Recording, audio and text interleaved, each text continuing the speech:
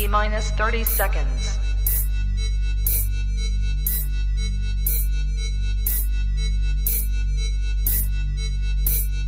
T-minus 20 seconds.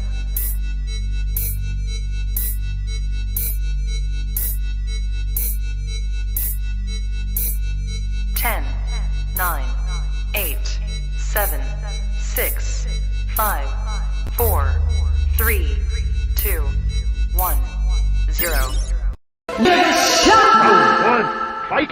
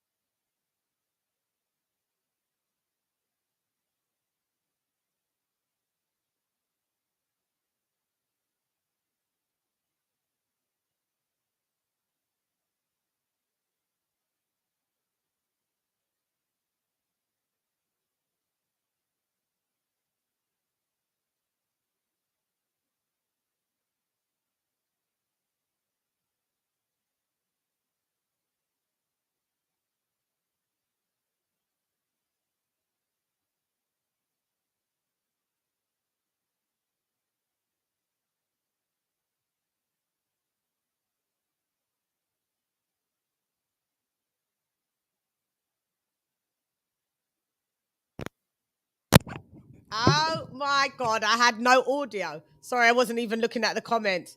That's crazy. Okay, now I can see you guys all now because I didn't have it up. I've been talking for a fucking while. 3 minutes. Yeah, thank you. Okay, so welcome to the weekly wrap-up show. I'll start fucking again. We've got a lot to chop up. Canelo, the upset, and we've got people saying there wasn't an upset. If you know boxing, it wasn't an upset. Look, listen, it was an upset. We haven't seen Canelo lose since Floyd Mayweather 8 years ago. So he went in as usual as the favorite, innit? So when the favorite doesn't win, and he's been consistently winning for 8-9 years, and he doesn't win, yeah, that you can see it as if there's an upset. You can deem it as an upset. Why not? Can't believe I had no audio for this long, but that's my bad. So yeah, we're gonna chop it up. Let me just get this banner up as usual. Yeah, let's just get the banner up, mate. Yes, gosh. Listos para los chingazos! Listos para los chingazos! No, he weren't ready for that one. He wasn't listo. There was no listo in there. No, because there wasn't no adjustments, Canelo. Okay. So, but what I'm seeing is Canelo got beat by a Euro bum, which is so this is the title. Canelo got beat by a inverted commas because it's not me saying it. That's not my vibe. Euro bum, and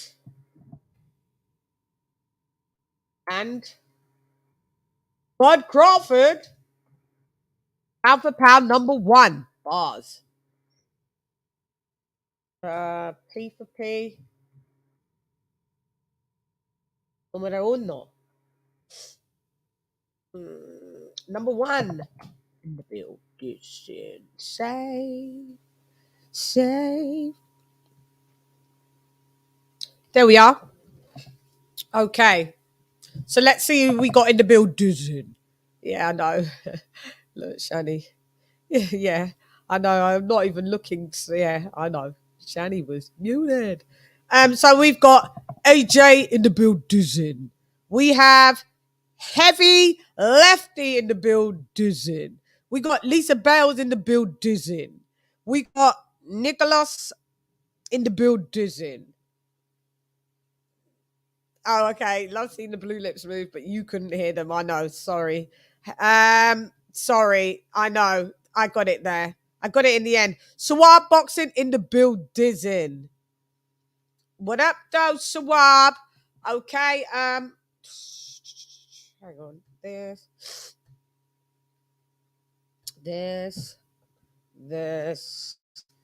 link in the building. Right. So I'm going to be introducing. Introducing.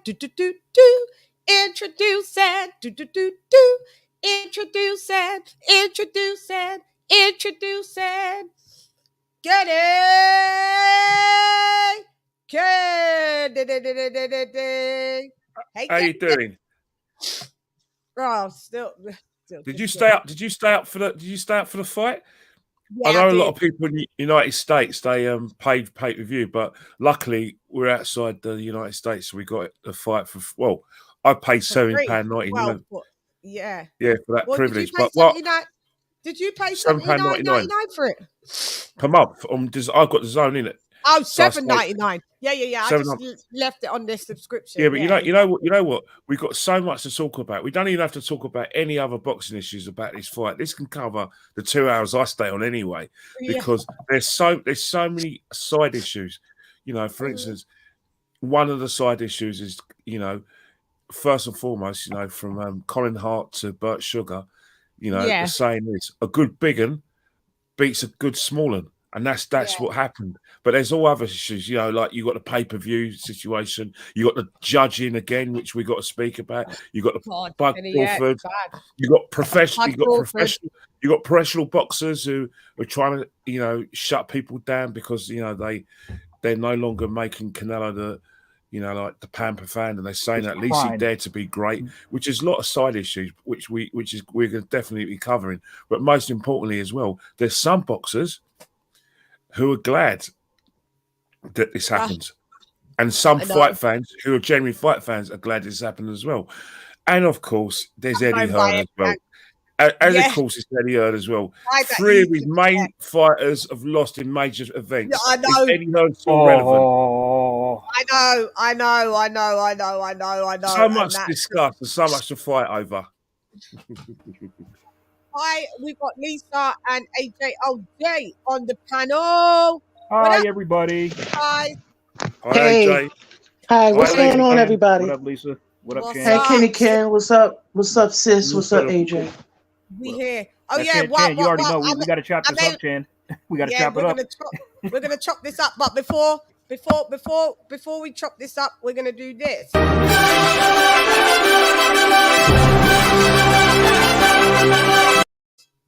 Thank you to my sister Lisa Bales for dropping that. Is it me or is she breaking up?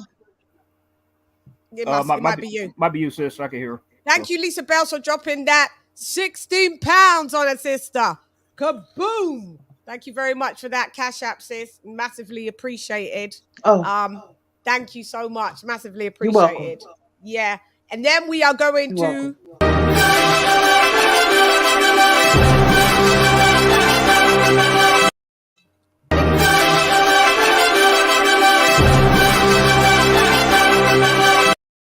And again.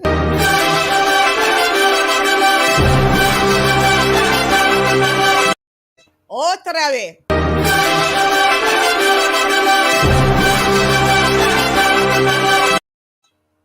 Right, we have to thank AJ all day for dropping that hundo on you, girl. Thank very you so welcome. much for that £100 donation, AJ. Massively appreciated. You're very welcome. I As knew that all was coming. I had donations a are. feeling that was coming. You had to do 4 of them. Yeah. I'm gonna have to get like the different ones, but all donations appreciated from yourself and Lisa Bells. Massively appreciated. That was a nice donation. I've bought something for the show that I'm sorting out. So thank you so much, because people don't realize that the donations actually help to make better shows. You can get different equipment, different this, different that. So thank you guys for that, for your donations. Because You're very welcome, man. Chan, can I add something real quick? Yeah, of course you can. Yeah, because like it shows like yours, Ring IQ, and other channels out there that really, stick up for the little guys and really keep the sport thriving. So that's why we do these super chats and do these and then just cash out donations, man, because we need to keep shows like this alive. We really do. Thank you so much. You're welcome. Oh, bless y'all. Bless y'all. You got a bitch blushing. Oh, I'm sorry. You look good when you blush, though. You look good when you blush. Do I? I did loads of blushes just to be continuously blushing. Thank you so much, guys. Massively appreciated.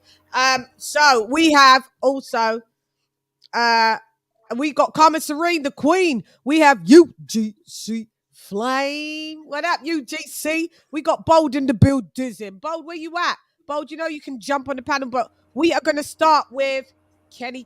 We are going to start with, obviously, the upset, because I don't care what anyone wants to not call it one. It was an upset, in my opinion. It was crazy. Yeah, would it have been an upset if he lost to Babetiev? Would it have been upset if he lost to them? Because what's happening? Yeah, go ahead. Because what's happening? He's going up the weights, and that's fine. But what's happening now is he's fought a very, very good fighter in Dimitri Bivol. And one of the things that I heard from a lot of fighters, right? They compared Dimitri Bivol's performance to Alexander Usyk's against Joshua in respect that when we saw Dimitri Bivol against Craig Richards, Spider Richards, we didn't see too much of his full arsenal. It's the same thing with Usyk against Chisora. They didn't show too much of that. What they wanted to do is make sure they ticked over. Psychologists say that both fighters didn't want to show their best attributes because they want to put off prospective opponents, i.e. Usyk putting off Joshua and, Bivol putting off Canelo, because, there's a school of thought that says both fighters cherry pick. But I don't kind of subscribe to that. But I do subscribe to the fact that both of them in those fights didn't show off their best. They fought within themselves, but were still good enough to beat two very good fighters, by the way, in Craig Richards, and Jarrett Saw is a good professional. But in terms of the fight itself, it was punch perfect. He won, in my opinion, by 9 rounds to 3. I don't know what the judges were doing. And one thing you should do when you fight against flat-footed fighters, combination. I always scream when I watch top fighters and I see him going for one punch, going for the jab. And I was thinking the best way to beat fighters like Canelo is combinations. And Bivol, from about the 7th round onwards, through combos. That's why he won the fight convincingly. Another thing as well is what Bivol said, which made me laugh out loud, because I nearly fell off my chair when he said it. He hit me in the arms, and I kept hitting him in the face, and that's exactly what he did. Canelo's tried every trick in the book in order to immobilize Bivol. When he wasn't catching him clean, he was making sure that if he didn't catch the chest or the tummy or the head, it was to the arms, in order to weaken him like he did to Callum Smith. Yeah. And Bivol weren't having that. And the reason why Bivol weren't having that is because he's got better feet than Callum Smith. Like Callum Smith relied on his range and like his reach. But Bivol, what he did was his dancing, cut off the ring, and he came to Canelo. Because what Usyk did to Joshua is, I always say to these fighters who are deemed the underdog, go and take the fight away from the fighter. Engage with him. Make sure you're on the front foot and you're throwing punches to let him know you're there and let him know you're in charge. And that's what Bivol did excellently. Great wingmanship. It wasn't a close fight at all. It was a complete one-sided. For people say it's close, they're mistaken. It was one-sided. Yeah. They're liars hanging. Let's do the super chat.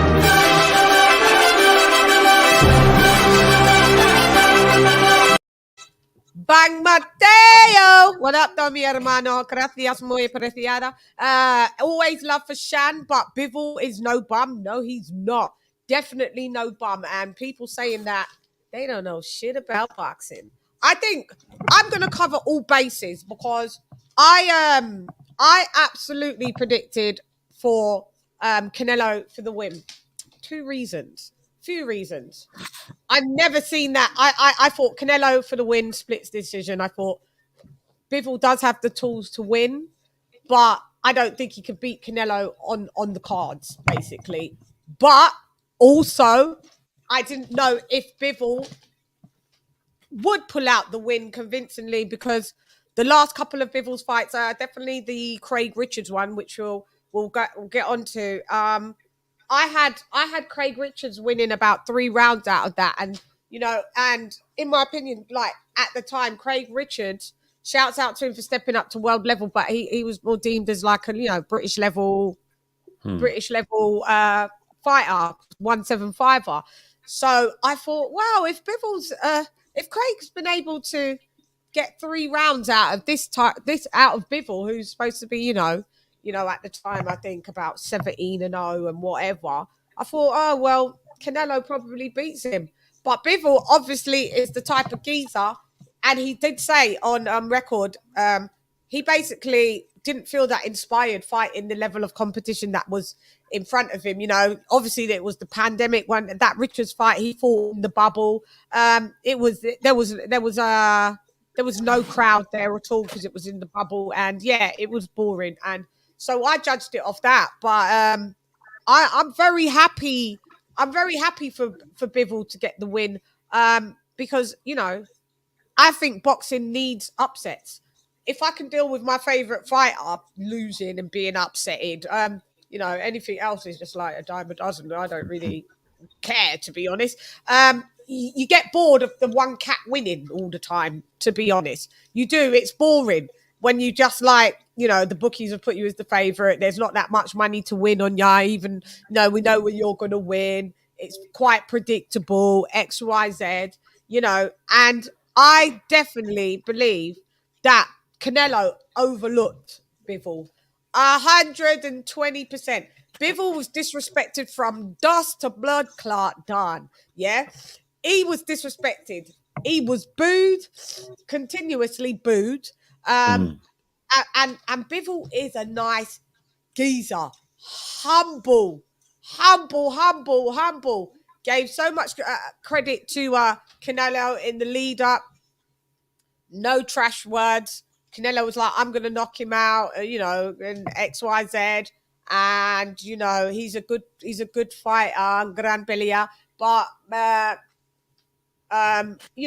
disrespect, it was all for Canelo Day. And something told me, Cinco de Mayo, finally, he gets, his wish on having a Cinco de Mayo fight, after a few failed ones at time. And I thought, I said on Twitter, I don't see an upset. And as I typed that, I thought, this could just be Eddie Hearn's luck, though, guys, that he pulls this off and Canelo loses on Cinco de Mayo.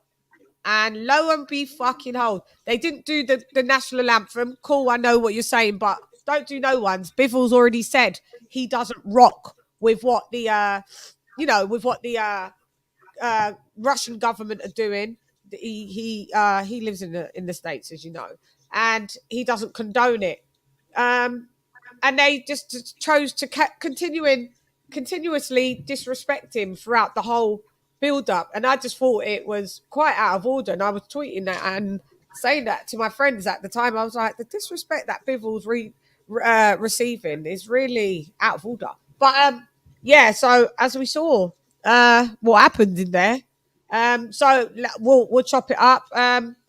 Kenny, do you want to say anything else before I pass it on to AJ and Lisa? Well, not at all. I think what's happening in terms of Bivol, obviously he's from one of the sort of further, I think, Kyrgyzstan and one of those parts of Russia, the Asian part of Russia. But he's back. What you said about him not getting the national anthem sung and all that.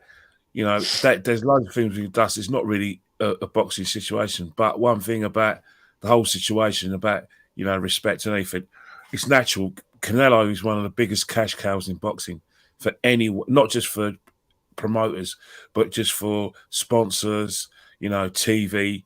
So, you know, and plus another thing as well, in that part of the world, obviously Las Vegas, you know, there's going to be a lot of his fans who are going to be traveling. Like, Canelo might as well be for the United States.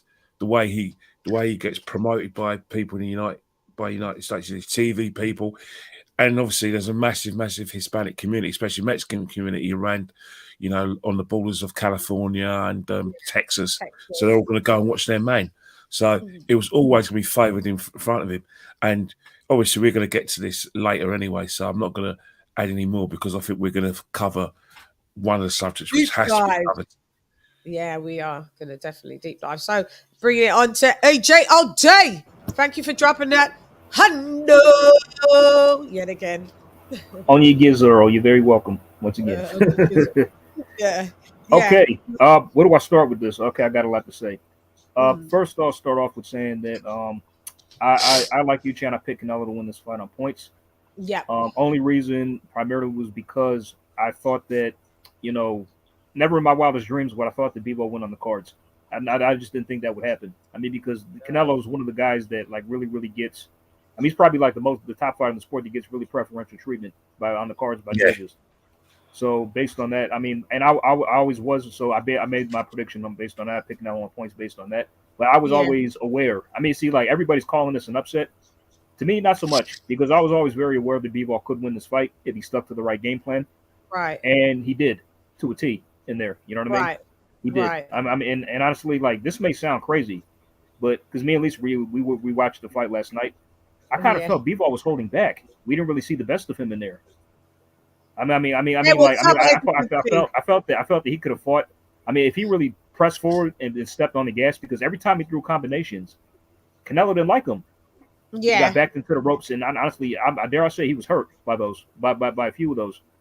And, and you know, and it's like, and I'm just saying, like, dang, it's just a shame because like in the 12th round, he really stepped on the gas, and I'm like, I just wish he would have did that sooner. But you know, I guess he was confident that he would dominate Canelo and win. Now, me personally, when I scored it, I had scored 8-4. But if you guys had it 9-3, no big. I see that as well. But what did you have it 8-4? I had it 8-4. I had 8-4. Okay. Yeah. Okay. And yeah. So, and now it's like, yeah. I mean, so I mean, I didn't really see it as an upset because I always thought that this was a fight that he could win if he stuck to the right game plan. Yeah. And this just was a step too far for Canelo, man. He just fell short. He really did. And I think that once, like, after the 6th round, Canelo started gassing pretty bad. I mean, he started dropping his hands. Bivol just stayed energetic throughout. And honestly, it's like he just upped the pace. And it seemed like he got stronger as the fight went on. You know what I mean? Yeah. Yeah. And also, like, to add on to what you were saying as well, like, just because he went the distance with, like, you know, Craig Richards and Marsalimov, like, that just goes to show, like, we shouldn't, like, really, you know, I mean, I'm not saying just you in general, but just overall, we should. I mean, like what's the saying? As the saying go, you're only as good as your last fight. Because I mean, and so based on that, it's like, you know, that's not true, is it? Really? No, it's not. That's not always the case because, like, you know, we're saying this and like, okay, well, he went the distance with these guys and didn't stop them.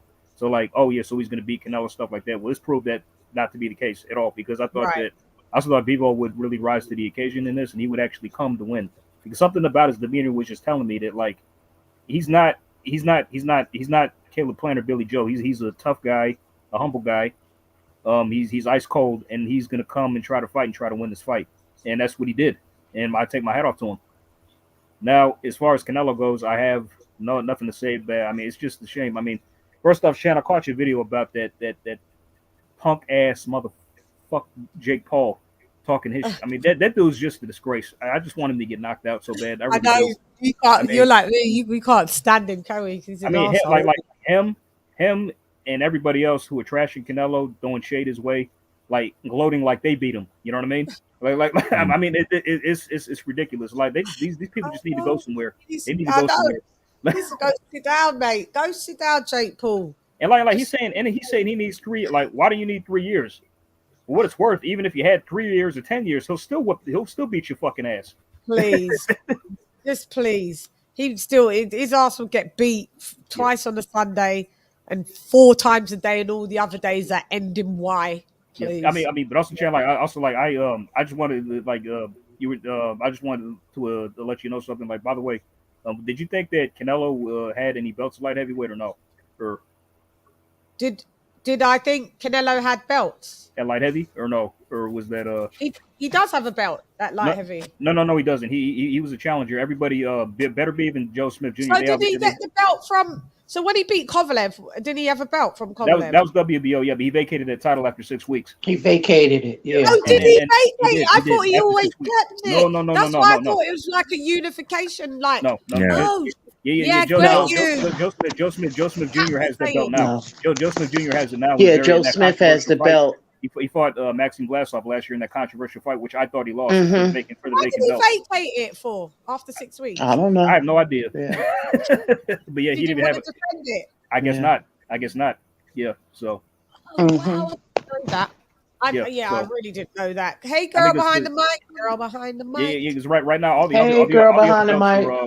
Girl behind the mic, salute. But right now, all the other belts are tied up between Joe Smith and Artur Beterbiev. They're unified, so the winner of that fight will have 3 titles. Yeah. So you know. Yeah. Joe Smith, Beterbiev, they've both got 1 belt each, and then obviously Artur, he's got 2. He's got IBF and WBC, and he's got Smith 2. got WBO. He's got 2. He's already unified. Okay. Yeah. Because whoever wins has 3 belts out of the Smith and Beterbiev. Wow. Correct. Okay. Yeah. Got ya. I don't know. I didn't know that Canelo. I thought Canelo. So he just took that and then vacated it after 6 weeks. Strange. That's it. Okay. I really didn't know that. Learn something new every bloody day. Wow. So he was going to this as the. Because I was thinking, why isn't his belt on the line? Why isn't it? This has to be. I didn't get it. No, he was just going into this just a sole challenger. So why are you challenging for a belt? No, because you that was silly of him. If he would have been able to foresee his future, he would have just kept the belt that he had won of Kovalev and always had that. But I guess he would have had it for a long time because he would eventually have had to probably defend it. And then he became his I believe so. I mean, then he would have had the start. They started a super middleweight campaign. So at this point, they'd have been like, "Hey man, you're gonna defend this WBO like heavyweight belt or what? What you gonna do, man?" You know what I mean? So, I mean, that's the only reason why he fought Yildirim anyway. That's a mandatory day. He was forced to do that. And Eddie Hearn said so. He said he would have to if he didn't fight Yildirim, he would have to vacate that title. Then no more undisputed, none of that. So yeah. Damn. Okay. Well, we've got Lisa in the building. What do you want to say on that? Have you seen it yet? Not yet. Yeah, I saw it last night. Okay. Towards the end, I started getting tired. Me and AJ was watching it. Okay. And I started getting tired, but I had it like I would say 9-3 or 8-4 for Bivol. And it was a really good fight. You know, I didn't Canelo didn't look like himself in that fight. I don't know what it was, but he just seemed very sluggish to me. His mouth was open like by 4th round, I would say, 5th round. He just didn't look like himself. It was like strange looking at him, but I don't know if what it was. I can't put my finger on it, but he just didn't look like, you know. I mean, of course, he did put some heavy shots in, you know, like body shots, but Bivol was when Bivol was putting them combos off, like it was like 6, 7. I was like, whoa. Bivol got some fast hands too.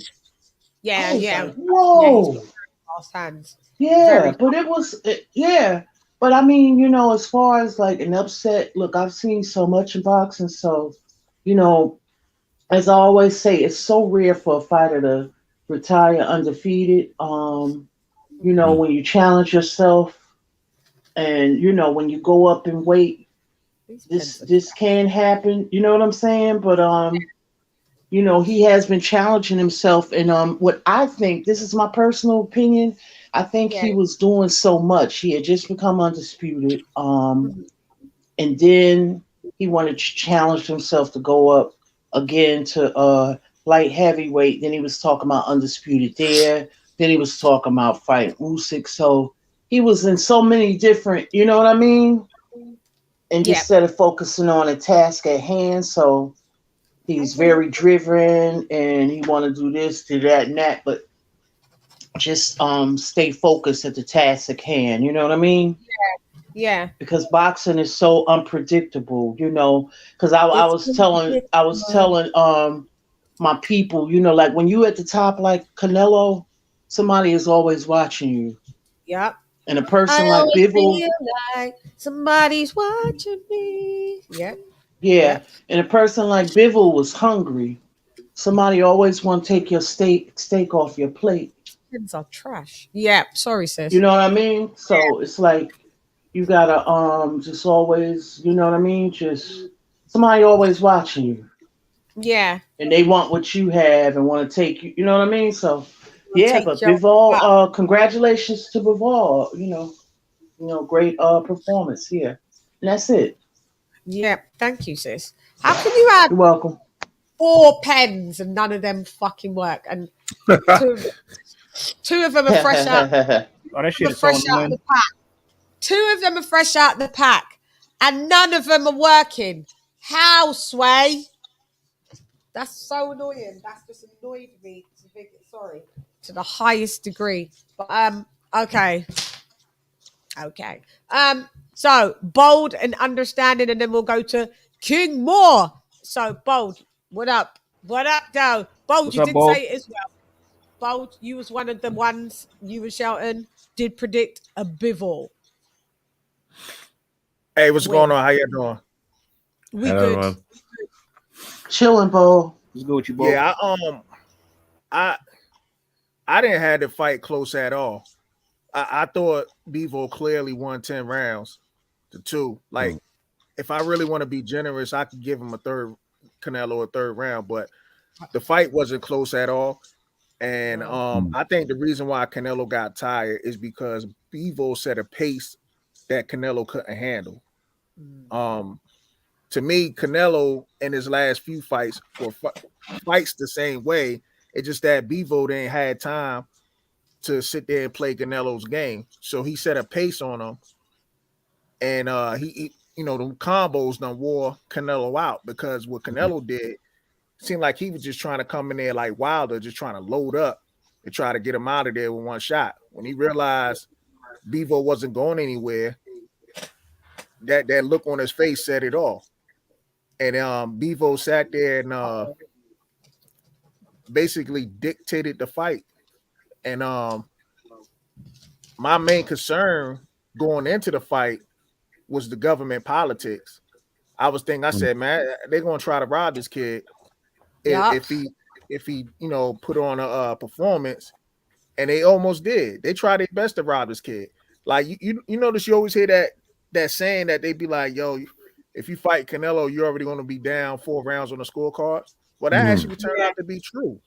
I don't know what the judges were seeing in the first 4 rounds. They all had Canelo ahead, right, for the first 4? Ridiculous. Unbelievable. Yeah. Unbelievable. Ridiculous. Unbelievable. And what's so funny is that all 3 judges' scorecards were identical. I don't mean by the final score. I mean the actual rounds that they gave to Canelo. All 3 of those cards. All identical. Wow. I'm sitting up here. The fix was in, wasn't it? Yeah, and I'm sitting up here. I'm like, I don't know what they were saying.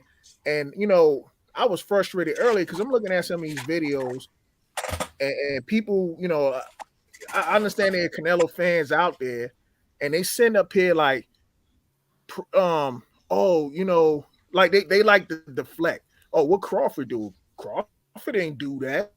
What? And I'm like, yo, this show supposed to be about Canelo. Can you mute your mics if you got? And then I see some people that make videos that you know, He's breaking up.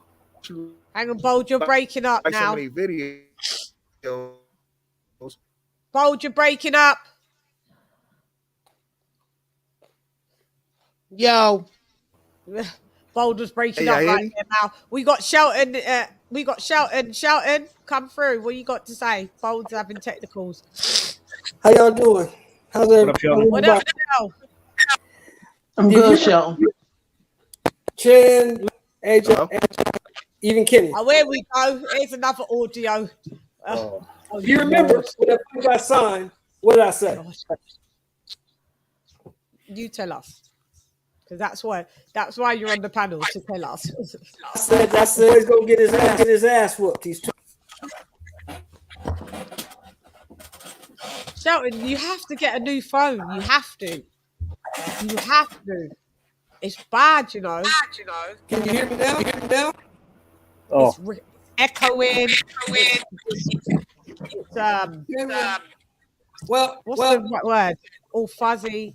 It keeps echoing everything that you say. Yeah, I got to mute, but that's okay. I just want to, you know, 175, and people can make up any others they want to make. The bottom line is he's 5'7" tall. He's too small to fight those guys up there. He doesn't beat Zerto. He doesn't beat Ben. He doesn't beat Joe Smith, and we see he can't beat. He's too little. Back to 68. I agree. I know. Bloody Obama phones. I know, Paul. These Obama phones. I keep telling Shelton.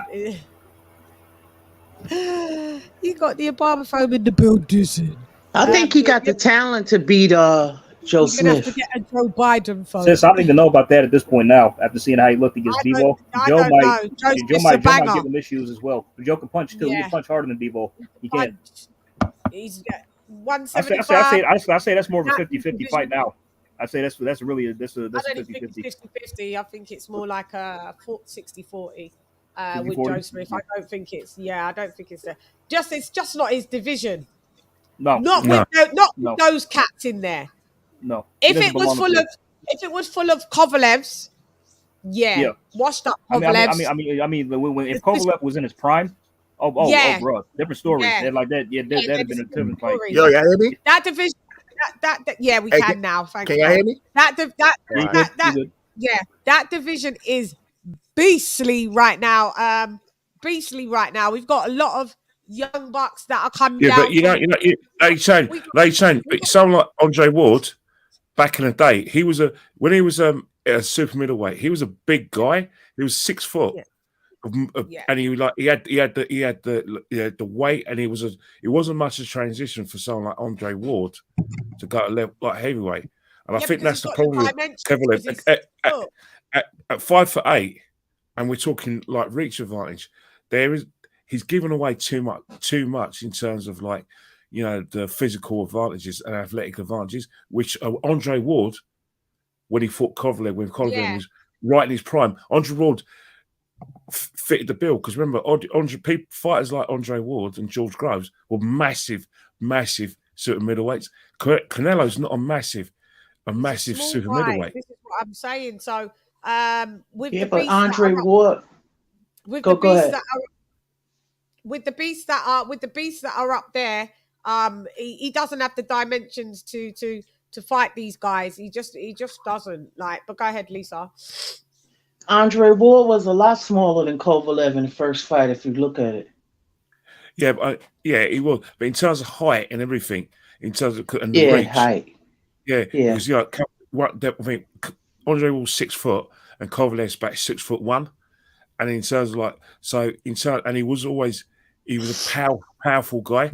One of the things about Andre Ward does really well is that he leans on you and he's on your chest and he cramps you for room, and he's got the the strength to do that, and throw you around. And he was for me, he was doing that to a lot of certain middleweights. So when he fought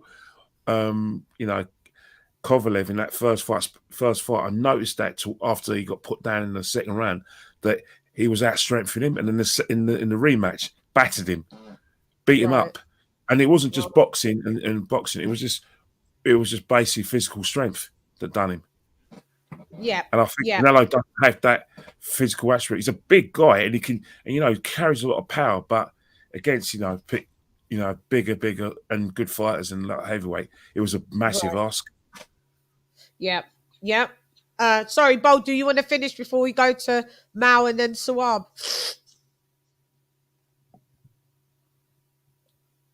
So we got Stephen Yo, you hear me? Say, I'm a huge Canelo fan. Easily my favorite active fighter. But anyone claiming he took more than 4 rounds max is suspect for sure. Bivol the man though. Hope he gets Batavia the rematch. So there's a poll in the chat right now that says, do you think that Canelo should take the rematch? So guys, always click the like. But you should be clicking the like as you enter the channel, by the way. Click them Click likes, the y'all. like and also Yeah. vote on the poll. Bold, yep, we can hear you. Go ahead. Yeah, I don't know, something wrong with my internet. But yeah, I was just, upset earlier because a lot of people was making up so much excuses for Canelo, saying he was damned to be great, and that's cool and all. But before the fight, they made it look like Bivol was a nobody. Now when he loses, he's damned to be great. That got on my nerves, and then it was deflecting and saying, "Well, why? How come Crawford didn't move up to 175 to fight Bivol?" And I'm like, "Come on, man! Like just because the guy lost." Y'all don't have to be, acting like sore losers and stuff like that. And that's the part that was getting on my nerves and whatnot. Yeah, stupid. And then there's some videos I actually like, but they didn't make a video and somehow in the 5-2. And I'm like, what fight were y'all watching? Like, how do you even see that at 7-5? It was total domination. Not to mention Canelo only landed double digits in 2 rounds. And he technically got outlanded in all the damn rounds. But yeah, that's all I got. So, Hawk from Maryland. What up, Hawk? Mal in the building. What up, Joe? Mal? Shan, what's going on? Yeah, what's up? Hey, yeah, I had it on mute, just letting everybody talk. Yeah, I'm just came to show some support. You know what I mean? Yeah. I was catching your show. So, about them calling Bivol a Euro bum. Man. And then you have to just look at, who their favorite fighters are fighting, the Sulekis, the Derevyanchenko's, I'm sure they're Europeans and they are the bums. And you want to talk about Bivol being a bum. These guys on their best day couldn't beat Bivol on his worst with coronavirus, C19, fucking hepatitis. He couldn't beat with all of those ailments. Them guys still couldn't beat Bivol. So they need to drop this title as Eurobum. It's disgusting. It's disgraceful. And this was the disrespect that Bivol had been met with from all of the different fan bases. It's pure racism. It's pure racism. That's it. Yeah, we're gonna. Yeah. So what's up? What up? I'll let Coach finish. Yeah. Go on, and Coach. then you can chime right in. All right. I took what I did was, me, I'm good at crushing narratives. I'm good at taking people's talking points, dissecting it, breaking it down, and showing them how crazy it is. You see what I'm saying? Okay, you say here you're a bum. So I watched the fight again today, and I saw what he was doing. And one part in particular, I showed it on the show where he did the trap counter on the ropes. Yeah, I call it. He was playing possum. He was playing possum with the peekaboo. That's some country shit I made up. Yeah, he had the high guard, the rope, and he knew his back was up against the ropes. Canelo does what he normally does. Mm-hmm. He'll throw that wide left hook to knock your arm down, so that he can come with that hard liver shot. If you look at that section that I showed, Bivol threw the high guard, saw what Canelo was doing. Canelo opened up his left arm and his right arm. He was wide open for the counter. And what the shot that Canelo wanted to land was the left uppercut right up the middle in between the guard. Yeah. But Bivol was so smart. When he knew that Canelo wanted to throw that uppercut, he closed the elbows in tight. Canelo saw that. He saw that. Yeah. And when Canelo landed the right, he catch and shoot, he caught Canelo's right punch, right hook with the shoulder, but he fired back with the left jab, 1-2 down, left, right, 1-2 down the pipe. Canelo was wide open, couldn't defend it.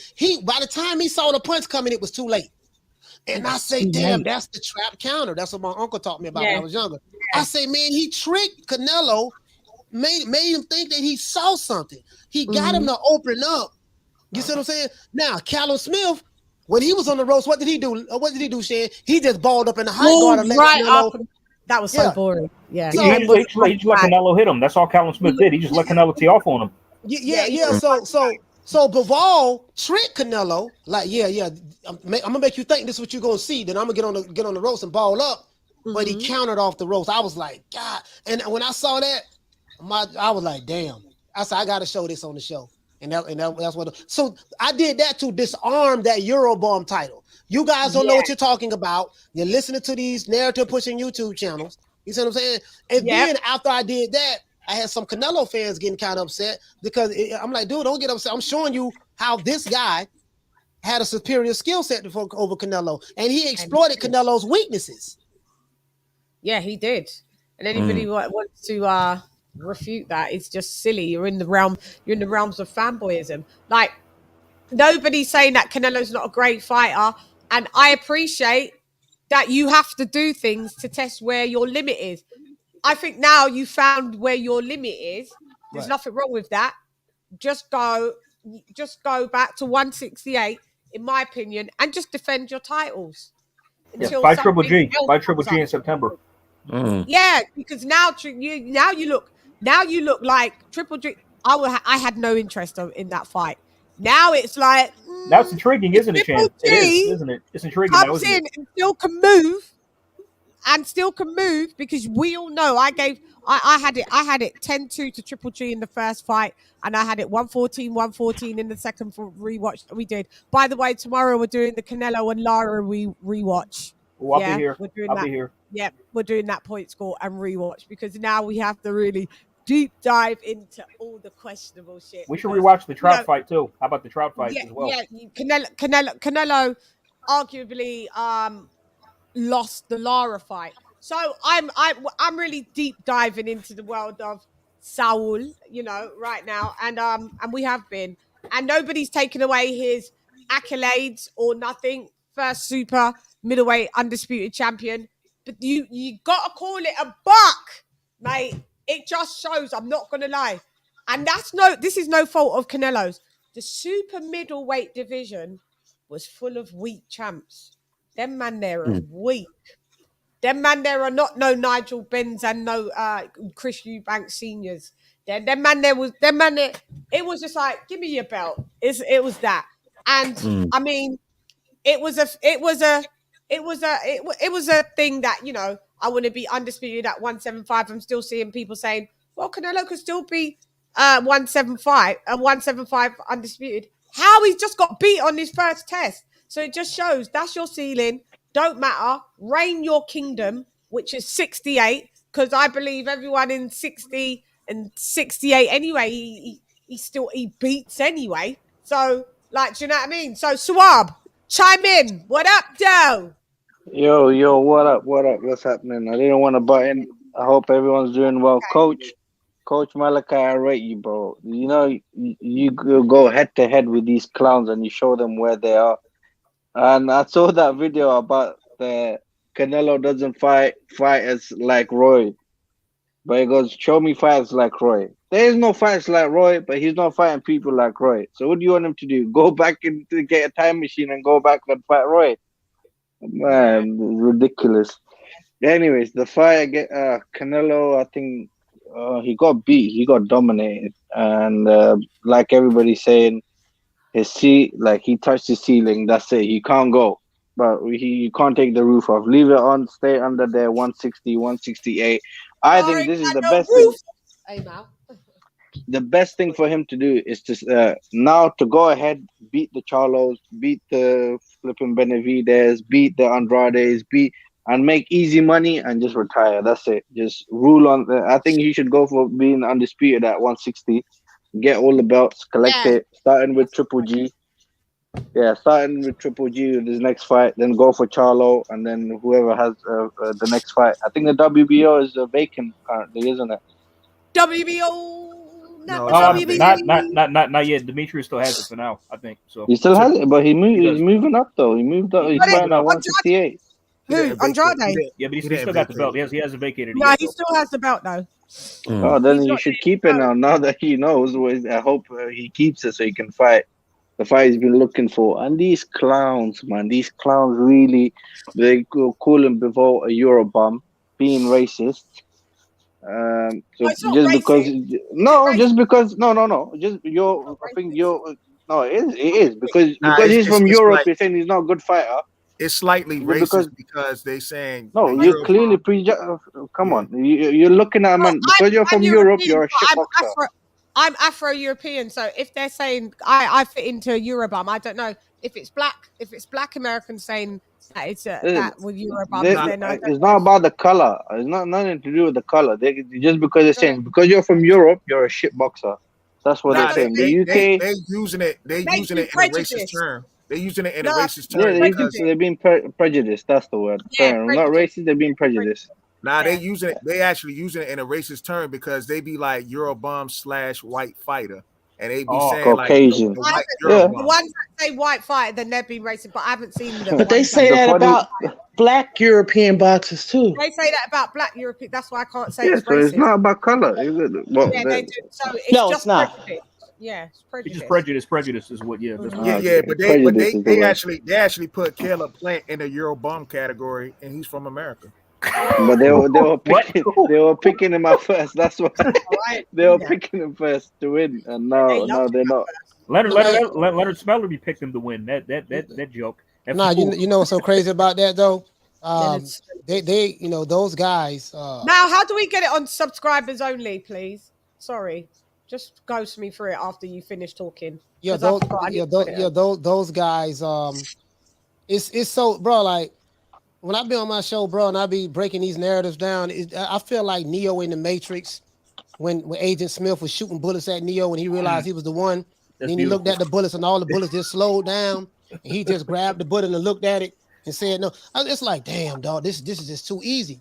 And I feel like I said, you know what, man, I need to go to the police station, turn myself in because I just, I just caught another body. Like these guys' narratives. I had one guy call me saying, you probably don't, yesterday. I might have heard. He Then- called me and apologized to me. He said, man, you know what, man? You really showed me that Jamal Charlo wasn't really all of that. The Canelo wasn't ducking him. And you showed me that Dimitri Bivol really wasn't a Eurobomb. Man, I was wrong. I had to call back and apologize to you. Bodied him so bad, he called back to apologize. I said, damn, that's a first. I reformed him. I reformed him, Shan. So And that's there's good. hope. There's hope. There's hope for some of You these. showed them the little- light. You showed them the Yeah, light, coach. and if you could be reformed, and then that's cool. Like I more salute people that come back and say, you know what, I was wrong, than people that are just going to still stand in their puddle of wrongness and be like, no, I'm right. Ringside, what up, Joe? Ringy. You know, when you hear people like Coach Malachi in the Now, chat, do me a favor. Sorry, go ahead, Lise. I need to put it on sub only. I was just gonna say, when you hear people spewing the same talking point, that's because they heard it here online, and it's not like a critical thought. You know what I'm saying? They say the same thing, everybody, and it's like, no, that's not an original thought. That's just somebody reciting what somebody else said. You know what I'm saying? Regurgitated. Mal, look at your messages. Help. Mal? Yeah, I had it on mute. Yeah, all you need to do, Shan, is just go down to go to your YouTube. Huh? Yeah, go ahead. Sorry, go ahead. Sorry. No, go to your YouTube, and you should see something that says where it says edit the video. Oh, so look at this on the actual YouTube. Yeah, because you didn't set it up because you basically the only thing you want to do is go to analytics. Hold on. Wait, Yeah, I want to forgot where that is. Yeah, I Yeah. know. Analytics. Is that on the StreamYard on the? Yeah. Wait a minute. Let me. I think it's on the settings. Or Yes, hang on on, the I think it's on the analytics. No, not over there. Yeah, go ahead, guys. Chop it up while we're just doing this. What about analytics? There it is. Reach, engagement, audience. No, I don't think it's on this one. Another thing, people have came down, they dug themselves back from the ground, and they just popped their heads out like, okay, Canelo's beat, now it's time for me to talk shit. One of them, one of them clowns is was this idiot, brother? I forgot his name. Caleb Plant. Oh Sausage yeah, Plant. yeah. I mean, wait a minute. Didn't he knock you out like a few months ago? So He it's like, probably forgot. He just woke up. He woke up from a horror shock and like, God, that's what I'm Canelo's like. beat. Who the hell are Who you to fucking start come out? talking? Like, he beat the shit out of you and knocked you out. So, and you gonna try to throw shade on him? Like, really? Like you know what? I got you. Why don't you rematch Canelo? Let's see how that turns out. I still have you. I have you beat him first. Shameless. Why don't you run it back? Shameless. Yeah, like people don't understand the history of boxing. Like when you look at boxers from the past and present, you know, unfortunately, you know, these things happen. You know, life is about peaks and valleys. Right. You know, to be honest, I'm happy. I'm not happy, but I'll say it's okay that I think Bivol won. He deserves it. He's a very good guy. You know, he's humble. He got his head on his shoulders. So I think he's going to be a good champion. And Canelo has, you can clearly see from the way, obviously, he is the A side, which is understandable. So he can do that. It's good to break that sometimes, like the way it happened with AJ. I don't want nobody to go unbeaten because it's just going to create more clowns like Mayweather. Simple. That's true. That's true. it. I mean, it's true. I mean, like as Chan was saying, like I mean, I agree with Chan. She was saying like upsets. Listos pe los chingazos. Listos pe los chingazos. That shit scared me, bro. Oh God. Oh man, that never gets exhausting. I swear, man. It's like a running gag. Oh man, I mean, like Chad, like you were saying, it's like upsets are good for the sport. It really shakes things up because it's because once like we expect the same thing over and over again, it gets routine and it gets boring. Like, oh, Canelo's going to beat this guy. Oh, AJ is going to beat this guy. Oh, it gets boring. Guy. You know what I mean? It's like I mean, we need these shakeups once in a while because now Bivol is talk. I mean, this dude just beat the pound for pound king. So now people know who he is now, and now his stock went up massively. Now everybody's gonna probably be tuning in to watch his fights. You know what I'm saying? Yeah. Go ahead, Kenny. I was done. What do you guys think about rematching? Sorry, I'm just trying to sort out something on my page. What do you guys think about rematching? Nope. No, I mean, honestly, I'm not gonna lie to you. It's like the fight fan in me kind of does want to see it, just to see if he could actually beat Bivol. I don't think he will in a rematch. I think it will go the same way, probably worse next time around. Because if anything, now if he fights Bivol again, like I knew Bivol had confidence going into this, but now he's going to have even more because I basically just beat this guy with ease. Like really, I don't think without breaking a sweat. Yeah. And honestly, he might get stopped. Canelo may get stopped next time. If you know if I'm being real.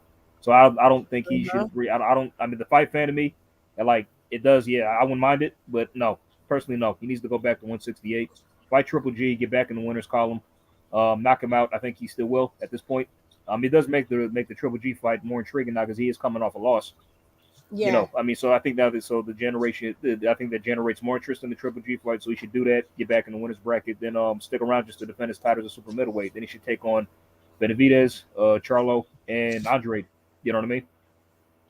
Yeah.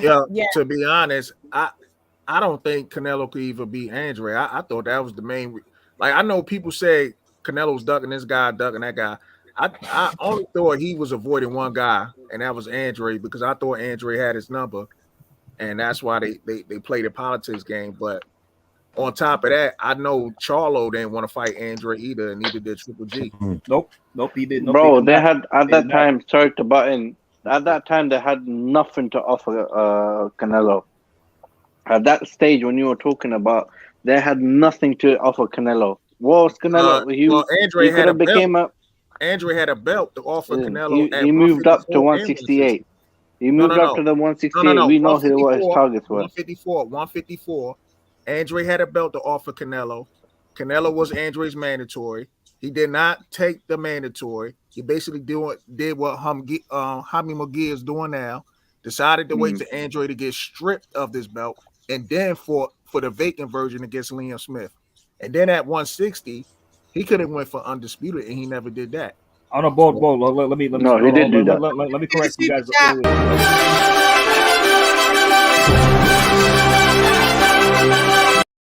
Fifi in the building. What up, though, Fifi? Canelo is still a boxing great. He just found his match in Bivol, who is just better. Hopefully, they stop the Usyk nonsense now. but for real, Usyk was mad. I was about to say. Did you hear about that? They would fight. He would fight Usyk.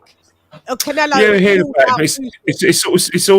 It's just all bravado from the guy. I think, you know, when people talk about will he rematch Bivol, well, you know, financially it'll make sense for Bivol because Bivol's going to say, hang on, if we fight again, I want to get, you know, better looks. I want to be the A side because I beat him. So I can understand the temptation for both fights. Canelo's a pride thing. It's pride. You know, I personally think that, you know, all those fights that, you know, at 168, are they the ones sort of fights to get that bed? I'm not convinced they are. Another thing, another thing which I didn't like about this bit, basically, Bivol was a champion, and he came in first, and then his name was also, I think, the second on the poster. That's a bit disrespectful. You're fighting for his title. You're the challenger, and he's the champion. Fair enough. Money-wise, A-side-wise, it's you. But your name is on the poster. That's why one main reason I'm kind of happy that he lost, because I don't like any boxer being above any rules, if you know what I'm saying. This ain't the first time that happened. This happened even recent with Shakur Stevenson and Jamel Herring. Jamel Herring was the champion. He came out first. And Shakur Stevenson came out second. So we've seen this happen before in the past. Hey, Shan, Lisa, you know what had me laughing about this fight? Outside of the judging, outside of the judging, I think the judges automatically had Canelo up 4 rounds to 0. But outside of that, they did a whole concert prior to Canelo coming to the ring. He had the mariachi band back there singing. You know, he stood up on this thing and they elevated him in the air. He waving and dancing. He's the challenger, and he's the challenger, and he comes out second. Threw a concert. You know, the DJ was the mariachi band was all the tenderones was dancing and stuff. Porque it's Cinco de Mayo. And Bivol in the ring like, I know this motherfucker. Is this motherfucker dancing on me? Oh, he got a whole band over there. Oh, he got the tenderones dancing. Oh, Coach, you know what I said? They think I'm gonna take a dive. Oh, okay. Eddie Hearn. Yeah, I got something for you. No, it was like this. No, it's this. Oh, they think I'm gonna take a dive, huh? They think I'm gonna take a dive, huh? Oh, Coach, you know what I he's doing said? a concert before he walk into the ring, huh? He think this is sweetheart. Oh, he think I'm soft, huh? He think I'm Callum Smith, huh? He think he gonna take my belt, huh? I'm gonna put no pause in that boy, huh? Coach, you know what I was saying? Coach, you know what I was saying? I was saying that like that's what Canelo gets for wearing pink. That's what he shouldn't have worn pink. He should have worn another color. It was that. Sorry, I can hear you, AJ, but it was, you think I'm gonna take a dive? It was that. I don't care what no one says. People clocked it. He said, Chad, you know what Bivol said to Eddie? Think I've come to do? Chad, you know what Bivol said to Eddie after the fight in the ring? He said, Eddie, sorry I spoiled your plan with Triple G. Remember Mal? Mal, you talking about that? Sure, I like what he said. He said to Eddie before the fight, he was like, him and his manager, he was like, Eddie's not our promoter, it's the other guy.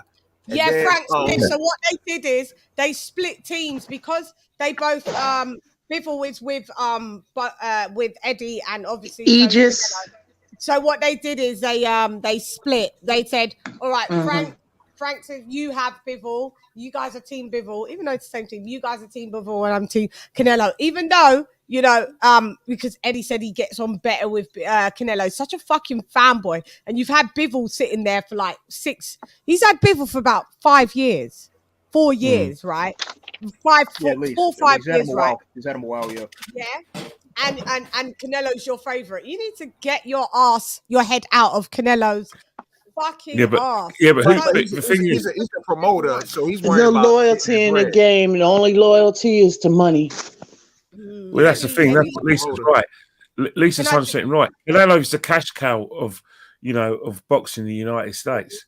And, one of the reasons why fighters do put up with, second bidding, even if they are champions, because, Canelo's one of the truest things Canelo said when, Jimmy Andrade went to one of his press conferences, payday. They That everyone in box who wants to fight Canelo wants payday. It's a shame, but it's just a fact. You know, we're at the end of the day, as much as we want to talk about the science of the sport, and we want to talk about the excitement and the matchups, they're prize fighters. At the end of the day, fighters will do anything for a buck. You know what I mean? It's us who don't think like that. We think about the science of sport, the matchups, the history of sport. But at the end of the day, they're the ones that get the punches in the mouth. You know what I mean? And as much as Bivol's initially, Bivol would have thought, you know what, I'm fighting this great fighter. I'm fighting in Las Vegas. I'm fighting with this big crowd on DAZN, a big TV platform. Now he's won. He's now thinking, right, I want some of the cake. If he's going to rematch me, things have to be just as much in my favour. But the That's situation. what he said. The situation. It's not my blood clot money, yeah. But you and I, but you and I know that even in the rematch, Canelo's still going to get the biggest share because Canelo brings more to the table. But how does a challenger get a rematch? A rematch clause. How does the challenger have a rematch clause? It's Canelo. It's Canelo. Yeah, you know what? But this is why things come crashing down because you're. Yeah, but AJ, when he fought Ruiz, he was. Yeah, but he's not the challenger. Yeah, but AJ was the challenger in the second fight. AJ was the champ. He was the challenger, and he was still the A side. It's about the money.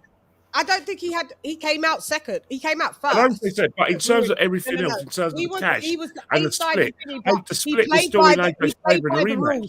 He came out first. He came out Kenny, first. but that's a different didn't thing. Have a rematch for the second fight. If he'd have lost the second fight to Ruiz, there was no rematch clause. No. Kenny, a lot of these fighters have rematch clauses. We just don't know about it.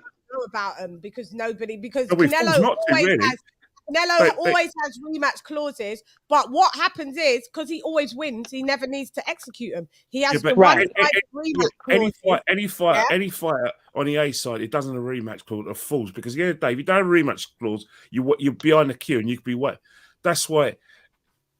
All right, it's not great for us boxing fans, but if you're a fighter and you're used to being the A side, then you'll be a fool not to have a rematch clause. Why isn't it great for us? Rematch clauses has been in existence forever. A lot of boxing fans, sometimes we've been on the show where some of us have said we're not happy with the rematch clause thing. We don't want it. I don't mind a rematch independent if the fighter that's fighting the other fighter. The fighter A is done all like what we say, so-called the heavy lifting, and has brought a lot to the table. All the belts, like 3 out of the 4 major belts. Cool. Have a rematch there. But for a belt and one-on-one belt or just one belt, there shouldn't be a rematch clause. That's why I was happy with the Tyson Fury and the Dillian White thing. That there was just a no, it's not even that challenge. It's about it's about the resume. It's about the person that what's their worth. If you know what I mean, Canelo is worth something in the rematch, or the same thing with AJ. They're worth something. My point was when they coming into the ring and on the posters, the champion should always be first. When it comes to finances and money, we knew people were coming not for Bivol, they were coming in for Canelo. Yeah, exactly. So financial wise, it doesn't matter to me, or it shouldn't matter to any of us. It's about when they get into the ring. The champion always has to be first, even in the posters and everywhere. Their name should be first, and they should Bivol, regardless of whatever politics is happening. Yeah, I did that on accident. Go ahead, but I do need to do this chat.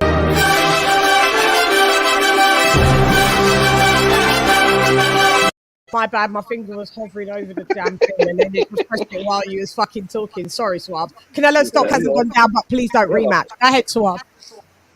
Thank you so much.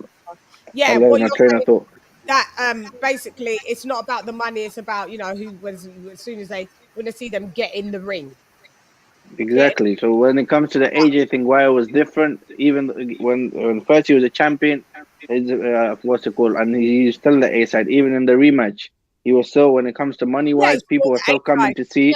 We're still coming to see AJ, but on the posters, by not coming in first, exactly. By coming in second, He came in first, and on the posters, I think he was second. He came in as a challenger. Yeah. So that's what I meant. Yeah, and on this one, it was Canelo Bivol. Really, it should have been Bivol Canelo. Because Bivol was the champ. Canelo's the challenger. So Same thing for when he fought Callum Smith. Yeah, it's weird. It's weird. Canelo Smith when he was a challenger. This is what happens in the end. That your things like this, when it gets too arrogant and your bubble gets burst, full of gas, it gets popped. And these are the things that happen. I think, you know. But previously, before that, it wasn't just Eddie's, it was up his ass. When he was a golden boy, like De La Hoya was up his ass as well. So he's had a lot of he's had a lot of cronyism, since Floyd's retired. He's been this massive cash cow for boxing in Europe, mostly boxing in the United States. Yeah. I've seen Oscar De La Hoya saying, well, now you know who the best promoter is. Come back. No, dude, you ripped him off and did backhand deals. You'll never get Canelo back. You need to drop it. You're like that fucking ex-girlfriend that just won't leave the dude alone. Just fuck off. He don't want to be around with you. Hey, Smoke. What up, Dow? Smoke. GTS in the building. What up, Dow? Hey, what's up, Queen? What up, Dow? What's up, Smoke? Hey, what's up, Kalisa? Talk to me. Talk to me. What happened? Yeah, so a couple of things just about the rematch. There's a reason why they call it rematch room, right? But then there's another thing. I don't think that there was actually a rematch clause in this fight. There was. Not for like at this point they're saying that they're just talking about a rematch, that they would like a rematch, but Bivol is saying that he's only wants a rematch if it's at 168 pounds. But no, he said he's open to it. He said he's open to it. No. Clarified. He said he was asked in an interview, is there a rematch clause in the thing? Yes, there is a rematch clause, he said. And he was only open to fight at 168 if it's for all the marbles. He said it might. He doesn't know. He probably can make 168 because he said he only walks around at 185, which I already knew, which is what he entered in the ring as. He's very disciplined. But he said he'll only do 168 if it's for all the belts, so he can be undisputed down there, not just to be able to say I fight Canelo, because he said I've already beat him at 175. So if it's that doesn't sound like that there's a rematch clause then. That's what I'm saying. Like if he can say that if he can give you terms as to why. If he can give you terms as to how he's going to take the rematch clause, there's not a rematch clause. You can still put the 175 belt on as well and fight for 168 and 175. As long as you're not above 175, you can still fight regardless. It doesn't matter. You can be 135 and fight for the 175. Yeah, I know. I understand that. All you have to do is not be over the weight. But that's what Bivol is saying. He's only trying to rematch it once. Anyway, that's it. That's just you can rematch whatever. But what I'm saying is there is a rematch clause. That is confirmed by Bivol, Eddie. There is and Canelo. The other part of this whole rematch thing is I'm not unconvinced that Canelo's gonna win. Right? Like I feel like. From the judges said all he had to do was do a little bit more over 2 rounds, and he would have won that fight. So, it seems to me pretty. I feel like it's a pretty reasonable proposition that Canelo would look better in a rematch and probably get the W, no matter what weight it took place at. Yeah, they'll rob Bivol. You're the one that you like to use the term Euro bum, because I know you don't really like European boxers. Well, you don't like. Where you get this from? Because I remember when we spoken about Klitschko, you said, them Europeans don't really like that style of boxing. You said that. I feel like Klitschko is a hype job. I didn't say that he was a bum. I feel like he bought some bums, though. I felt like he bought some bums. Klitschko was a hype job. I felt like he bought some bums from all over the world, not just Europe. But I know how you feel about European fighters. You don't seem to like any of them. Who do you like? Who do you like that's European? I actually don't even. I don't think about boxers like that, like where they're from. I kind of think of where their styles are, kind of stuff. Like, what European fighters do you like? Because I know what I'm talking about. I really like. I like Kell Brook. I like Amir Khan. When they were coming up, I was very surprised he got knocked out by British Prescott, but I liked him even after that. Let me see. That's like off the top of my head. Like So I said, I do don't really you think of. I Dmitry don't really Bivol think is a of. good Oh, fighter? Lomachenko. I Do you like that think guy. I saw Do you that. think You know, Dmitry took my Bivol kids is a to see him. good? All right, Do I give think? us a time. Take a breath and let me be able to speak. Smoke. Do you think? Do you like Dmitry Bivol Do I like him? I mean, not. as a I think he's fighter? not. There's nothing As to. your To body me, to hang out. to me, there's nothing to really like or dislike. Like he's got fast hands, and fast feet. Yeah, so you don't like him, right? We know. Okay. No, I mean I don't. I mean I So, don't hold dislike on. him either. So, Like it's Smoke, just do kind you of like think, like what? do you think, but take a break, bro. So, I'm asking, okay, do you think he can beat the Beaver or Charlo or, you know what I Do I mean, the think? PBC? Anyone on the PBC, can they Do I beat think? Beaver? Go into Do I think anybody on PBC can beat Bivol? So I also don't know like what 168, PBC's roster. Benavidez, Charlo. Okay, geez, you want me to answer your question? I don't know who is on Benavidez. I don't know who's on in light heavyweight on PBC.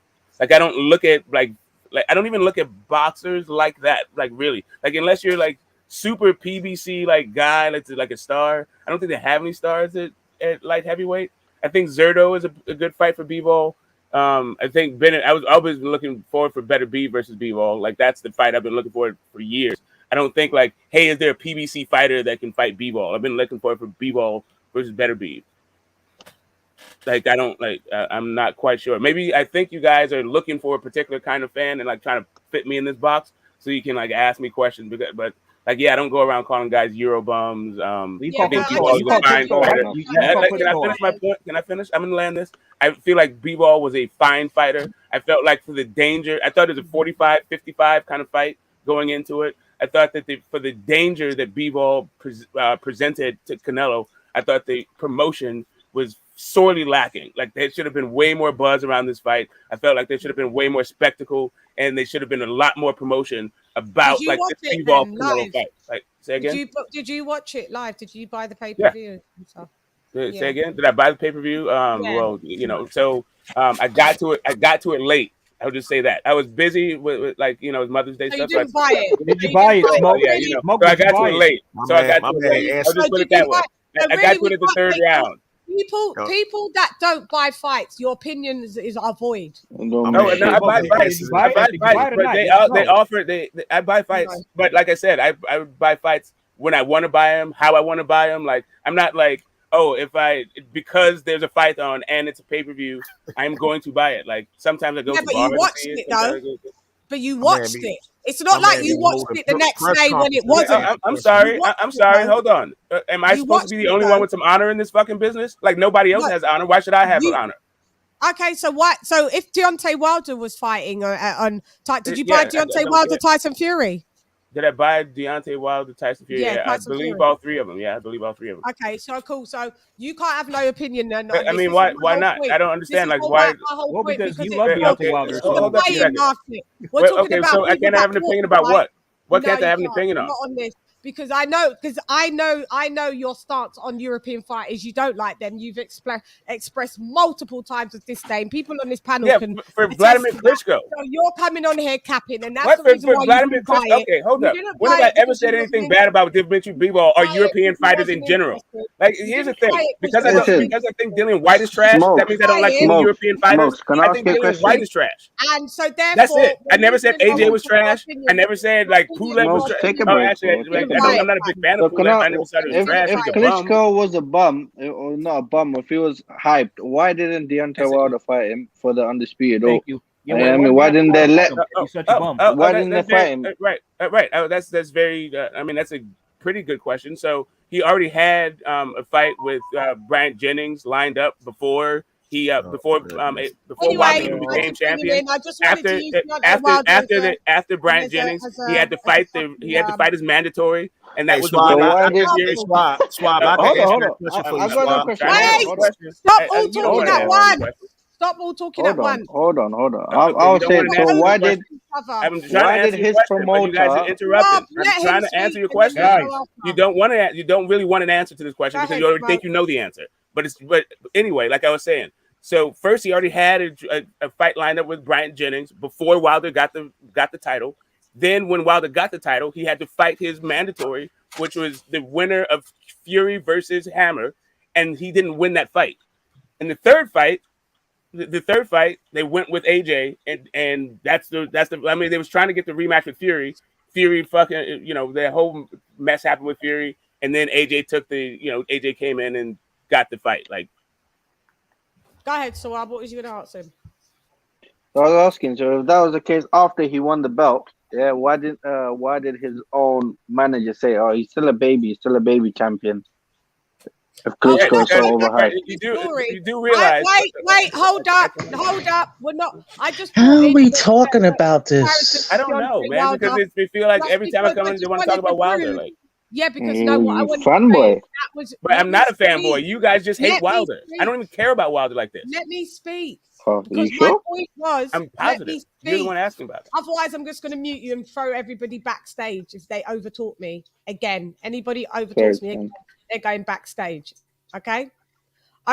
So what I was trying to do is saying that I know you don't really rock with European fighters. I know you don't, because every time they've mentioned you don't really have given them the credit. Do not overtalk me, and you'll be, because then I'll put you backstage.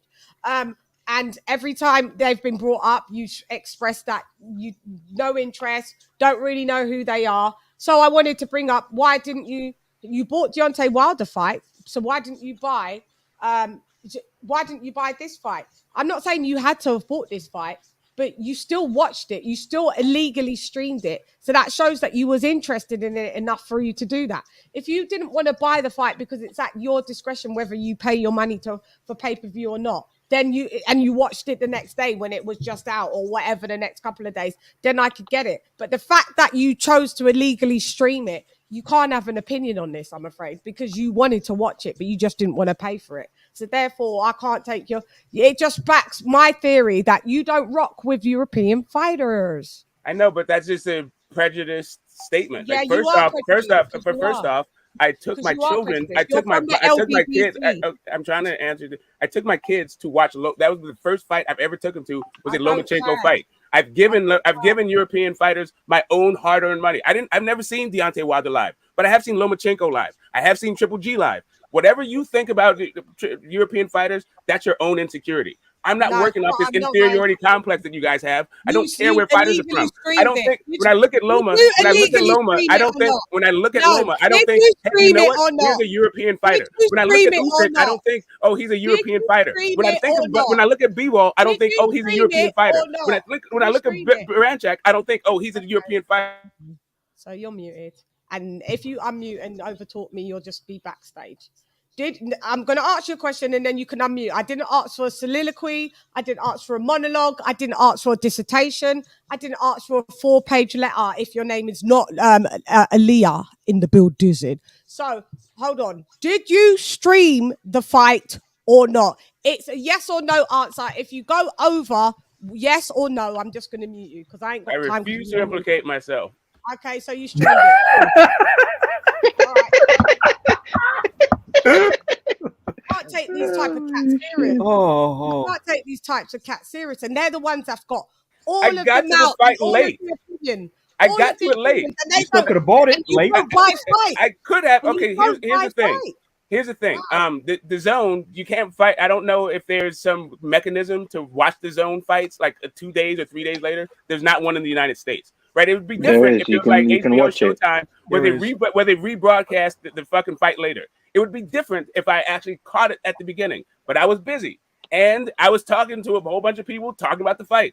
Sorry if I feel like I have different parameters for whipping out my credit card that other people might have, but I can tell you it has absolutely nothing to do with whether or not they're European. I may have had the same calculus for American fighters, for Black American fighters, whatever. It's just the thing. It's just my entertainment dollars and how I feel like spending them in a given moment.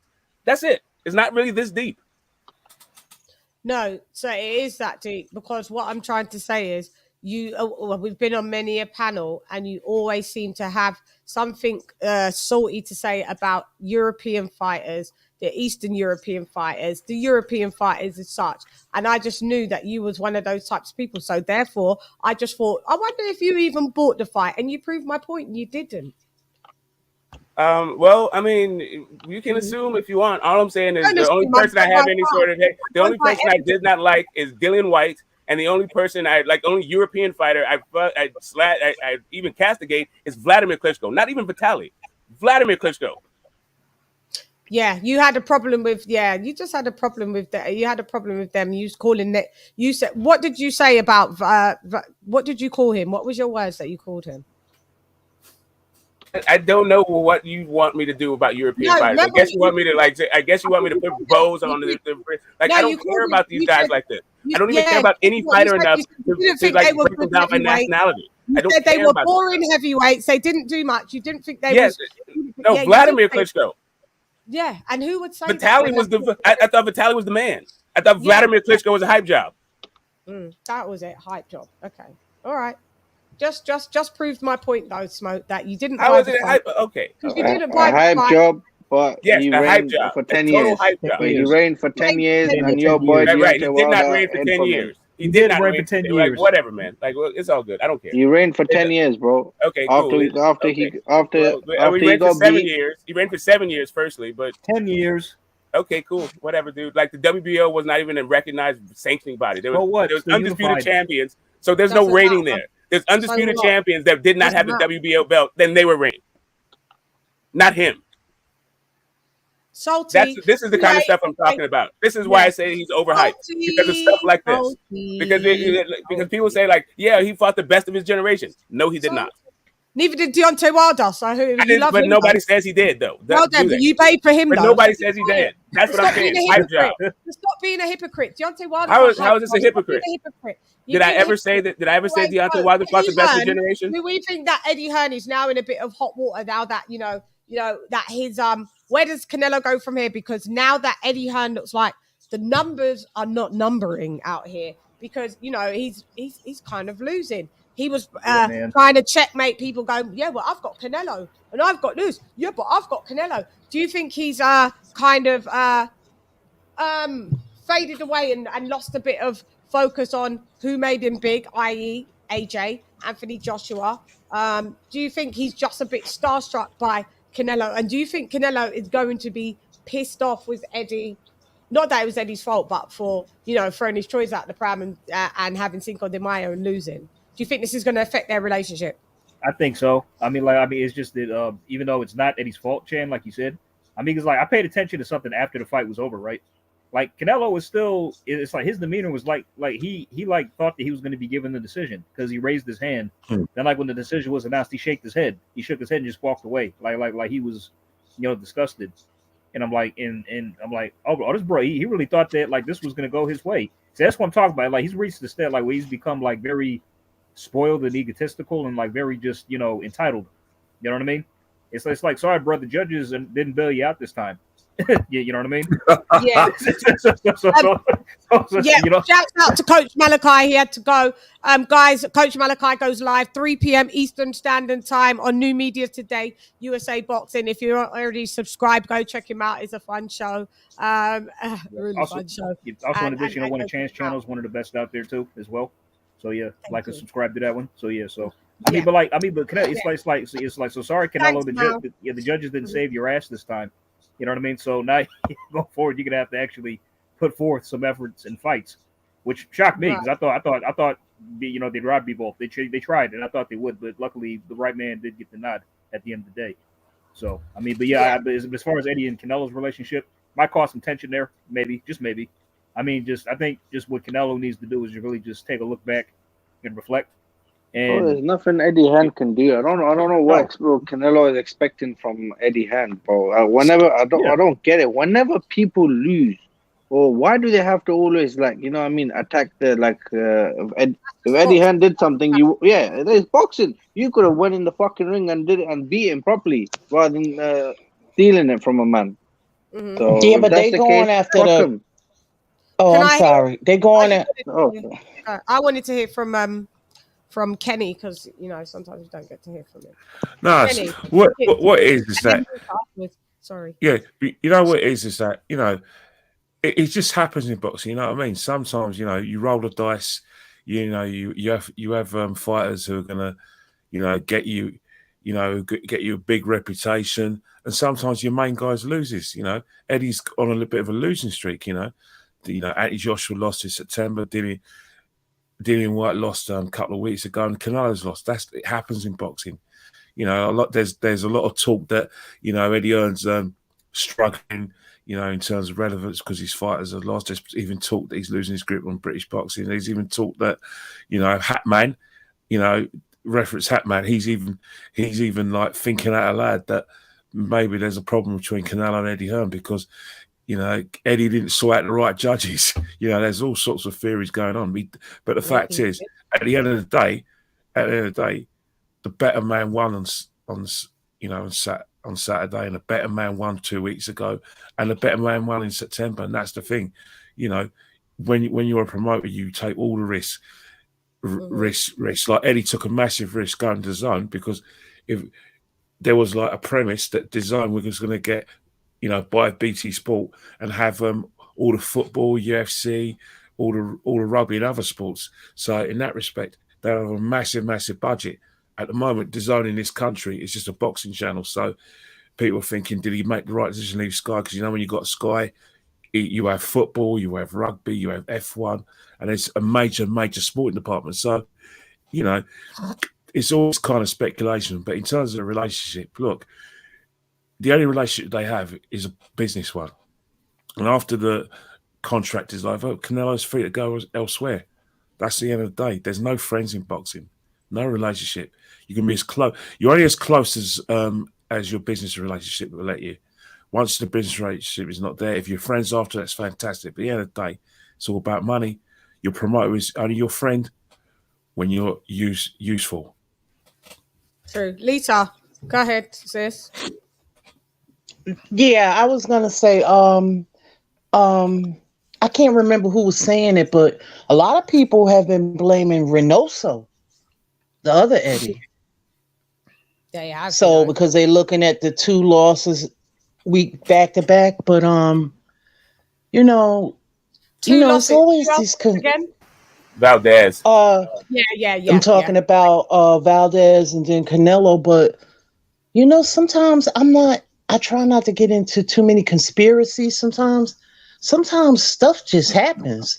Sometimes the stars are just not aligned. Sometimes it's just life. Like if I start thinking that about everything, I'll be crazy. Like sometimes you win some, you lose some. It was just maybe you got to understand Bivol is not Kovalev. Bivol is a prime 30, 31-year-old light heavyweight. So it's just simpler for me if I just look at it like that. Yeah. And not try to look at everything as some type of conspiracy, this happened or that happened. You know, that's all I wanted to say. Yeah. Yeah, I got you, sis. I got you. Let me do the super chat. Thank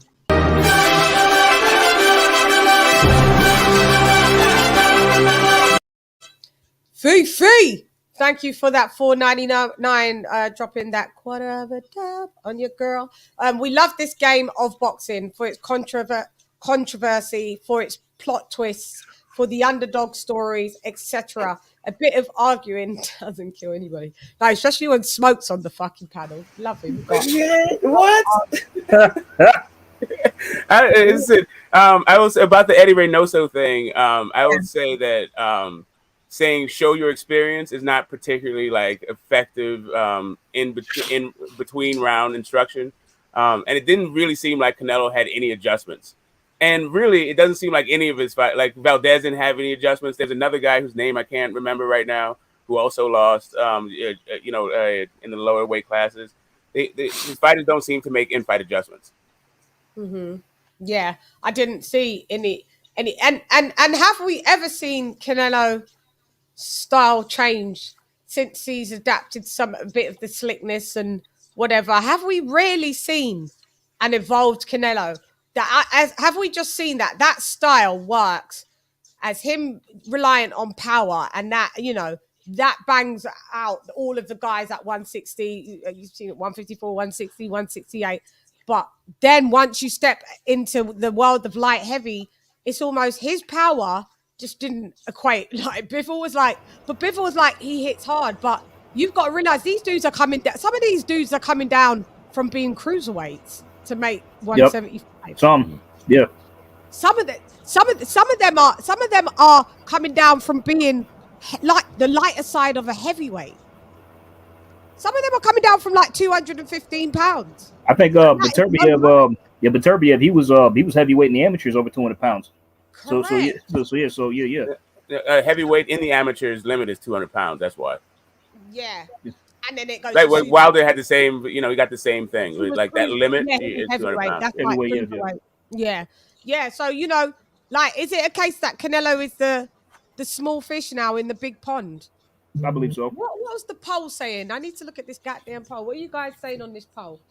Yeah, is it a fact that he's that division maybe for now just be with the dimensions that he has, he can't be a Roy Jones Jr. going up fighting against Ruiz. He doesn't have the dimensions. He can't be. He's not a Tommy Hearns. I mean, because Roy was able to. Roy was able to get away with that with Ruiz because of like just Roy's overall natural style. You know what I mean? Roy was very athletic, very quick. And he's like super athletic. Yeah. I think he's like 6 foot, 5'11", 6 foot. So you've got the dimensions to be like Canelo. I appreciate him trying to test the barriers and where his ceiling is. But do you guys think he should take the rematch? Let's go around the panel. Tawab. I personally don't think he should take the rematch, but his ego is gonna make him. You know what I mean? I don't think whatever we say, I believe he should have, but he will go for it, even though whatever we say ain't gonna mean shit. But it's all up to him, and he is gonna go for it. Okie dokes. Lisa, you think he should take the rematch? Get back to me. I'm outside. You hear this noise? Right, cool. Yeah, I'll be right back in. All right. Kenny, do you think he should take the rematch? Yes. Yes, because simple reason is that the only fight he can get out of bed for. He's not going to get out of bed for Triple G because he's already beaten him in his eyes. The only fight, he's only going to want to avenge a loss. So, in his mind, in his ego, and when the ego lands, what happens? He's going for that rematch. It's the only thing that's going to get him out of bed. Okay, let me do this just before I go around the panel again. Let me just do this super chat.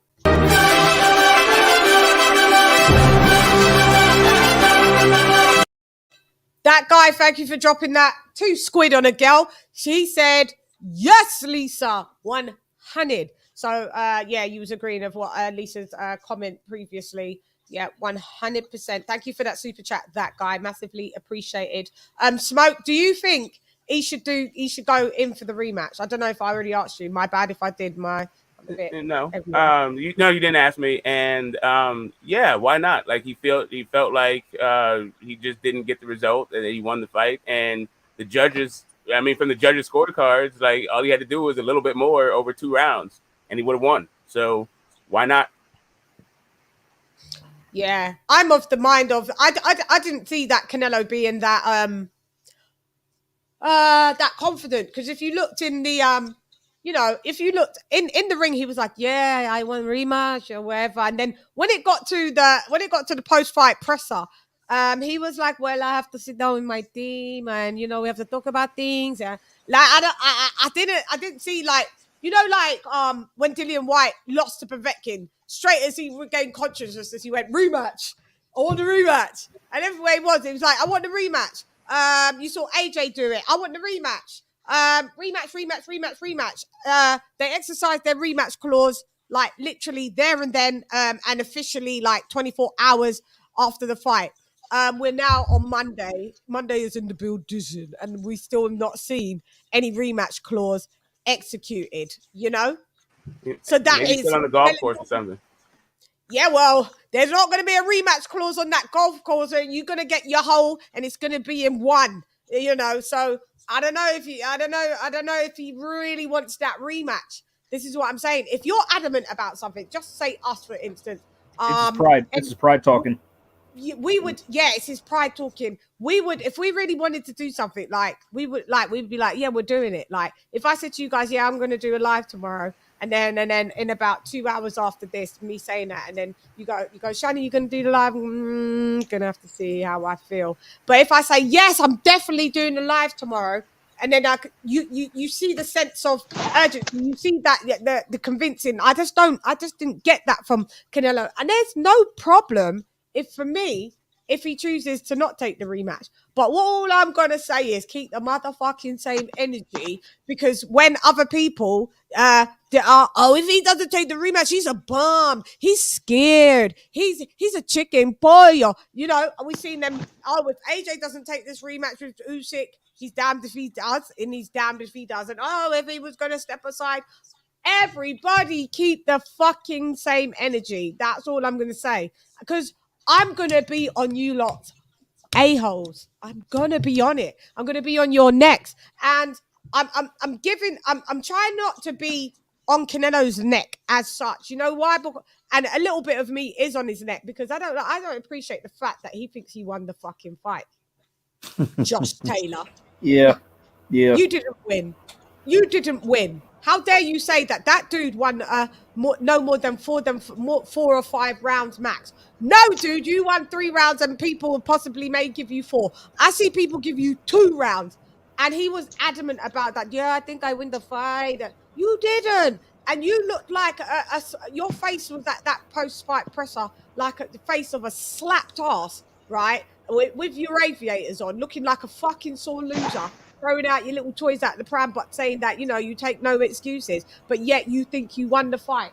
I hope Saul has woken up, and watched this fight back and realized, I didn't win the fight, and, that's it. Chan, otherwise, I'm going to gun for him, and we're going to have to keep the same energy, because when it was Wilder doing that, you wanted me to gun for him, and I did. When it was Dillian White that came out with his one little excuse about his head bouncing off the canvas, I went for him, and you guys was like, yeah, cool, we haven't heard Dillian White come out with nothing else. Shouts out to Dill. When we heard Teofimo Lopez chat shit and talk about he won the fights 10-3, I didn't know there was a 13th round, but we went for him, and we are still killing him to this day. Yeah, so we have to keep the same energy, because Canelo is not above reproach round here. Yeah, so steadfast, guys, because we're gonna have to see where Canelo goes. Right now, he's in the place of denial, and it doesn't look like it's Egypt. It's que onda, orale. Is Chan like? So one second. Sorry, hold on. One thing I just wanted to add is like, he's in denial right now. Obviously, I think that's mostly his pride talking, and that's not a good place to be in, because if you go into that if he does take the rematch, and he's still thinking like this, it's not going to turn out well for him the second time around. If he goes into the rematch and he's in denial, like that's not a good state of mind to be in. It really isn't. It really isn't. I see something. I see something different. We can. Did you guys? You saw the report that I made about debunking that him being vegan, that he absolutely really wasn't vegan. Did everybody see? I didn't catch that. As the video came in my thread, I haven't watched it yet. Okay. But let's have a quick look, shall we? It's mine. I won't be. Okay. Yeah, let's have a quick look, and I'll give you some insight on that of what happened. I was just like, I seen it. I see people come in with the it's because he was vegan, and and I was like, no, we don't know, and it clicked a memory for me that I'd saw something that I'd seen, like, I think the day of the fight, or maybe the day before the fight, and I thought, no, you motherfuckers are you're not gonna play this one, because this is the reason why. And look, and let me show you. I could have sworn I heard commentary saying, like, Canelo said, like, he was on the vegan diet and he felt fine. Yeah. So you can't. To me, it's like the karma. This is instant karma. They should have never opened their mouth about their gym mate and Ryan Garcia, talking about how he's not dedicated. Because what I saw is the two of those guys looking not dedicated. I saw one of the worst performances out of Canelo in his entire boxing history. The dude was gassed by the 4th round. Stop running to the cameras, talking about other guys.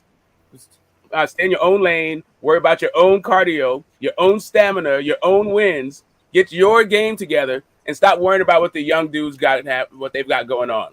You're not popping like Ryan Garcia apparently, and you feel some kind of way about it. Doesn't mean you need to comment on it. Yeah, I just got something to say to that. I mean, at the end of the day, when you're famous like that, the camera's going to be on your face regardless. I don't care who you are.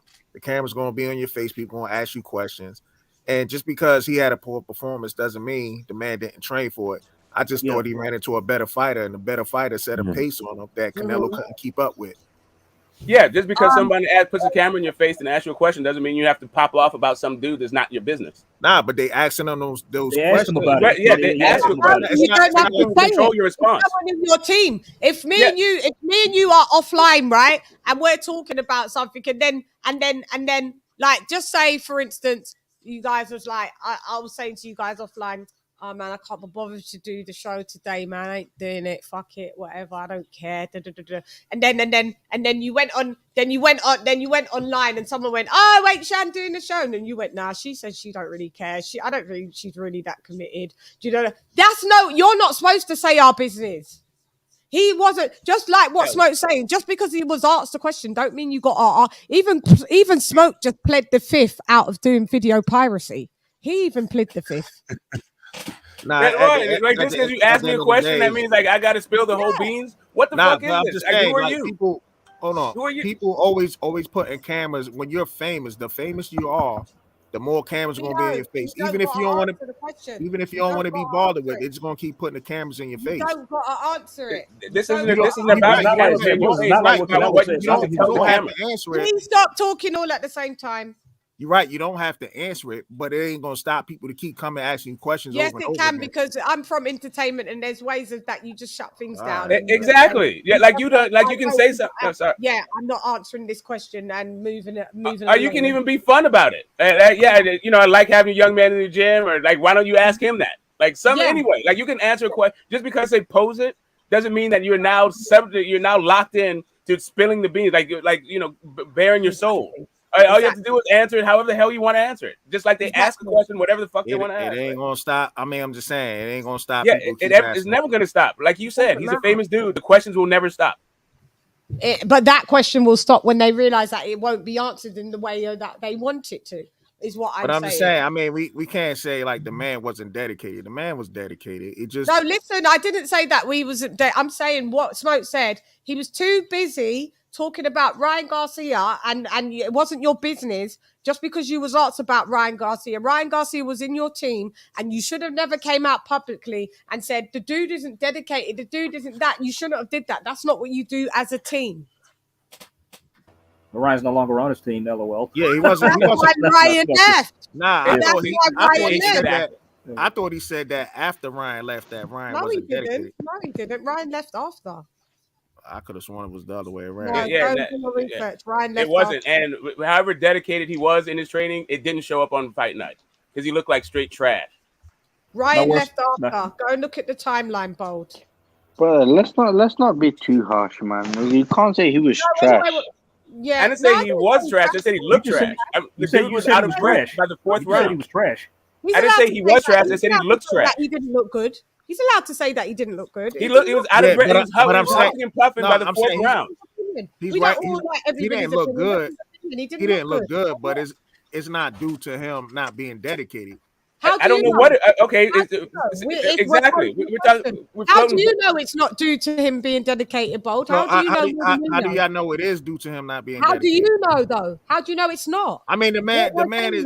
What we're saying is we're posing the question and we're talking about it. That there's I'm just saying. I mean, Canelo didn't look himself. For one, we don't know if it's. Let me play this. Is it veganism? Is it maybe just not dedicated the way he's fronting like he's dedicated? Listen, here we go. CHANN is getting paid. Let her run.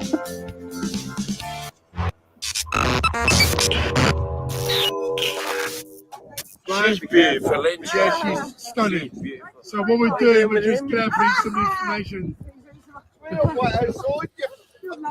Look how beautiful she is. Yes. Oh, yes. Hello. Hey guys.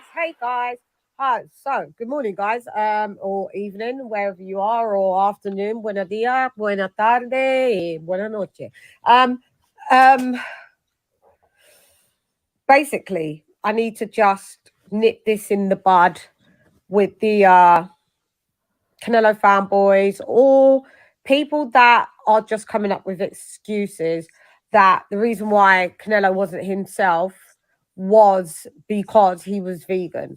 Now, let me tell you this, Canelo wasn't vegan in totality for this fight at all. He was partially vegan. He still ate little bits of meat and he ate fish.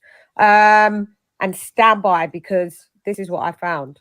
I saw this like a couple of days before watching the fight, and so now that I'm seeing this narrative come out, a little look of this. Stand by. So, being back at 175, feel any different? Is there any difference in you at 175 versus other weights? No, nothing different. I always walking around 180, 181, so nothing different. Are you able to do anything different, eat different things? You know? Oh, I can breakfast, I can have lunch. What's the one thing you can eat now that you can't eat when you're trying to make 168? No, I it's portions. No matter what, I need to eat my portion. Yeah, healthy. So. Okay. So how vegan were you during this camp? How what? Vegan, like the diet. Like how... No, 100%, like 50-50. But I always eat fish. I don't eat too much meat. So. Why did you decide to try that? But being vegan is no milk. Right. You know what? Right. Oh yeah. Yeah. Why did you decide to try that? Because I watched a documentary in Netflix. Yeah. And I say, okay, I'm gonna try. Do you feel any different because no. of it? No, nothing different. Would you do it again after this is over? I'm gonna try. Yeah. So, how do you see this fight going? You can see Canelo says he ate little bits of meat. He feels perfectly fine. He could eat more, really, than he did having to make weight at 168. He could eat lunch. It's still healthy. He still feels 100% fine now. Was that totally the truth? Who knows? Only Canelo knows, because we're not in his mind. But we have to go by that's quite weird. We have to go by what he says. So he wasn't vegan. He did bits of vegan. Like he said, 50-50. So that is not vegan, really, is it? Like, I could eat 3 vegan meals a day from Monday to Wednesday. And then Thursday, Friday, Saturday, and Sunday, I'm non-vegan. So, you know, we can't blame the diet. He said he will absolutely try and continue the diet. So, you know. So we are going to leave that narrative there and put that one to bed. Debunked. So just a quick one from me. I don't want to hear about he lost because he was vegan. Canelo just lost because he was outboxed by a better fighter on the night. Nothing wrong with that. Just because the fighter loses doesn't mean we should come out with multiple excuses. And I'm going to get on everyone's backs. And I'm not really that happy that even Canelo is thinking that he won that fight. Clearly didn't, sir. This reminds me of the Jack Catterall and Josh Taylor, where Jack Catterall, Josh Taylor thought he won. And everybody in the boxing community, no matter what part of the ladder you was on, from the little teeny weeny bit of a ladder like myself to the upper echelon, to, like, you know, Sky themselves, Adam Smith, you know, everybody didn't give that fight. Canelo's woken up today, watched the fight a trillion times, and comes out with some kind of public statement to say, no, I didn't really win that. Bivol did win that fair and square, because we have to give props to Bivol. And yeah, and just to let the fanboys know, no, the vegan diet was not to blame, because, as I've just said, he went on a vegan diet in its totality. So anyway, I'm gone. Hey girl, it's LadyChann rep nonetheless. Come box with Chan. Jan. Vegan my ass. Jan.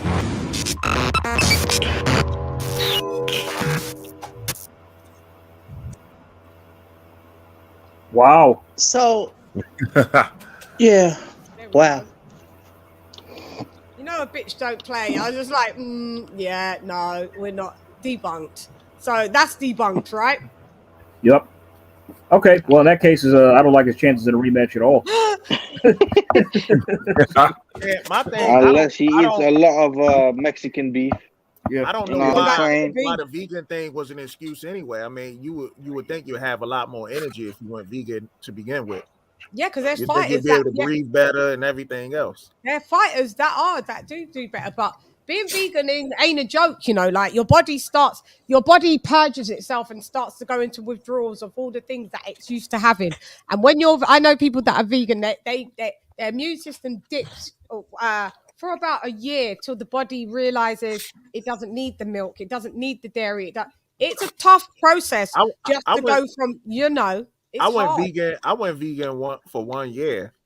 It only took my body. It only took my body to adjust in after a few weeks. I was good. Still, yeah. See, everybody's different though, but this is what I'm saying. It still took you a few weeks. It's No, not. I It's mean not because you're going through that transition phase, right? Yeah, but it still It's took you almost like weeks. you're detoxing yourself, and This and is what now, I'm saying. yeah. So why did he? I mean, what's funny with me? I gave up milk, drinking milk years ago. I drank almond milk and just other substances. Yeah, I drink I drink lactose free. I like. Yeah, no I mean, lactose. but one time when I went back to drinking, but one time when I went back to drinking regular milk, I noticed the change in me. Like my stomach started hurting. I felt all gassy and bloated. I'm like, oh wow. That's the lactose. Yeah. A lot. We're quite lactose intolerant a lot as well. But he weren't vegan anyway, so we don't have to talk about it.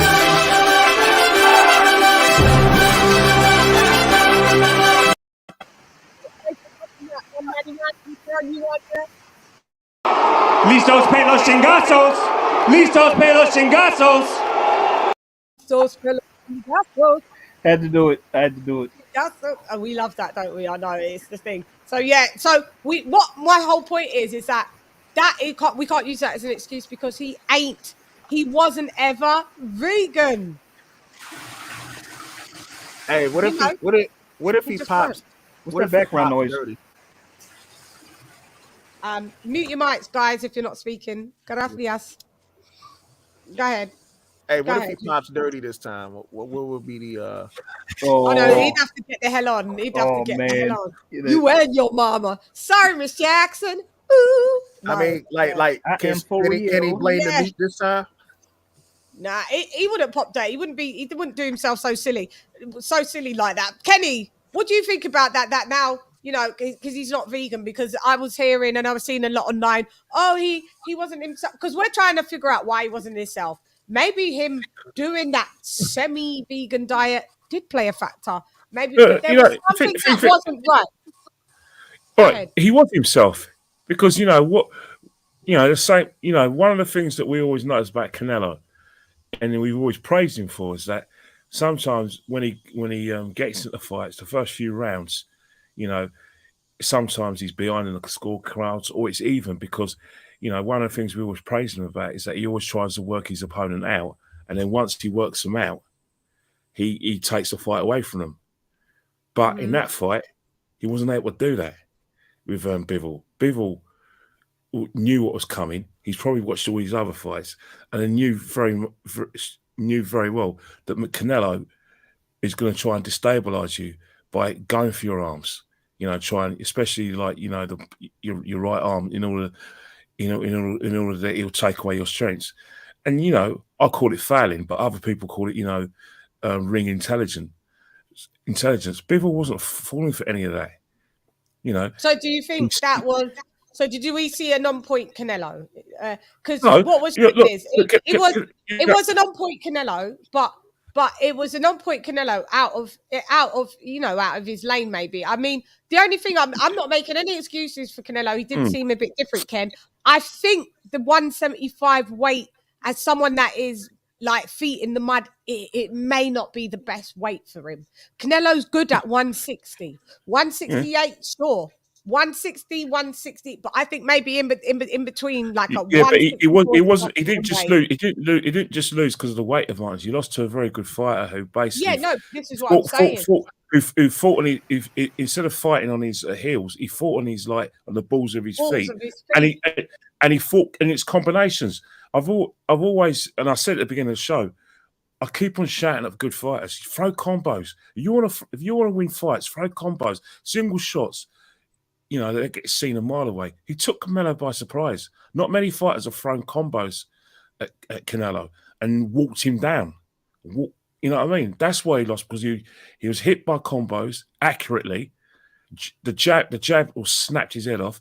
And most importantly, he got walked down. He was cramped for room. Normally it's Canelo walking people down and cramping for room. But he got out Canelo by, you know what I mean? But this version of the Canelo through combos, and a lot of the time, some of those combos didn't exactly catch its target. Some of them were glancing blows, but the jab caught his target, and that's what set up, and enabled Bivol to control the fight. So, right, Canelo could have been on the Mexican Argentinian stakes or Mexican stakes. He still would have lost that fight because simple reason it was good ringmanship by Bivol. Yeah, go ahead. Go ahead. Yeah, so that whole punching the arm strategy sounds good when it works, but when it doesn't, it sounds absolutely ridiculous, absurd. Like, what are you doing? Like, why are you targeting my man's bicep? Yeah, because it worked against Callum Smith.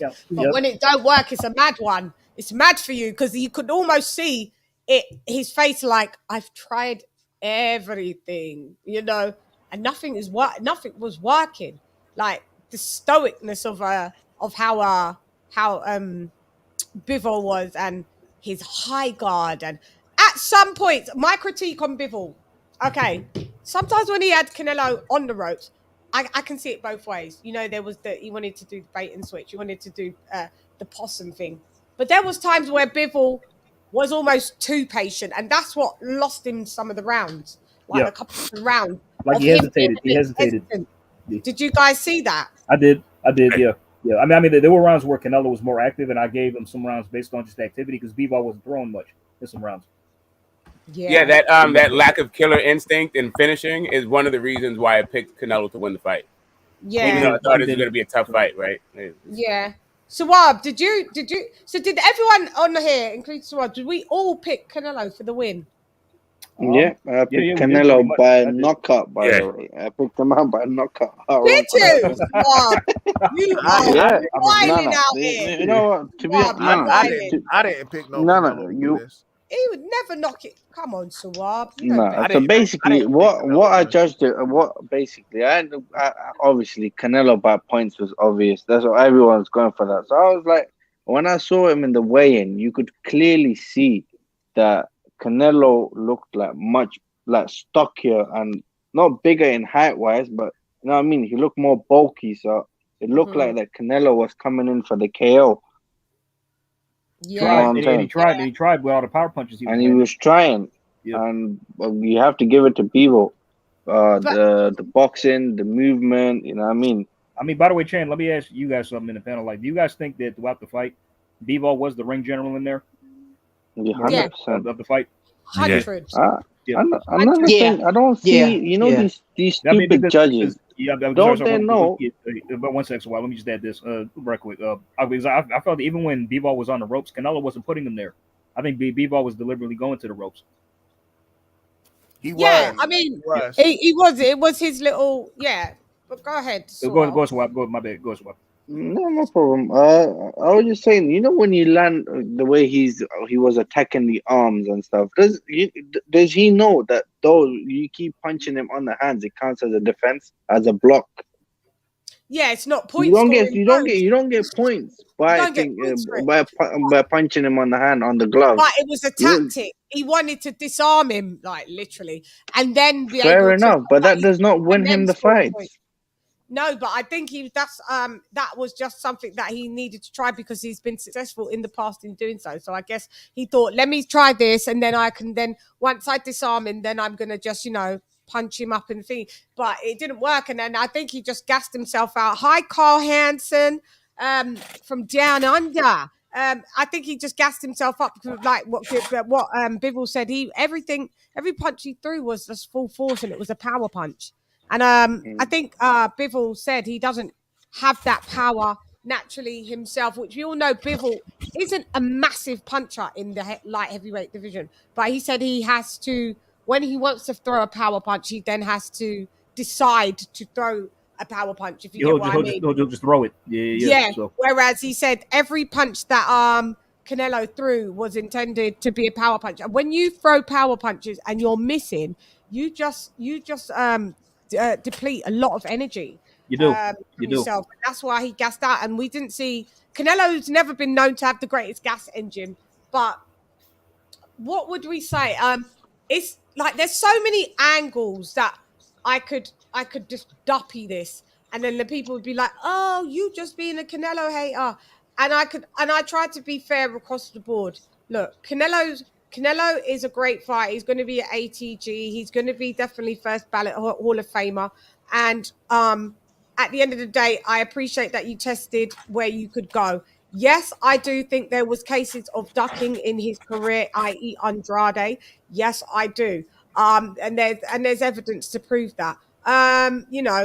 Did you dare to be great? Have you made history? Yes, and I appreciate that. But did you, now that we see, levels of boxers, we see that you are pretty one-sided and you can't beat a pure boxer that has speed, power.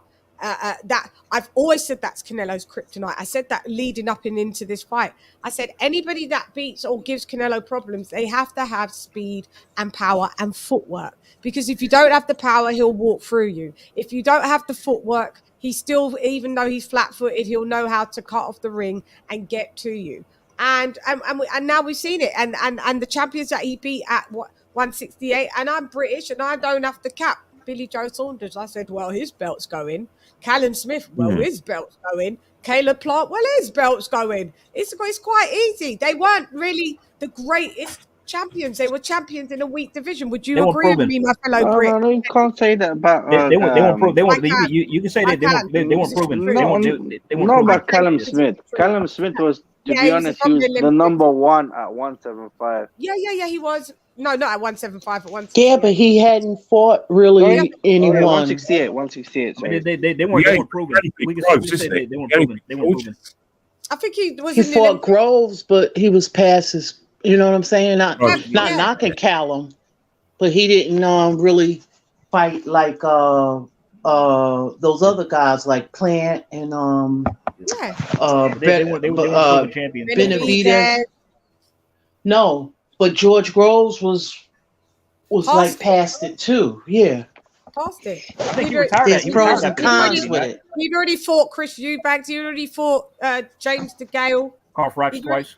He was out of the. He was past it. And I mean, and then and Callum Smith had also no business being at 168. And I always said he better get his ass to 175, which he did, because he's like 6'3". Right. So you don't want to say, because of the height of Bivol, that's what beat. Callum Smith was 6'3". It's the skill set. It's the power. Why the hell is Callum Smith not fighting? Like, when's his next fight? That's crazy. Oh, he did fight, and he knocked the dude out in 2 rounds. No, that was last year. There was fight, man. Yeah, there was no clear. There's sorry, sis. Yeah, I just don't think 168 had the greatest level of champion. Is that Canelo's fault? No, he just fought who he needed to fight to get the belts. It was there at the time. That's it. Yeah. But it just proves. But go ahead, sis. It wasn't the same 168 as when they had the Super 6. Not that level of talent, no. Yeah. But I get it. Callum Smith won that fight by default. Something happened with what's his name's? He got hurt when he fought Eubank Jr., right? George Groves. And then he came in there and then he fought Callum Smith. So I'm not taking anything away from Callum Smith, but it wasn't the same level of competition when it was Carl Froch, Kessler, Ward, and all of those guys. Bado Jack as well beat George Groves as well, isn't it? George Groves, yeah. What is he now? I don't think Bottle Jack was in the Super Six. No, No. but I mean, No, he wasn't. He wasn't. But he fought him later. He fought him later. He fought Yeah. yeah. Yeah, I think he fought Kenny, he fought in 2000 and was it 2010? In it was a split, isn't it? Yeah, before, yeah. He lost the split. And he got put down by Bottle Jack as well. George Groves, pretty early. And he had the one arm in the final also. Like you could tell he was obviously impaired, right? Oh right, yeah, it was semi-final against Eubank, innit? When he dislocated his shoulder in the 12th round. So Kenny Ken, I know that you have to leave us. We don't want you to go.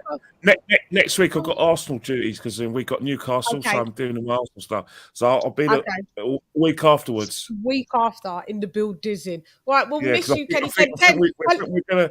I think we're going to look at the South London derby between Boazzi and Craig Spider Richards. Oh, I can't wait for that, mate.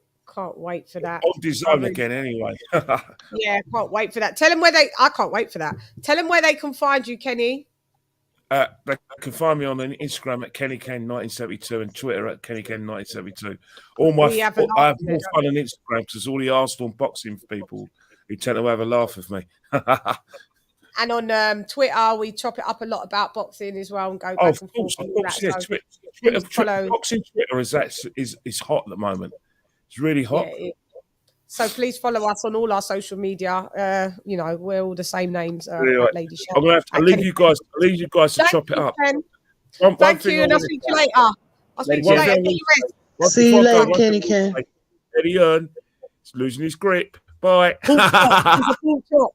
He's a pork chop. Biggest pork Let chop it be, bro. Let it be, Kenny. Biggest pork chop in He's boxing. doing well. He's making millions regardless. He's going to sign the best fighters coming through. So let it be. Something that he always says is a joke. We always say he's pork chop. I know. It's funny. That's the term that AJ liked when he said it. Thanks. Yeah, thanks to Kenny Ken. Okay, so what else are we covering within this? Anybody would like to just chime in on what? So let me see what the poll's saying. Have you guys voted on this poll? I voted. Please vote on. I voted. Poll. Have you? No, voted? I didn't vote. No, I said hell to the no. Let me go out and vote, okay? Yeah, let's see what this poll's saying so far. It is saying like about to vote for president. I'll leave out and vote. I'll be right back, okay? Yeah. Okay. So it says, should Canelo take the Bivol rematch? It went, yeah, why not? Which is 33%. Oh, hell no, was 67%. So we've got 67% of people saying that, he shouldn't take this rematch. I don't think I can vote myself. I'm one of them that can't vote. It's not going to be one of these, mates. Listos pe los chingazos. Listos pe los chingazos. It's not that. It's not that. We should put that on Caleb's Twitter account, like in his response.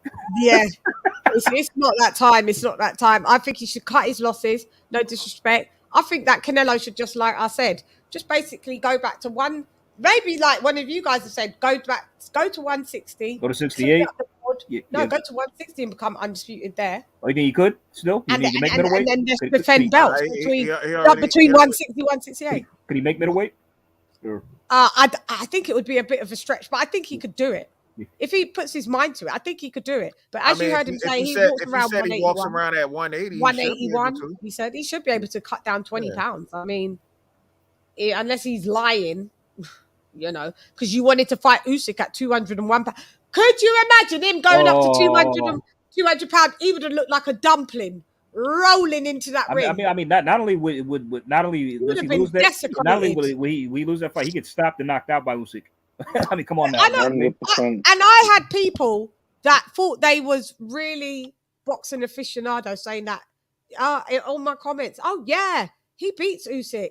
Even there were comments even from professional boxers saying the only person that could beat him was Tyson Fury. I was laughing at this joint. I was saying, man, I don't know what the hell they thinking. Cocaine is a hell of a drug. Cocaine is a hell of a drug. I felt like AJ could win the rematch. I thought AJ could win the rematch. I thought, like, when I was watching the fight, I was screaming at AJ for the way that he fought. Like, I felt like he just had the entirely wrong game plan. I don't think he just, like, Usyk is just so much better than AJ. AJ should hang it up and not rematch him. Like, no, but Usyk is so much. Yeah, I get what you're saying, Smoke. But Usyk, for them to think that, someone said, "Oh, I still think that Canelo he may not could beat Usyk, but he can give him problems." yeah, more money, more problems. That's what happens. That big paycheck. Now you got to move somewhere. Like, okay, I hear you. Like, you have to pick what color for the walls on his new house. This is what I'm saying. That's a mismatch. That's a mismatch. Blood red. So yeah, got you. So Bold, you've got what did you put in the back in the chat? Vegan, what was that about? Before No, I just said vegan boxes. And Oh, Anthony there's a Joshua is one of them. And Anthony Joshua is actually one of them. Wow. Fuck. Let me have a look. All right, let's have a look at this together then, guys. Thanks, Bold. Let's have a look. He ain't vegan, man. He been eating them Yemen thing, bro. We been eating that goat meat. Yeah, I don't think he's vegan. That's mad. I never even knew that. But hey, let's have a look then. Okay. Do I need to take a banner off? 1 second, guys, so we can really see it. Hang on, because these banners be getting in the way. Where am I? Cool. Let's silo some friction. So, right, we can see. Do I need to? Is there a way to blow this up? Can you guys see this? Yeah, we see it. I can see it. Yeah. Well, they got Mike Tyson's elite boxer, huh? Wow, really? Yeah, Mike Tyson, the man himself, a boxing legend, famously, or rather infamously, known for biting ear off his opponent in a championship match in '97. But did you know that switching to veganism saved his life? That's right. After retiring from boxing, Tyson was at one point in his life doing a lot of drugs such as cocaine. This affected his health so negatively he could barely breathe. Wow. Not wanting to battle with arthritis and high blood pressure, which he had problems with for years. I didn't know all of this. Tyson switched to a plant-based diet in 2010. He exclaimed that this decision led him to be in the best condition in his life. He had lost a lot of weight, over 100 pounds. Most importantly, it helped him get healthy. And I quote, "Becoming a vegan gave me another opportunity to live a healthy life. I was so congested from all the drugs and bad cocaine. I could hardly breathe. High blood pressure, almost dying, arthritis. And once I became a vegan, all that stuff diminished." Fucking hell. End quote. Stayed away from meat products. Tyson kept his healthy figure, which helped him get back into boxing. Tyson, however, didn't remain vegan. And he also, I guess that now he gets the good cocaine. Yeah, now he gets a good coke. That doesn't congest him. Recently, he started eating meat again as he believes it will give him more strength to get back in the ring. Then we've got AJ all day. We've got AJ. Let's have a look. Yes, former heavyweight champion and British boxing superstar doesn't eat animal products, as revealed in his documentary, The Calm Before the Storm. Taking out chicken and fish from his diet, Joshua opted for more he calls a fresh food diet. This is the food that he eats before big competitions, and it includes avocados, rice, falafel, and all sorts of vegetables. He explained that his breakfast consisted of porridge every morning, which helped him stay motivated and give him energy to train. Joshua has before stated that removing meat from his diet and eating plant-based products will make him an undisputed heavyweight champion of the world. If anything, his numerous awards as a heavyweight fighter prove that eating meat isn't necessary to be successful in the sport. Actually, I do remember he did go vegan for Usyk. We all know he'd be going to Popeyes. We all know he'd be going to Popeyes. Yeah, you be getting that chicken. You got Bright Jennings. Oh, come on. I see me in that pound and yam, man, with that goat meat on the Snapchat, bro. Leave it out, bro. Yeah, I think you gotta eat. Right, I don't know, but Melanie from Freeshell. Don't know how to pronounce Never heard of that. him. Sorry. Timothy Bradley, holder of the multiple world champion titles and former professional fighter. Timothy Bradley. Some may not know as a vegan. I did know this actually. I did know. Only recently, like last couple of weeks, I did know. But he has also been practicing eating healthier since 2008. While this wasn't something he would practice all the time, since in his words it would annoy his wife, he has followed a strict vegan diet of fruits, vegetables, tofu, nuts, and other vegan ingredients to aid in keeping his body healthy while in the ring. Bradley is staunch proof that meat isn't necessary for success in boxing. He didn't need meat for his protein intake in building muscles, and he had a great body and a healthy body, but instead substituted it with plants that built up his energy. He stated that the vegan diet itself gives him an advantage over other fighters, an unbelievable feeling as he would describe it. He claimed that eating healthy helped clear his thoughts and felt clearer and sharper than ever. Bradley's achievements in the ring for themselves speak for themselves. He's particularly famous for the trilogy of fights and overall performance against the world champion Manny Pacquiao. And we have Amanda Rystar, don't know her, sorry, Cam Awesome. We have, shall we just get through this? This is the last bit. Is meat necessary for boxers? Okay. Many boxers and trainers around the world will say that meat should be a part of a boxer's diet because it contains high amounts of protein. However, as proven by some examples above, protein can be gained from a number of different sources like tofu, seitan, and various types of peas.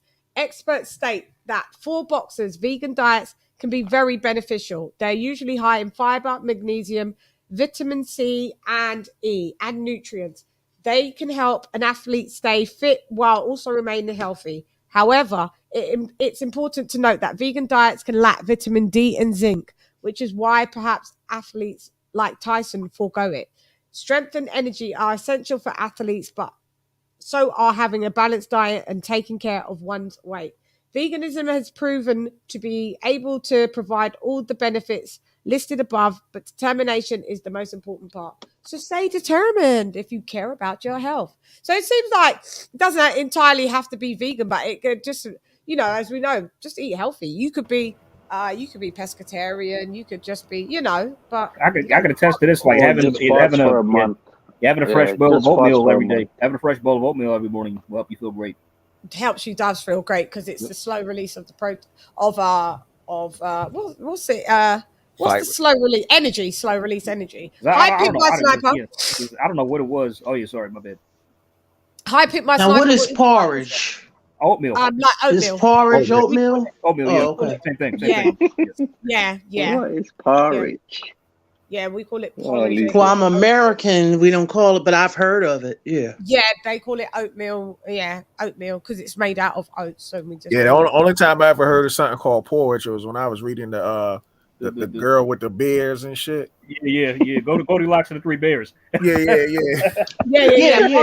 I've heard of it growing up, but porridge, I wasn't sure. I forgot you guys don't use that term. Yeah, no, that's right. It's oatmeal over there. Yeah, we say Americans don't speak English. Porridge. Wait, Chan, like, how are you saying? Chan, how are you saying vitamins? We saying vitamins? Yeah, you say we say vitamins. Oh, okay, got it. Cool. That's what I thought. We say vitamins. We say vitamins. Vitamin C and D. Yeah. We pronounce lots of things quite different, and some spellings as well, and different things like you put you. Do you know how they say aluminium? They say aluminum. They say aluminum. We do. Aluminum foil. How do y'all say it? Aluminium. The way it's spelled. Get out of here. How say it again? Aluminium. Aluminium. If you hear scientists pronounce it, it's aluminium. It's Latin. It's aluminium. I never knew that. Yeah. You guys say aluminum foil. Get the aluminum foil. Yeah. We don't say aluminum foil. We just say foil. But I tell you what, y'all don't even say garage. Y'all say garage. Garage. You say garage. Yeah, that's how it's spelled. I was in the UT, like, because I was in the military, so I always been on tour. And people like the garage. And I was like, what the fuck are they talking about? Yeah, the garage. Hey, yo, Bo, you know what cracks me? You know how they say cigarettes? Fags. Nah. Tell them, Chan. Fags. You say fags? You can have a fag. Yo, it's a slang word. Yeah, I knew that. Yeah, I knew that. They call them fags. I think they say that. What state they say that in? I know in Maryland they say fug, and I think DC they might say fag or something like that. Yeah, there's no I. There's no I after the N in aluminum. I don't know where you guys get aluminium from. Aluminium. Geez, take it easy, Smoke. Gosh. Also, Yeah, we know you hate the Europeans. you guys say under the hood of the car, the hood of the car. We say the bonnet. It's under the bonnet. What? Wow. Yeah, Snap. Yo, son. Wow. You know, and Ken, it's in a you different should- place you too. should, Like you the guys should engines are in the see, back too. you know, The Jeremy boots in the front. Clarkson. You need to watch his video. I said, go on YouTube. You guys need to watch Jeremy Clarkson mocks Americans. Oh, that's one of the funniest videos I've seen. Oh, I haven't seen Yeah, that. I was in Scotland, right, one year, and I was out just hanging out, and dude was like, "Yeah, our team, you know, we root for the Celtics," and I was like, "Do you mean Celtics?" He's like, "Nah, Celtics." I was like, yeah. I I was always like- think that's you guys, yeah, because you lot have like the Boston Celtics and stuff. Like, Yeah. but I will pronounce it that for when I see it like the Boston Celtics. But here we do it's the Celtics. Yeah, Eddie he did he put on a card in Boston. And he's like, yeah, you're home of the famous Boston Celtics. And you're like, oh, that's not the way we do it. Celtics. He should have known when to say it. Like, Oh, he should have yeah, said yeah. Celtics. Because when I talk about that, I would say the Boston Celtics. I wouldn't say the Boston Celtics. But as a people, like people from Liverpool, Wales, Ireland, and Scotland, they're the Celts. They're of the Celtics. They're the Celtics. So that we call them the Celts. So they're like the Vikings that have gone there. So they're the Celts. Yeah. So we never pronounce it the Celts. I don't understand why you guys do, because it's C. Celt. I don't know. It's the don't know. strangest thing. And there's a huge Irish population in Boston, which is why the Celtics have their name. But Yeah. Yeah. It's over there right by Connecticut. Yeah, New England. And this is another one. Some people say I'm going to the loo. We say we're going to the loo. You guys say I'm going to the bathroom. Yeah, we don't say that. No, y'all call that. We said toilet. Yeah. We're going to the toilet. Yeah, so you got right. So when I was in England and I asked for the bathroom, they say, "Yeah, don't piss in my tub." And I was like, "What?" Like, you guys call it the water closet too, the WC, and then your trunk is a boot. We just call it the trunk for your car. The boot of your car.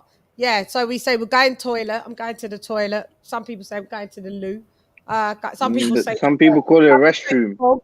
Some people say the bog. No, restroom is American. I need to explain. I say restroom. American say restroom. I say restroom. You don't rest in the restroom. If you come here, I know we still. they will understand you. Some people will understand if you say restroom, but just say, can you show me where the toilet is? Where is your toilet? You got to say toilet. Don't say bathroom. Don't say restroom. They're going to be like, that's the bathroom's at your house. We don't have no outlet bathroom. Is WC gone now? There's no more water closet. They put it up, but I've never known as a kid whatever that meant. WC. I never knew what that meant. Yeah, but that's more like a military term. Like we use water closet for like showers. Yeah, we still have it. WC. Yeah, we didn't. I didn't know what the hell that was. Like, they're like, no, that's the toilet. Then they're like, that's the toilet. Like, oh, okay. Nah, water closet is like a shower. Yeah, by the way, Chan, let me ask you this: like, is there any like fast food joints you go to in the UK where like, I mean, it's like you got Popeyes and you got your chicken joints. Like every time I go to Popeyes, right, and I ask for like an extra ranch or two, and I get some like some 10 or 15, they like give me 1 or 2, and I'm like, what the hell am I supposed to do with this? Like they're always like greedy and pushy with the ranches, and I'm like, if you go to a chicken joint where you're from, like, do you usually get a lot of sauces? I mean, plenty. Okay, yeah, like here they're very picky. There are some that they are stingy with that you have. I mean, it's like whenever I ask for more, give me some. Give me whenever I ask for like more, I get sweet Thai chili, like in the McDonald's. They don't like to throw that at you until you're like, can I have the sweet Thai chili sauce? And they're like, especially the curry sauce and like at Popeyes, I asked for ranch. I said like they gave me 2 rounds. Like, could I get like 4 more? And they look at me like.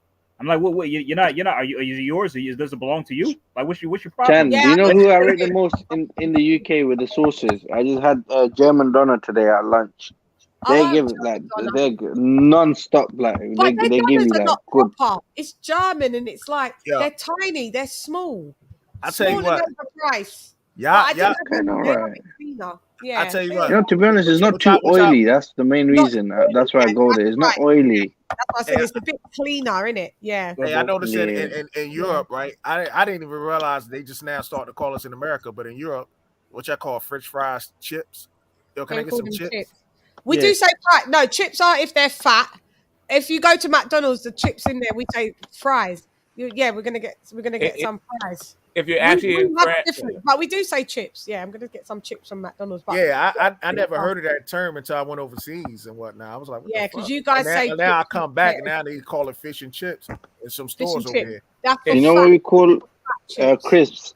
You know what crisps are? yeah, those are potato chips. Those That's are like what- potato yeah. chips, right? Yeah. We say But in France, it's pomme frite. Yeah, right? pommes It's frites. not French Yeah. fries. Yeah, pommes frites. Yeah, that's what. Yeah. Yo, speaking of and France, Australia has their ways of saying it as well. speaking of France, when I went over to France, I tell you what, man, I love them damn smash sandwiches they be making. Where they put the meat and the fries in it and they smash it up outside and then they give you on like a panini. You ever had that? Paninis. He's talking about paninis. Yeah, it's I know panini, but we don't have that filling like that. Yeah, they be selling those smash sandwiches in France. Really? Yeah. See, That- everyone's You got yeah, the the cheesesteak? Y'all got the Liverpudlians are cheesesteak? Celts, ain't they? Ain't they, Dr. Paul? They're the Celt. They're of Celtic lineage as well. Liverpool. Yeah, they are. Yeah, they are. What They're about top. y'all got the cheesesteak joints out They're there North- in the UK? Yeah, they are. They're Celtic as well. Some of them Liverpudlians are Celtic. Maybe not as much as all in entirety as Welsh and Scotland. And but the Liverpudlians are also of Celtic. Junior line. Special. Hey, But Chen, you got the cheesesteak joints out there in the UK? Cheesesteaks? Anything? Nothing? Oh my god. Ooh. That's really like that's literally like a Philadelphia thing. Like there's a couple of places here, but it's I know because there's several out here in California. There's several out in Yeah, California. that's what I'm saying. But even New in York, California, New York. they say Philly, You got- right? you But if got you them in go New to York, too. Like the Philly cheesesteaks, you can get one of them on Uber Eats, but they're you can. There are stores that you can get them. I seen them the other day, Philly cheesesteaks, but that is very geographical to where Philadelphia is, isn't it? But they're not going to be everywhere here. But yeah, I mean, you can. it's mainly an East Coast thing. But they got them in California too. I mean, yeah, there's a couple of spots. There's a couple of spots here and there, but you have to be in like a major city. You're not gonna find a Philly cheesesteak place in like Merced or fucking Bakersfield. AJ, Like, you say you're from New York. Yeah? Have you tried the halal guys there? Yeah, we got halal. Halal. They just came out. No. There's a food truck called Halal Guys who became quite famous, and it's in it's in New York. Yeah, apparently they're quite famous. Yeah, they came here, but I don't think it's nothing special here, man. Maybe I want to come to America to try that. I've had it before though on Uber Eats. Yeah. I ordered something from there. Shit, talking about food is making me hungry, man. Fuck, I want to eat. I know you got it. So, Canelo. Yeah. Back on topic. Back on topic. That's gonna be the new topic next time. Yeah. So yeah. I'll wait to eat now.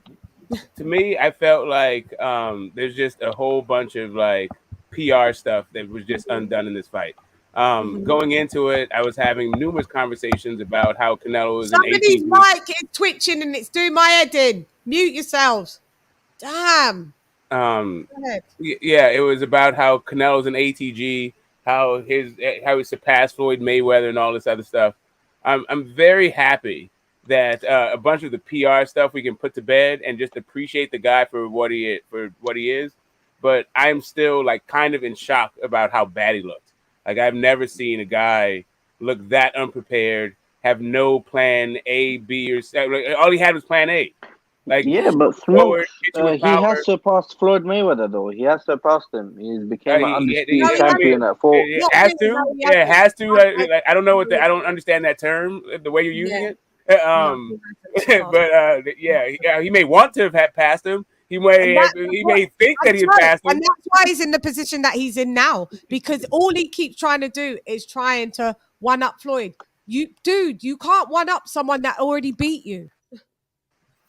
I mean, like if he'd have went undisputed in another weight class, then I mean, yeah, then you could say, but but at the end of the day, Floyd's legacy is Floyd's legacy, and Canelo's legacy is Canelo's legacy. Nobody's I agree with that. You know, Canelo fans, they always say Canelo was a baby when he fought Floyd Mayweather. That's their argument. No, he wasn't.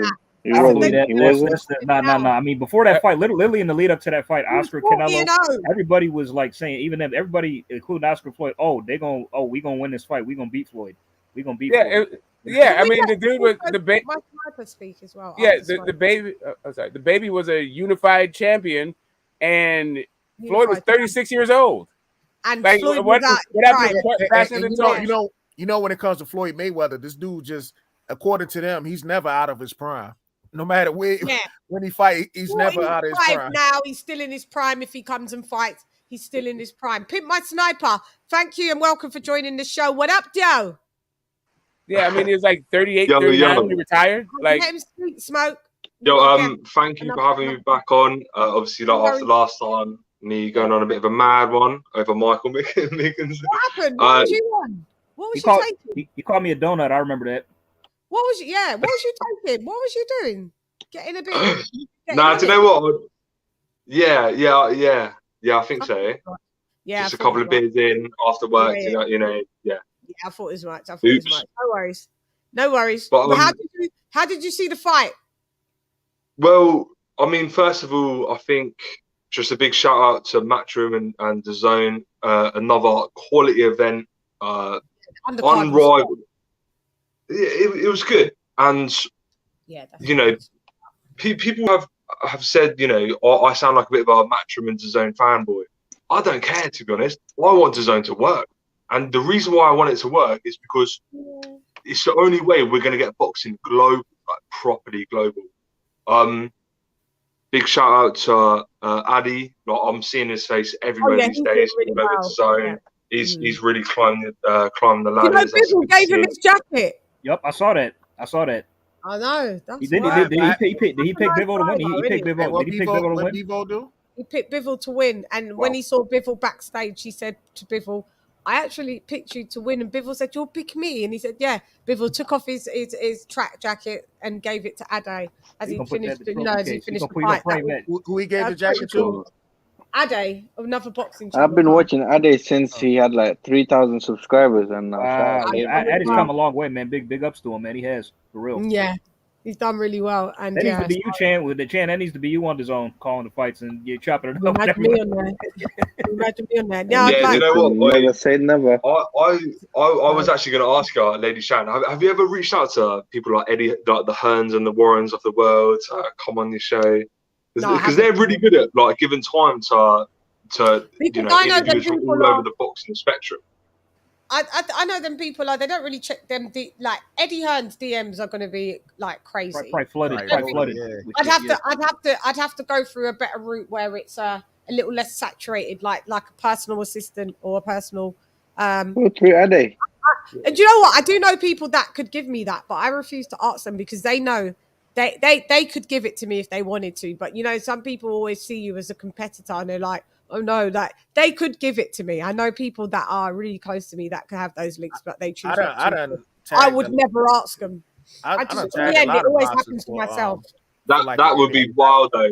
Imagine Eddie Hearn and LadyChann chopping up. That'd be amazing. Yeah, guys, don't worry. Stand by. You guys know me. Like, I got some more music to even put out. There's different levels of my profile as well. Like, this is just boxing on one profile. I've got a totally other different profile. I'm an artist. I'm a recording artist. I'm a touring artist. So like, there's two different elements of me. How many pages you got on Instagram? On Instagram, I think about 5,000. I think Twitter at 5,000. Facebook 5,000. No, I'm talking about how many pages you got on Instagram. Like Instagram. I've got. Okay, so I've got Come Box with Chan KO, Come Box with Chan, which I really, and I have Gundam Season merchandise, and I have LadyChann is my main page. I do have a private page. That's just because when I hit you up, it was like a whole bunch of LadyChanns. I was like, damn, like they're fraudulent, and this is what I'm saying. And my team has reached out to Instagram to verify me because there are people that are trying to. Some people trying to put 3 ends. There's a girl that has another 2 ends. I'm the only one that was started with the 2 ends. And Instagram have just been really stubborn and just to get it verified. Like, they keep turning down the verification when my team applied for it. And my team is like, on the grounds that there's other people using this name, even spelling it the same way. You have to, you know. So it's just like. By the way, It's Chan, like about they that, even using your pictures and everything too. Huh? They even using your pictures and everything. Fuck off! Are you telling the truth? Okay, well then that's ground that page to get shut down. Maybe if you can send me a link to it, and then I'll get my team to send it to Instagram. They'll have to shut down that page if you're using my fucking pictures. Yeah, See, this. By the way, You get them Some types of people pages. need to get a life, man. So honestly, like you guys need to get a life. I know, but welcome to the world Pasting of other music. people's Welcome to pictures the world and of music. Yeah, 100%. That's By the how way, it is. Chan, To be about entertainment the thingy. Let me do this sorry, Let me do this first. Yeah, go ahead. Everybody's talking over everybody. Let me do this. One sec. Not this one. Fuck. I was gonna do Listos. Fuck. Just saved ya.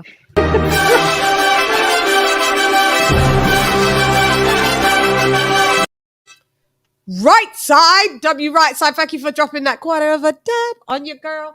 Salute, Queen. Great channel. Much love to you and the panel. Bars. Yeah, thank you, right side. You always there to be alongside us. Me and Bold was rocking out on Matt Mob the other day, weren't we, Bold?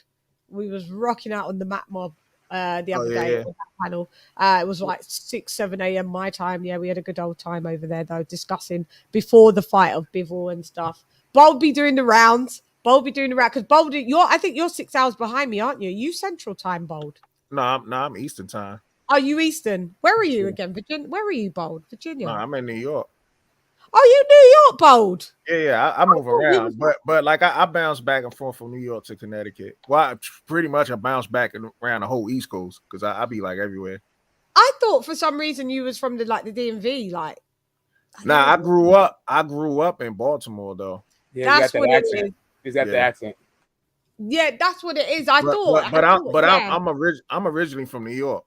It's just that my pops your was parents. You're a military brat, aren't you? Well, I was also in the military too. And you was in the military. Have you finished being in the military? Was that? Are you no longer in the military? Nah, I had just retired from the military. Okay, congratulations and thank you for serving, guys. You should applaud him for serving your country. Thank you for your service, man, for sure. No problem. Thank you. Appreciate it. Yeah, thanks for your service and congratulations on your retirement. Yeah, we're going to give you one of these just for the fact.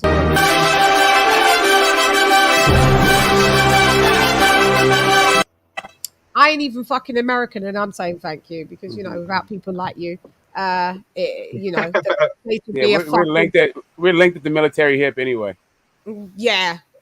And my aunt was in the American military, and you got to say thank you to anybody that puts their life on the line like that. So we already said that. I think was there another super chat for something? Yeah, there was. Sorry, wrong super chat. And that super chat that was for Bold. But anyway, we've got another one here. So let's try and find y'all make me work today. Let's get it.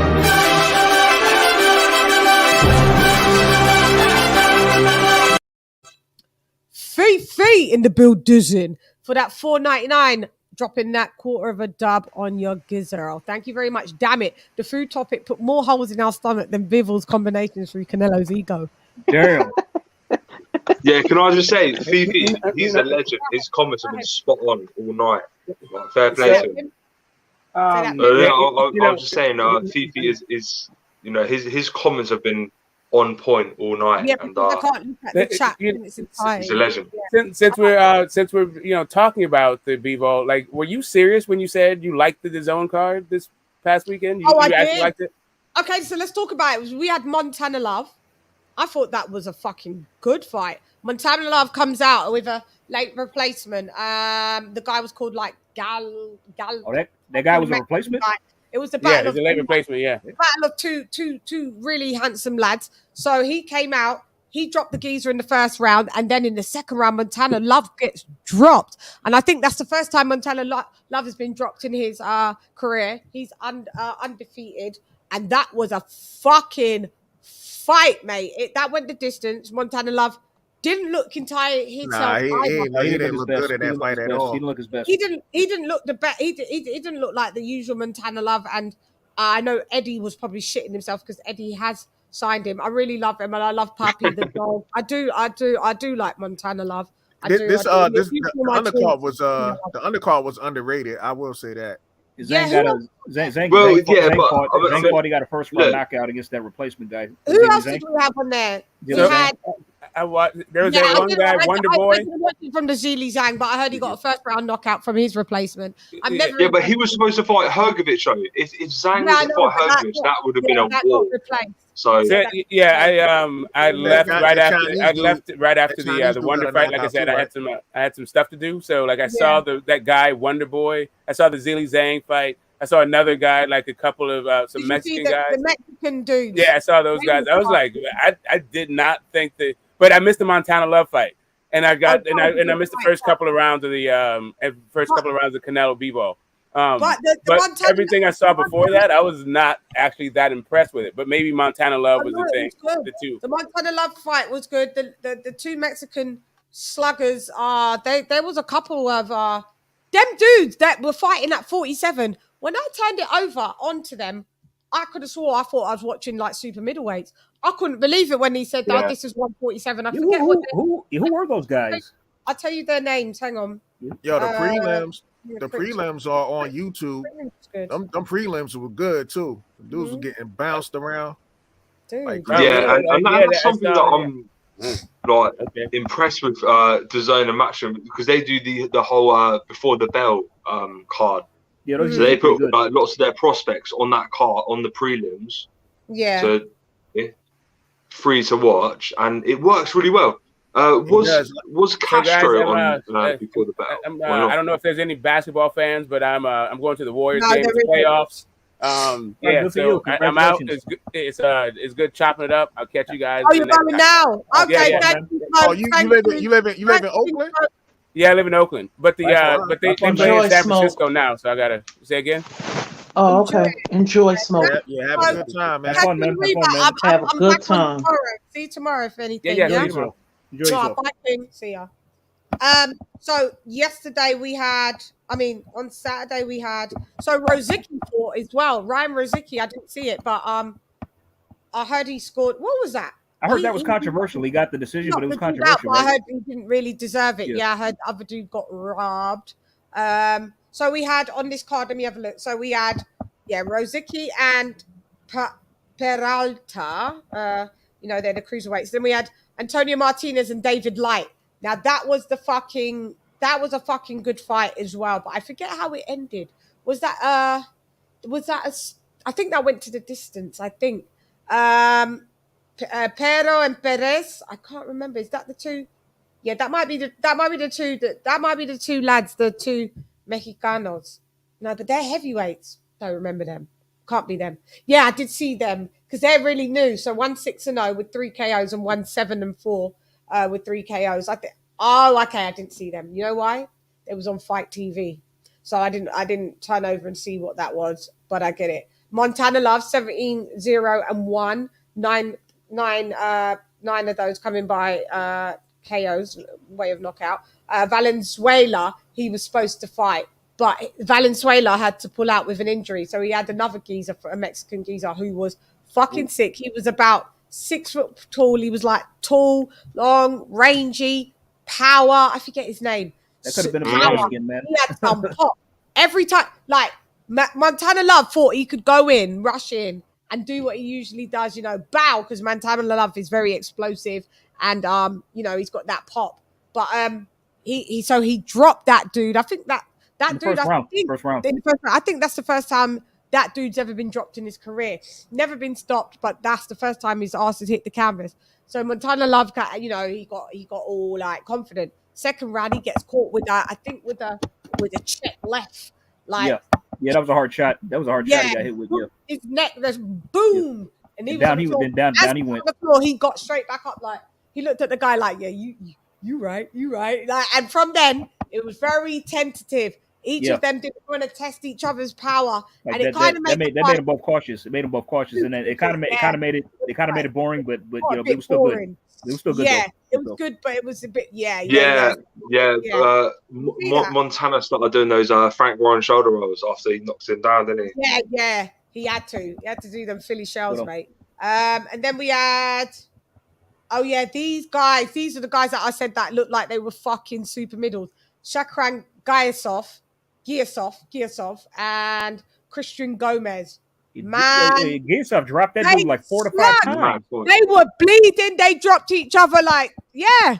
They dropped each other multiple knockdowns. When you thought one was winning, the other one was just knocking. And then when you thought the other one was finished. Okay, now I know Yeah, Gomez. that fight got silly. I know Gomez got dropped several times, but did the other one get dropped too? They both got dropped. They Okay. both got dropped, multiple drops. Oh yeah, because I was kind of watching in and out. I didn't see the whole yeah, thing. no. They both got dropped. Like I would say about there was like 3 drops a piece. Like oh wow, I got to rewatch that. Yeah, man, that was a good fucking fight. I tell you, that fight was good. But it looked fucking huge. It was like middleweights in there. But they looked big for being welters. I couldn't believe they was 47s. I thought, yo, you guys are definitely super middles. When I was like, fuck, welterweight. Alexis Espino and Aaron Silva. Yeah, I remember that. I saw that one. Yeah, who got? They were both undefeated, and who got stopped? One of them got stopped. I did see it. One of them got stopped, but not the person who I think that I picked. Thought that I picked the win, or that everybody thought was going to win. Yeah. I don't know if that was an upset. Who's that? Who's that? Sorry.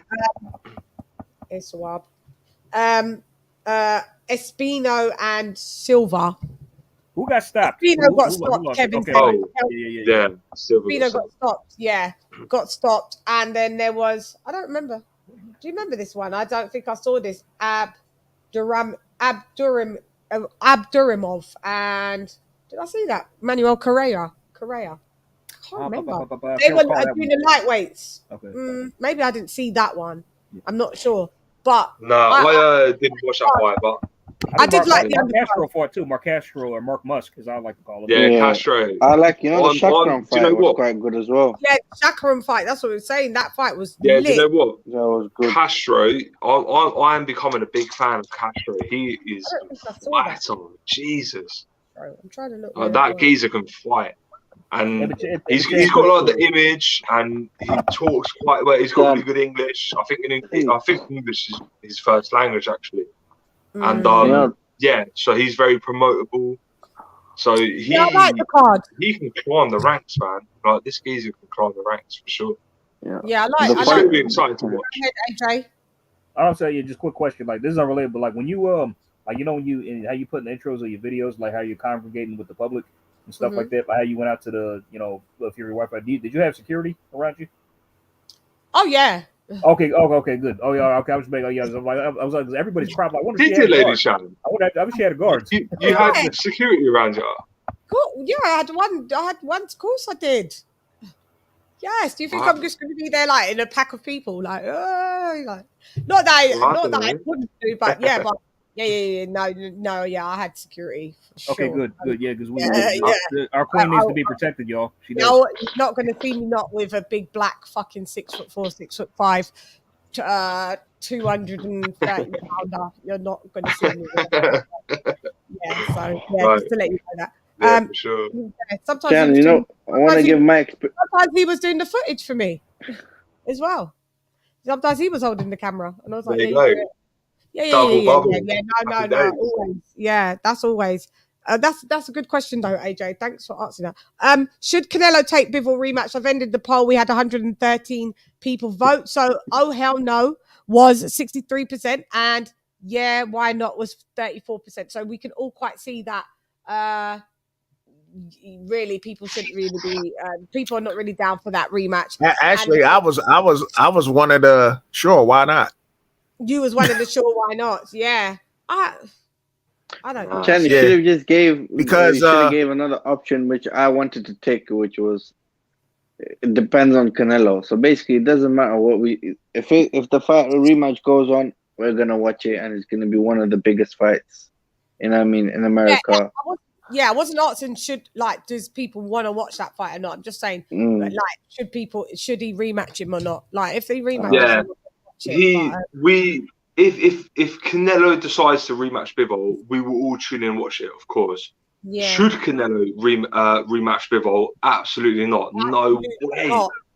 There wasn't even. That's where I was coming There from. wasn't even like a second of that fight where I thought Canelo had the upper hand. Round one. I Let me feel tell like you. I think Round one. Yeah. Round one, I gave it, and even still, when they looked on CompuBox, fucking Bivol. Yeah, had I definitely ain't give him round one. I gave I gave Canelo him round round one. 2 and round 9. I gave him round one Ooh. because he's the one that exerted the front foot effective aggression. He hit Bivol with some good body shots. Left hook to the body, Yeah. right hook to the body a few times, and I just thought, okay, cool, that's how you're coming out. But I'll give you my fight score. It was. Could I get mine after you? I had it. Yeah, I had it. 117, 111. So Bivol. So I gave Canelo round 1, 4, and 9. That was it. Okay. all I can Wow. Yeah, I gave him. Yeah. I gave I him. agree. I gave Canelo rounds 1, 3, 6, and 9. That was all.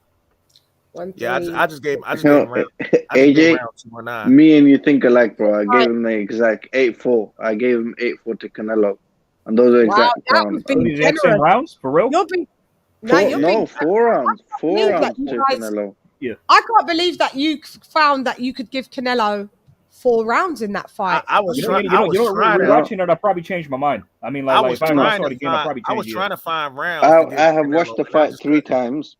I watched the fight 3 times. So basically, what happened that night? I was awake till I had a long 12-hour shift in my shop, and then I came home. I had like an hour nap. Yeah, I had an hour nap, and then I woke up. I was watching the whole thing. I watched the whole undercut. As they were coming into the ring, I put my head down. I was like, let me just close my eyes for a bit until the anthems and that bullshit finishes. And then I was on Jules live, and you can just hear me snoring. Yeah. We can hear me snoring on the thing, and then Jules goes, "Who's that snoring?" He goes, "Oh, that's so hard. We knocked out." And then he put me on mute. Jules' panel one time the other day. You guys were just talking for mad long. It was like it was in the morning. Mad Yeah, long. he's good. And You put yourself on mute at least. I didn't. and I laid back on my bed, and then I woke up, and Like it was that. like hours later. Yeah, Hours I later. woke up. He said, Just "Chad, did you fall asleep?" imagine. Yeah, he goes, "I thought so." Did anyone try- Imagine I woke up literally as the fight thing was getting announced. So I was like, oh, that's lucky. And then I see Bivol won. I was like, oh, woo, woo. I got shocked. I was like, okay, Bivol won. Because I was expecting What's this? I was 100% focused on the fight. This is can you hear me? This is Clemus now talking about But check this out. It's not gonna happen. Listen to this. Get started. Import.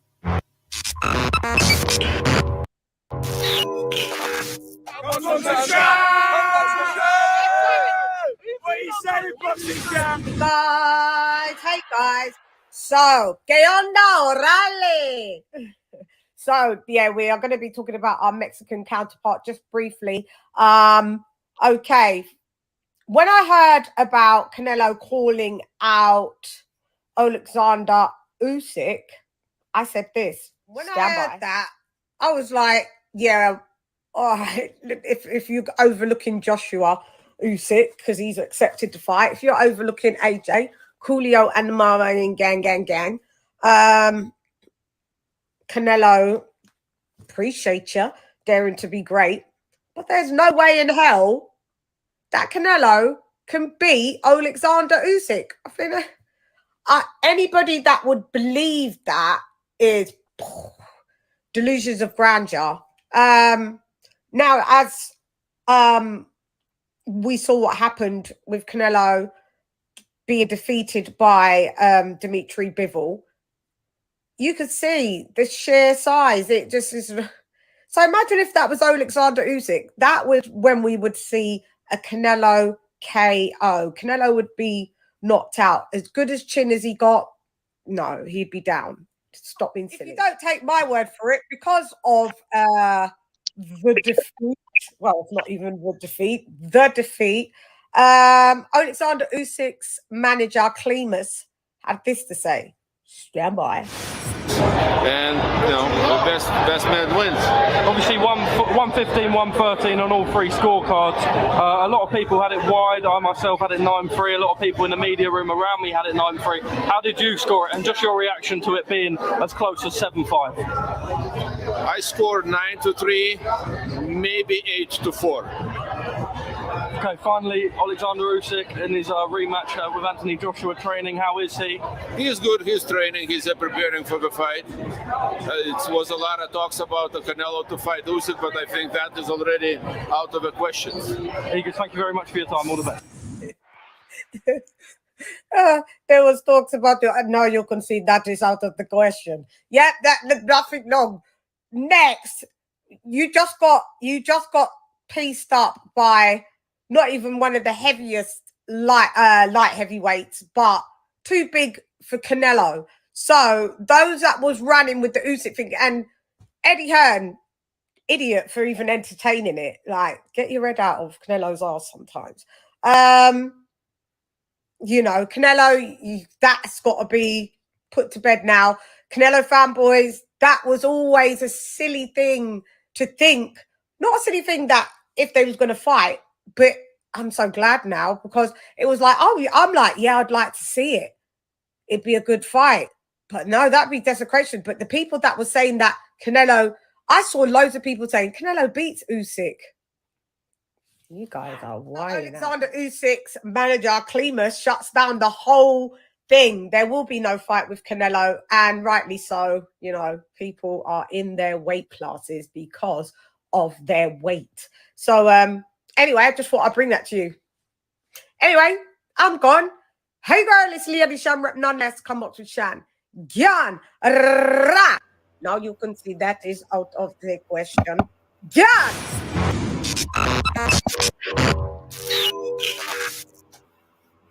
Hey guys, you know what fight I want to see? That fight's off. That fight that he accepted is no longer happening. Go ahead. Yeah. I would say, but guys, you know what fight I want to see? Maybe Lomachenko should go all the way up to welterweight and fight Terrence Crawford. How do you think that'll work? That'd be awesome. Huh? Who? Terrence Crawford. Hey, hi Paul. You gonna be on for? Yeah, you're gonna be on for a minute. I'll be right back. It depends how long. I probably maybe wrap it up in about 20 minutes, to be honest. Okay, I gotta run to the store with my brother. Okie dokes. All right. Okay. All right, Queen. All right. Bye. All right. Okay. Bye, guys. All right. Bye. Bye, later, Lisa. Bye. Yeah, you So, guys. Sorry, LadyChann. My bad. Go ahead, AJ. I don't know. I was gonna say like, but you guys want to see that Lomachenko should go up to welterweight and fight Terrence Crawford. That'd be awesome. No, Lomachenko can't fight.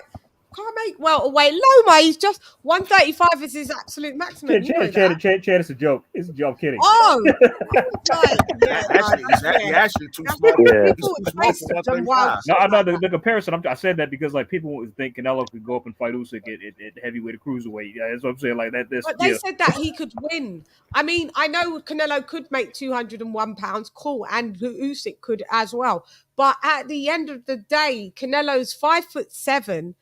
201 pound ain't gonna do good for him. And Alexander Usyk is 6'3", maybe 4, and 201 pound. He beat the shit out of Canelo. Why is people thinking that Canelo would beat him? Delusional. Just they don't know shit about boxing. They don't know shit about boxing. That's why, Chan. The thing about Usyk and Bivol is like they're very agile and nimble for their size. You know what I mean? They can move like much smaller men. You know what I'm saying? You know, Canelo's the catch weight king anyway. He's the catch weight king, but he didn't do a catch weight this time. I bet he wishes that he did. Bivol actually offered to do a catch weight for this fight. He offered to come down to 68, and Canelo was like, no, and we don't need to do a no rehydration clause either. So you get what you asked for. And we can't, like, listen, the dude dead, like, I'm sick of the term as well. TJ in the buildings, and he said, Dare to be great. I'm here. Yeah, dare to be great. I'm sick of the term. That shit get on my nerves. Yeah, it's getting on my nerves as well. Bold is getting on my fucking nerves. But let's change the term. Let's make a group terminology change. He wanted to test his boundaries. Test the waters. I guess. Test the waters. Test the waters. Test the waters. Yeah. He wanted to test the waters, and it was muy frío para él. Yeah, like after this. Yeah. So Chad after this, go on. So Chad is out earlier today. That's why I put in that group chat. I was like, man, Ness and Maestro getting on my goddamn nerves, man. These dudes were deflecting and everything. Like it was good that the callers was calling in and they was giving Ness that work. What are they saying? Were they giving him that work? What are they saying? Because they was what like, was they? Like, what was them two idiots saying? First. So every time somebody call in, right, they'll make their point. You know, Maestro, he just likes to talk. All he does is chat. Like just like cut everybody else. Whole frequency, yeah. So a lot of people start calling in and start going at him. You know what I'm saying? Like that show was kind of lit because they was going at Ness and Maestro. They was calling them. Somebody called him my deep throat and everything. It was just crazy. Why? What was I only watched them once. What was they saying? Why was people going at them? What was their point of view? Because they was like, because Ness started off with the how about Terrence Crawford move up to 175 pounds and do that? I'm like, damn, dude, like all because Canelo lost, like y'all doing some deflection and shit.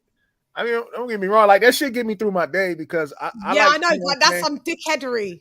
That's dickheadery.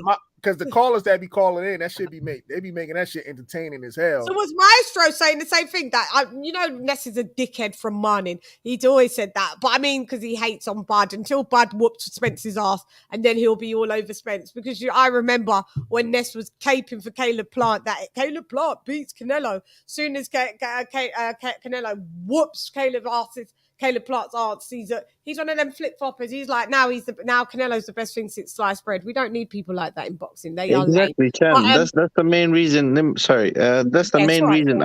I watched them. Maybe I watched one live, and then the way they were just talking back and forth, like it just didn't make sense. And I've never listened to them ever again. They just clowns to me. It doesn't make sense, and that's why I don't like to listen to these kind of people. They got views, they got subs, but they don't make no fucking sense. And it's very toxic and it don't make sense. Yeah, it's not the right. Maestro's saying the same thing. Maestro, I see his shorts sometimes on YouTube Shorts. You know when I flick through.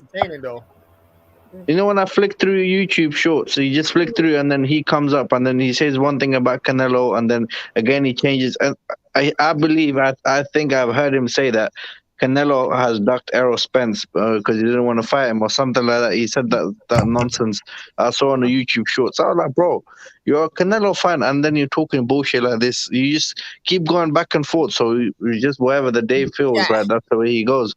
So I don't think you should listen to these kind of people. The people that have subscribed to him, I feel sorry for them because they're getting some bad information. A load of bollocks. But the shit, I ain't gonna lie. What was Maestro saying, Bold? What was his view? He was just pretty much saying the same shit as Ness. You know what I'm saying? Like I said, I like I love the back. No, it gets you through your day. Yeah. Yeah, because it's entertaining as hell. And the back, the people that call in. What were they saying? They be going at them, man. They be like, yo, man, how you gonna use this Canelo dare to be great nonsense? Y'all said Canelo was gonna knock Bivol ass out. All of a sudden he lose. Now Bivol's too big for Canelo. Canelo dared to be great. We got one. Canelo, that shit was funny as hell. But that's why I like because the shit is entertaining. The shit get me through my day. You know what I'm saying? Yeah. Wagwan, Gaza girl, LadyChann, Wagwan goody. Make sure you spell my name with 2 N's. You see me, daddy? LadyChann, yeah? But walk on, everything cool, everything. And then you know what's so crazy too? Is that you had a lot of Canelo fans was backing up Ness and everything. Oh, y'all doing a great job. Oh, Maestro, you the best. You giving it to them guys. Like that's what they were saying. Like it was drones. You know that look, hang on. We've got someone else that's coming on the panel. Okay, let me just read this comment before we get this, because I know where this conversation is going to swing. To the left. This guy's a clown anyways. Those TBV callers were trash. They were trying to say that Bud is #1 pound for pound. Oh yeah, we are still got stuff to talk about because that was what was in my thing. So for me, Bud Crawford, and then I'm going to introduce the other person onto the panel. Bud Crawford for me, guys, is #1 pound for pound now of this loss. Y'all don't disagree with that. Not at all. So now the pound for pound I agree with. Why disagree with that? Come back. Who was it? Where did he go? Who was it? Who was backstage? No, we'll see if he comes back. If he doesn't come back, I'll hear he is. In the building, Mr. Man down. Ben Israel. What up, though, Ben? Here we go, man down, strap season in the building. Strap on season. What is he, a Spence fan? Hey, shalom, Lady Chan. Shalom to the panel. Shalom What's to up? the Queen and First Lady Jamaica. Jamaica #1. In the Motherfucking building. princess. And the UK. How you doing, Israel. Lady Chan? How you doing, Ben Israel? What up, Man. though? Like, long time no see, long time no hear. Hope you are good and Man, hope I you want are to in good health. first apologize. Where did you go? There you go. You went out. I can't hear you. Go ahead. Go again, Ben. I agree. He makes fascinating points. I agree with him though. He makes fascinating points. Ben, we can't hear you. Oh, he dropped out. He's probably got Probably got bad service. man down problems. Yeah. What is he? What is he? A Spence fan? Oh, he's a Spence fan. He's a Spence fan. Oh shit! Here we go. Okay. So King KO is also Oh yeah, you're listening, sis. You can jump back on when if we're still on. I forgot that I didn't cover another topic, so I've got another topic about Bud being pound for pound #1. My bad. I'm so glad that you guys actually. If I didn't see Ben Israel come on, I would have forgotten that was the fucking bit of the topic as well. Here's Ben. Ben is back. Ben, sort out your man down internet. Your internet is down, son. Ben. It's always bad whenever Ben. Chen, can I just say, Yeah, go I ahead. believe the only pound for pound list that I heartily agree with is Rings. Ring IQ's pound for pound list. The rest don't make sense. What was his one? I think I agree with his as well. My one, can I just tell you what my one is? Because I had to adopt what Julius had said about if you beat a pound for pound fighter, then you should be on the list somewhere. And I've always kept it that pound for pound for me means that unless you've been a champ in 2 different weight classes or multiple weight classes, I don't necessarily put you on the pound for pound list. But so what I've done is I've tried to adapt. So I've got Bud Crawford as #1 pound for pound. Then I have Alexander Usyk #2 pound for pound. Mhm. Then I have In a way. Then I have Dimitri Bivol as #3 because he's Wow. Wow. losing at #3 pound for pound. Then I have Canelo Alvarez.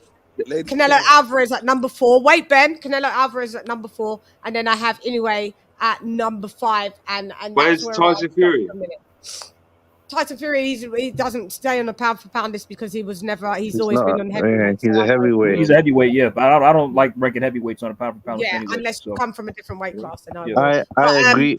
I believe on the pound for pound list, my pound for pound it will be. I'm just gonna say the top 4. It's gonna be what's it called?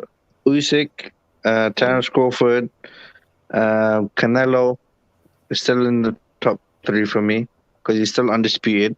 So go again, Suab, because you're cutting out. You're choppy. So go again. #1. #1 is Alexander Usyk. #2 is Terence Crawford. #3 is Canelo. I still got Canelo because he's still undisputed. He didn't get beaten his weight. And #4 will be Inoue, and #5 is going to be Bivol. Got you. Understood. Ben, you keep dropping off this man down business. You are really man, and you are down. Oh God. The main reason why I got currently Usyk above Terence Crawford is because obviously he's undisputed at cruiserweight, and he came and he beat. He has more belts. He has more belts than Terence Crawford. He has beat. Some say the top 2. I think I put Joshua the second best heavyweight currently, and he's gonna go into the rematch. Mate. So that's the main reason why I got him there. Terence Crawford. The manner of which Usyk defeated Joshua was so impressive. Yeah, and they were all on other people's backyard, so that's the other reason. Spence and Bivol wouldn't qualify. I don't put Spence. Well, Spence is not on my pound for pound list. Yeah. Nothing. Yeah, he's only fought in one weight class. I don't like ranking fighters who's only fought in one weight. So yeah. But I could put Bivol on because Bivol's beat a pound for pound, so we're going to have to start Yeah, or but So are you kind of going by Ring IQ? the way you people don't go. have to, but yeah, I think So Shannon, are you kind of going by like Ring IQ's rules because he beat what the pound for Julius pound? is, What he was because saying, when I yes, spoken to Julius, I was like, yeah, I get, because otherwise, if you beat a top pound for pounder, you're never going to get the recognition. Like that pound for pound guy is always going to be the pound for pound guy. But what do you get for dethroning that pound for pound guy in your own weight class? You Yeah, it must be makes able sense. to. That's why I got him at number 5 and not 10 like Julius. Julius got him at 10. I don't no, I don't typically put it go out. by the like those rules because it almost seems like it's like recency bias.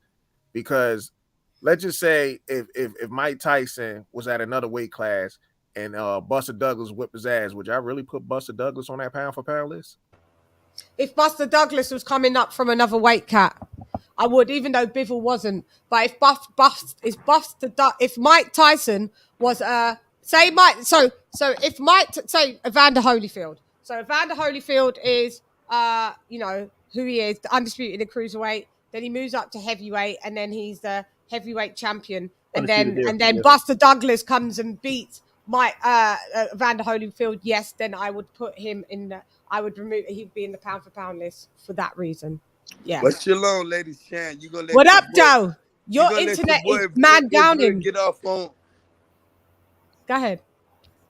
I'm saying though, what you want to address, LadyChann? Okay, I want to address the Jamaican Queen and the UK Princess, bro. Yeah. What you want to talk about, Queen? What we want to talk about. So, what did you think, Ben, about this Canelo? We'll get to the Bud Crawford Euro bum. What do you think about the Euro bum statement and Canelo being beaten? I'm talking to the Jamaican Princess and the UK Queen. What you say, LadyChann? Well, what do you think about the fight with Canelo getting beaten by what some of you guys call a Euro bum? I ain't gonna call him no Euro bum, but I'm gonna tell you he got his ass whooped, LadyChann. And you know that you saw it plain as yourself. You was reporting the same shit. Mm-hmm.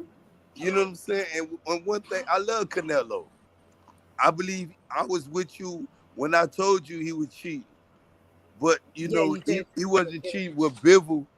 I'm not going to sit here and badger Canelo. He went in as Imano. Mm-hmm. He just got his ass kicked. But one thing I'm going to tell you, if he would have let Earl Smith go in that fight, he would have got his ass knocked out. I know you don't want me to talk about EJ. I do. I don't mind. No, who would have got knocked out? Who would have got knocked out? No, Ben. We could talk about EJ because it kind of correlates. Because the reason why we're going to talk probably about EJ is because I've put Bud now over Canelo on my pound for pound list because of he's been beat. So therefore, people debate is Errol Spence on there and stuff like that. LadyChann, I heard your pound for pound list, and you ain't have EJ the top 3. Because he's not pound for pound. He's not top 3. He's not top 3. What are you talking about? He's not top 3. All y'all that smoke, please let me be respectful to my queen and first lady, LadyChann. Please. And I'm talking to her. She can defend herself. One thing I promise y'all, LadyChann will smoke all you motherfuckers on this panel, bro. She can defend herself. And I'm asking Ben's been rocking with me from day one. Ben used to come on when I first started. LadyChann, when I go back over there across the pond, I'm going to tell my homeboys how LadyChann feel, bro. You already know my energy don't change. But I'm asking we know. You again, LadyChann. Yeah. Let's move the goalposts a minute, though. Okay. What about your homeboy Anthony Joshua and Yusuf? You say Yusuf is a pound for pound. You had him on your pound for pound. But no, Anthony Joshua not on my But what if Anthony Joshua would knock his ass out and get his belt back? Would that make, hold up, I'm finna give you something. I'm finna move the goalposts again, LadyChann. Good idea. Good question. What would that make Anthony Joshua? He become a 3 times heavyweight unified champion. Would that make him an all-time? I want you to listen what I just asked you, LadyChann. Mm-hmm. 3 times. 3 times? Great. Would that make him the Hall of Fame in your perspective? Yes. Hall of Famer. It makes him... I feel that AJ, I don't know if he'd be first ballot, but I think he'd be like second ballot Hall of Famer, even if he... It's debatable. even if he retired now, I think he could possibly still be in the Hall of Fame. I would think he would be, because he's had 9 consistent title defenses, 2-time heavyweight champion of the world. And what he doesn't brag about, he's been lineal champ as well. Lineal champ as well. And and with the resume of what was available in front of him, he beat them and dethroned 4 back-to-back undefeated heavyweight champions. So I'd have to say yes. Plus a golden Olympian as well. So I would probably say yes, he would be qualified for a Hall of Famer. Not sure first ballot, maybe second ballot. Whose headphones is that? Only if he beats Tyson Fury, he's gonna be pound for he's gonna be all-time great in the Hall of Fame. No, I don't think he. Hey, Lady Chan. Uh, Hey, Queen, Lady Chan, give me a minute with you for 5 minutes, all right? Okay. And I got something special for you. Just give me 5 God. minutes. I need to make a call. Okay. Okay. The brother said Errol Spence in the top 3. And did he say Errol Spence is gonna knock out Canelo, or did he say Canelo is gonna knock out Errol Spence? Man, you know you can't tell them damn Earl Spence fans nothing, man. They just make up some shit. Yeah, Wow. You just gotta let them ride with it. I want some whatever he's smoking, man. Like for real, like for real. Like seriously, like all Earl Spence fans. Strap on season. God, you know what I'm saying? Errol Spence fans go hard for him. I can't wait till this Crawford fight. I can't wait till this Crawford What fight. type of hard? I can't wait. I can't wait till this Crawford fight, y'all. I really can't wait. Just to get it out of the way. Yeah, man. Like this has to happen this year, yeah. So then they could go away and we can hear all the excuses, and then they could act like they were rooting for Bud the whole time and the usual. You know what I mean? They'll blame the car accident. Yep, of course. They'll say this fight with Ugas took something from him. He wasn't 100% in that and all that. So yeah. Even though they won't say that, I'm giving you tomorrow's news. Like Mal says, I'm giving you tomorrow's news today. Yeah, we already know what's going to be said. For sure. Errol Spence will never be in the Hall of Fame. Never with that. Bud will get in before he will. He won't, would he? Bud will get in before he will. He won't be in the Hall of Fame, would he? Would Terrence he Crawford not? will be in there before him. No, he might. You know, guys, he might be in the Hall of Fame because plus he was an Olympian. He really didn't do nothing in the Olympics. He's been a 3-time. He could be. Yeah, being an Olympian doesn't qualify you for the Hall of Fame in professional. No, I know, but it's also like the run of play and the body of work. He could though. I mean, I wouldn't be shocked if they inducted him. Yeah, do the marketing reasonings. That's the I wouldn't be shocked. Yeah, I wouldn't be shocked. I'm not saying that. I mean, I say if he does manage to beat Terrence Crawford, then I say that's a credible argument from the beginning because he'd be undisputed at welter. Yeah, so but they basically try to age Crawford out. They did. It's not going to work though. That's what they're trying to do, but it's not going to work because Crawford has very. The funny he got aged out himself. He got aged out himself. So do you put Bud Crawford? So let's hear everybody else's pound for pound list. Bold, what's your pound for pound list? Is top 5, top 10? My number one guy never changed from the jump. I had Crawford number 1 regardless. Mm-hmm. I still have Canelo as number 2, and I don't even like Canelo because Canelo does have a deep body of work. I still kept him at number 2. I got Usyk at number 3. I got Inoue at number 4. And I'm trying to remember what I had. Bivol? Nah, I don't have him up there. I surprisingly, I still have the Scottish dude. I forgot his damn name. Josh Taylor. Yeah. Surprisingly, I still have him. Okay, you got him as pound. Yeah, I get it. I get it. All right, great. What have you got any more? You've got 5. I'm like 5 as well. Yeah. You said top 5, right? Yeah. If you got more that like if you got top 10. I have to sit down and like really write it down. Yeah, me too. I got Josh Taylor in there. If you say it in top 10, I got Jamel Charlo. Who else? Have you got Bivol in there, Suave? Yeah, I said he's in number 5. I put him. I give him number 5. I wouldn't give him top 3 because, like I said, recency bias. Because he dethroned. If he goes in there, he dethroned. That's number 1 or number 2. So that's why I put him so high. Like, if you've dethroned number 2, then that means you take number 2's place. Exactly. Like you said, you should give some credit for him dethroning the pound for pound number 1 He in hasn't some been beat people's for books. 9 years. Yeah, he has 61 fights nine I think defensive. 57. Hey, Now but he's got Lady 57. Chann, Now his record is 57-3-2. Come can I on. apologize to you, Lady Chann? Yeah, no, it's fine, Ben. I want to apologize to the dude in the chat because I've been having problems. People keep calling me, and they wondering about you, Lady Chann. Why? What happened? Who? What happened? What did I do? No, you not doing. You doing your job, Lady Chann. Hell Okay. wrong with you. And I want to ask you your questions. Mhm. You know, a lot of people question about the Yusuf. They You connect sick, Ben. the- You sick. Not Yusuf. You sick. It is. It's you sick. Go on. It's the Israeli in him. Don't Hey, worry. bro. You Yeah. heard what he said? It's the Israeli in him. Sick. Hey, Lady Chann, I'm having a problem reading off this little paper, right? Okay. But go ahead. Give me a chance, right? Mm-hmm. And one thing I want you to know, first off, I want to apologize to you for not showing up on the Queen and First Lady platform. I know you disappeared for No, days. I apologize. As a man, I don't know none of these dudes on your platform. But I'm going to apologize to the Queen. And shout out to my girl, Lisa Bells, in the chat. In the building. Lisa might come back on the pattern. You know I was saying the building. Yeah. Even with Lisa Bell, though, it's a lot of stuff. Lady Chann, I'm finna put my number in the private chat. Okay. And there's a lot of dudes be sitting up here. I don't give a fuck about that, Lady Chann. And you got ask H Money, you got ask Mark Nash, you got Blue Blood. All of them know my number, Lady Chann. But I want you to know my number. And every time you go live, I want you to call me, though. To hit you and call you. And I'll be having some people around me that I want you to talk to. Okay. I'm taking your number down now, Ben. Thank you.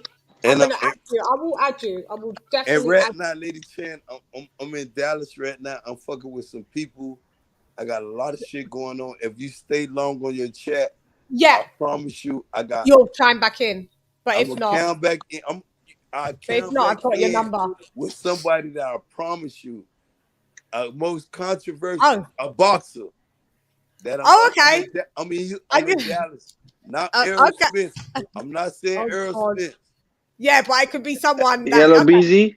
No, fuck you talking about, bro. Who this is, man? It's my British compadre Swab in the building.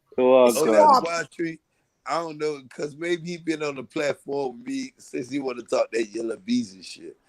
But one thing, Lady Chann, give me Money playing, bro. Money playing. Don't take it to heart, bro. Man, this man down today, tomorrow, and forever. Is it man down? Strap season. Strap on season. And guess what? Lady Chann, Bud Crawford said he was trying to sell that belt last year. What did he say? He said he wanted to sell it. Bob Aaron said he was fucking up the money. But guess what? He want that money. Oh, Lord. He want that belt. Hey, we ready to pay for that shit, and we gonna beat his ass. The Bone Doctor is looking for him, Lady Chann. Oh man. Robert gonna smash his bones. Yeah, you know what's so crazy, right? Picking up. You know. As soon as he said Blue Blood, you already know where he get his narrative from. Exactly. Ben's been a long time person with my show. Actually, he just hasn't been here for a long time. When I first started doing this boxing show, Ben was one of the guys that was always on my panel. Always came and supported me. Yes, he always liked Spence, and I always liked Bud. And he was Wilder, and I was AJ, but we always still rocked. It was always just the same. We just knew it was your fight against my. It's been like that. But then hadn't seen Ben for quite a while, and then I seen him, and sometimes just recently in other on panels. He was probably ashamed Wilder lost in that. Yeah, he couldn't show his face. Yeah, and then when you say Ben Adams, Queen Lady Chann, you should get Counterpunch Boxing on the panel. That dude, he's been on here a million times, Ben, and I will. And I was thinking about getting Kurt on and asking him anyway, so I will. I speak to Kurt quite. By the way, Chann, regularly, can I ask you something? Can I ask you something real quick? Yep. Do me a favor. After the Crawford Spence fight, be sure to check on that guy. Give him a call. I'm sure he'll be going through a hard time. After Wilder lost, was it after Wilder lost, Ben? You kind of you disappeared. You disappeared. Check him in Jerusalem. It's gonna be the same thing after Spence. When Spence get that ass whooping. I think he was a bit. Bye. I was on the show. I was on a show with him and a couple of other Earl Spence fans. Like, they're crazy. Oh, they're crazy. I recorded the clip. What was they saying? Well, I recorded the clip on my. I put the video on my channel. Oh yeah, I saw it. You said Bud whoop his ass. I don't want to hear no excuses, right? Yeah. Oh my God! The craziest thing just happened. What? Okay? We driving to the store, coming back. Yeah. And this kid out of nowhere just ran. He was like so many seconds off of getting killed. Oh. I mean, he just came out of nowhere. You know how they just run out? Yeah, you know how they just run out and they don't have no light clothes on. It's dark. And them reflexes ain't no joke, boy. Yeah. Well, yeah, I know. Happened to Lisa, I've had one of those close experiences. When I was like 16, 17, I had one of them, them racing bikes. I used to take it from, say, Wembley to Greenford, about 5 miles, and I was just going ham. Saying it Wembley to Greenford, like Lisa knows where that is. I'm just saying, I'm getting like 4 or 5 miles away. I used to cycle there, and then one car coming out of nowhere. Literally, if he didn't brake, I would have been. I don't think I'd be on this panel. Put it that way. You'd have been on that panel, on the front panel, on the bumper. Wow. You know what I mean? I'm doing another poll. Yeah. Go ahead, Luke. How long? No, I just said thank God for reflexes. Just thank God for God.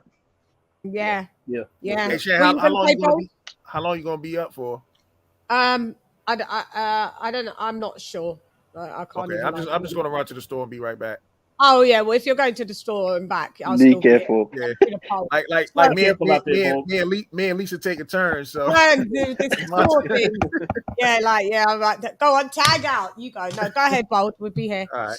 I'm gonna do my poll is Bud Crawford #1 pound for pound since the Canelo defeat? Yes or no?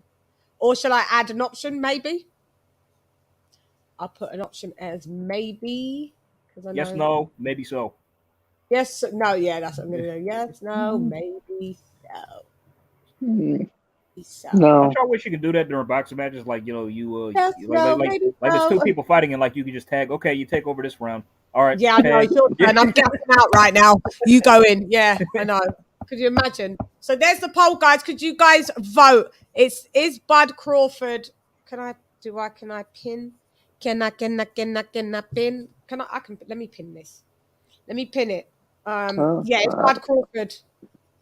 What do you guys think? So it's not on Sawad. 50-50. Maybe.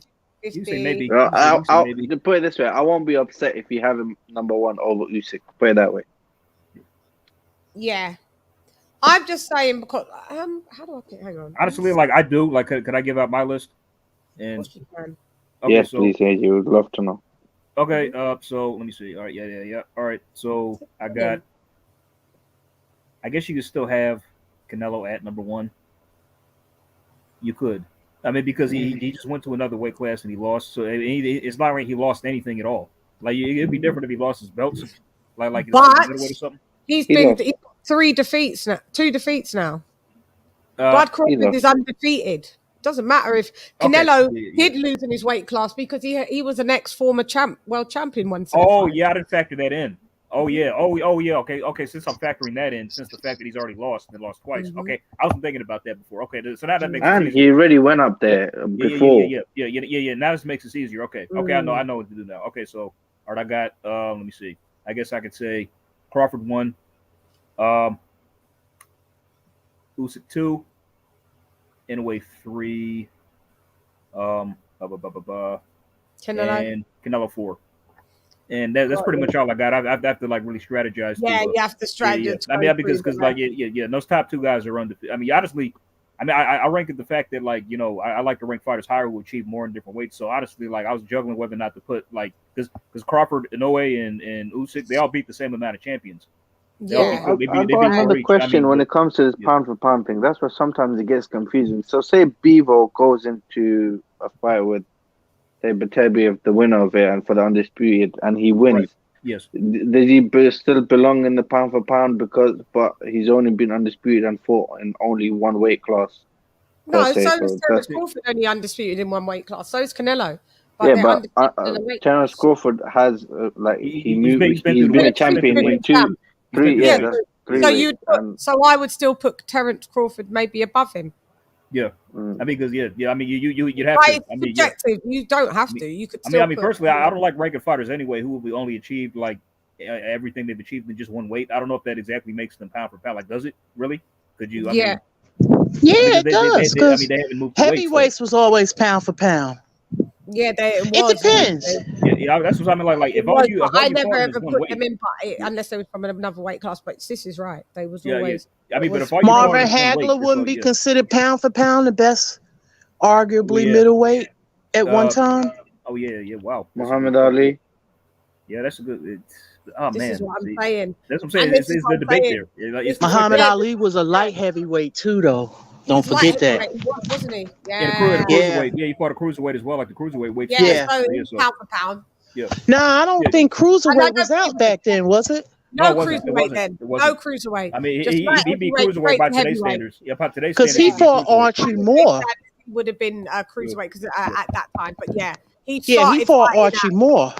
Yeah, by the time he was heavyweight, I think he went from 175 to like 215. I think he turned pro in like 180 in the late 180s. That's what his weight was at when he turned pro. Because his gold medal is for light heavyweight, right? Am I correct? Yeah, you're right. That's correct. Yeah, he was a light heavyweight when he was in the Olympics. Yeah, so this is what I'm saying. So, Pimp my sniper, are you there in the building? You still there? Haplotype taught me that. That's why I kind of know. Yeah, Haplo. Shouts out to Hap. Where are you, Hap? Pimp my sniper. What is your pound for pound list? Pound for pound list? Oh wow. Do you have one? If you don't have one, it's cool. Do you like? Because not everyone does a pound for pound list, you know. Now, do you know what? I don't have a pound for pound list, but off the top of my head, I think Usyk, Fury, actually no, Usyk, Canelo, Fury, Joshua, Crawford, Spence. Hey, oi, who's last? Sorry, bro. That's the one. Sorry, bro. I get it. Though. I get it. I get it. But I get where you're coming from. But you're going to have to really structure in your mind what a pound for pound list is, and then you'll be able to pick properly of who you're talking about. Not saying that those people will be in it. I honestly think that Usyk is the pound for pound number one at this moment because he went up in an entire weight division. He didn't just go up from like middleweight to welterweight, whatever, or welterweight. He went up from cruiser to heavyweight and dethroned the most destructive heavyweight of this entire generation. And that's why I put Usyk at number one. I got you. I agree with you. And this just shows, bro, you're a big heavyweight like fan than compared to any other. Nah, sport. not really, bro. Nah, fan, do you know what? It's not even that's not even it. But that's no problem with that, even if you are. Yeah, exactly. Because that's like Kurt. He loves the heavyweights. He focuses on the Oh, heavyweights. well, I love the heavyweights. I really enjoyed the Zile Zhang fight. He just knocked him out, came in big, aggressive. 1 round. Wow. Yeah, but you that guy can't must compare be so Zhang terrible. to Usyk, though, can you? Do you know what I mean? Zhang is a D- heavyweight. Like that guy Exactly. that guy never been stopped before. That's what they were saying. Who? That guy? That guy he starched in 1 round. Dude. Zhang is he's like slower than molasses. No. I mean, we all know Hergovic would have beat the shit out of him. I know that. I mean, He would have got. Yeah, but would he though? It never happened. I Yeah, because think Ergovic he is would've. it's like he just doesn't catch a break, bless him, because Yeah, man, everything it's like that he's he's got all tried. these people ducking Yeah. him now. Pops his past, He's and it's tried like, man, this. I everything. mean, what a bad man. What is man? This guy's just having Yeah, bad he's luck all tried over the everything, place, man. and it's just not really happening, Yeah. is it? Either I way. would, Poor guy, man. me personally, I would put Josh Taylor ahead of Inoue, and the reason why he has fought better competition. Set aside that last fight. See, pound for pound. Like, would Josh Taylor be in my pound for pound list? Yeah, definitely. He'd be in my top 10. Yeah. Pound for pound. He Top he 10. lost against Carroll. He Not lost No, against him. I I'm sorry. said set aside the last fight. But still, he's undefeated and he's Still, undisputed. we all know we should have lost that fight, but still, officially he Yeah, won. but he's So yeah. still On undisputed. paper, that's all that matters. Yeah, And he's still undefeated and undisputed. Pound for listen, pound. on that note, Chan, I appreciate you. Thank you very much for having me on. I need to wake up. Probably it's just hard. I need a holiday. I need to go to Dubai again, man. Been working too hard, dealing with 3 businesses. Appreciate you, bro. Man, I need to go. Yeah, Thank you so much. Time out. I'm here whenever you want anyway, Swab. Thank you for coming. you and so much. Swab, you ain't Cheers, going to everyone. bed because if Julius go live, you're gonna be right on there. Nah, trust me. No. Lisa, that's not the case. AJ Shan, I gotta go. Listen, I saw he was live yesterday and AJ I on was there, awake. Listen, he was Oh, live okay. yesterday. I was awake, but I didn't get on. I went straight Oh, to sleep okay. because You just watch. me. I just watch you guys a lot. I watch Listen, you. me making paper is more important than boxing. When I get time for boxing, and I mean, I'm dealing with 3 businesses. It's quite hard. I got It's tough. So I got gotta you, go. Swab. I need to be up at 7 a.m. I only probably sleep Yeah. about 2-3 hours a day, anyways. Oh my God! Yeah, you gotta get your rest. You know what I mean? Thank you. Cheers, Swab, AJ, always a everyone, pleasure. Lisa, bro. Thank you so much. Always a pleasure. So that was Sawab in the building. Sawab boxing. Yeah. So PKO, you said Bud doesn't have one elite win. Canelo's best win is Triple G. Usyk's best win is AJ. Bud, just not there. I think Gamboa was an excellent win. I'm not saying I don't know if that's his best. Gamboa was undefeated. He was undefeated when Crawford fought him. Yeah. He's undefeated. But nobody wants to talk about that. So Gamboa was a pound for pound fighter too. So Yeah, I mean, pound you for know, pound he was. I mean, but that was at that I was third time. weight class. Yeah, so Yeah. Gamboa was a good Yeah, fighter. but the thing with Usyk, right? Is because of the promotional company that he signed with. So the great fights just weren't available to him. To be honest, I'm not making any excuses. He decided to sign there, but I'm just saying I think that's the reason why his resume in 147 is lackluster. I wouldn't say anything. best win is else. Sean Porter. I'll say that though. I think so. Sean Porter is the best one in 147 for sure, and he stopped everybody. And he's on a nine fight KO streak. Yeah. So When's guys, the last time a fighter his went the distance, like what 5-6 years ago. So Wait, Cat. They usually go the distance. They're usually distance fighters. He's bringing excitement. He's like a heavyweight within the 147. I mean, Crawford is knocking out. He's knocking out undefeated fighters and stopping people who have never been stopped before. Yeah, he's knocking people out. You know, so you gotta give guys. You gotta give whether you're man down strap season or you're not. You just gotta give. Like Terence Crawford is my favorite boxer, and Anthony Joshua. But you know, we still got to, like, it's not. You tell the truth, like, and you got to give credit where it's due. And if it's not due to some people, it's not was due. Sean Porter not an elite win? Was Sean Porter not an elite win? I think it was. Yeah. When he fought Victor Postal, that was a good win. That was a good win. Undefeated as Who well. won the Kavalaskas? That was a good win. That was a good win. When he fought Julius what's the Ndongo. guy's name? Julius Ndongo. Undefeated. That was undefeated. And that was fighter when as well. Ndongo was a beast. Unified Not the one that champion. we got now, but yeah, he was a beast. He was a beast then. Yeah, Julian Ndongo was a beast. So that was a good win. And he's undisputed. All those Ricky Burns. All those wins were elite. All those wins were elite. And he's 3 division world champ. So like you can't King K. What did Swab say? King KO, before I go, you don't know shit about boxing. 3-weight world champion and undisputed at 140. Yep, that's right. Yeah, So I kind kind of of get what he's saying to some degree because he's saying he doesn't have a signature win. That's basically what he's saying. Oh yeah, I mean like a career defining. Or like win, a right? classic career Right, defining. signature. Yeah. So I do think get what he's that's saying. Why can't Sean Porter be that? I thought it So was. far, I thought it was. He made a statement in that fight. He became the first to stop him and send him Stop into him retirement. first. Yeah. Right. Yeah, you got to give the dude that. Sorry. And everybody that tries to take that away is just like, yeah, but you know, the fight shouldn't have been stopped. They should have kept it going. Yeah, the fight shouldn't have been stopped. It should have kept going. Yada yada, blah blah blah. So Yeah, you know, these people will be judged later on. Champ. He is lineal Yeah. champ. 2-time lineal. Yeah, he is. Yeah, after their careers is over, then we'll see where they're etched at in history. I mean, why AJ never sang about being lineal. He was lineal as well. Yeah. He never cared about it. It was only Fury came. Oh, your bum dosses, I'm lineal. Yeah, but people when they don't have belts, they talk about how much lineal they are, and as soon as they get a belt, you don't hear them talk about how much like they're lineal too much. I noticed that. And also, The only fighters that ever talked about lineal, from what I remember, was more so the heavyweights. Yeah, I don't know, but it's something with that. But in the other weight classes, you don't hear it as much. Yeah, for some reason. Yeah, I was just about to say that. Porter is a B-class fighter. You only hear that in the heavyweight division. Yeah, I've never heard this whole like lineal thing in any of our weight division other than the heavyweight division. So, right. True. It's more pronounced over there. Another thing, did you notice that I noticed, I know this is just a thing, but I noticed that when Canelo got beat, he stopped speaking English. Oh God. Oh yeah, I saw that. Yeah.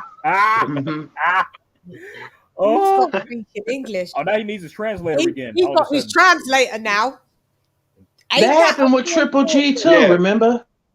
He stopped speaking English, but at least then he wasn't. We thought he wasn't that good at English as he is now.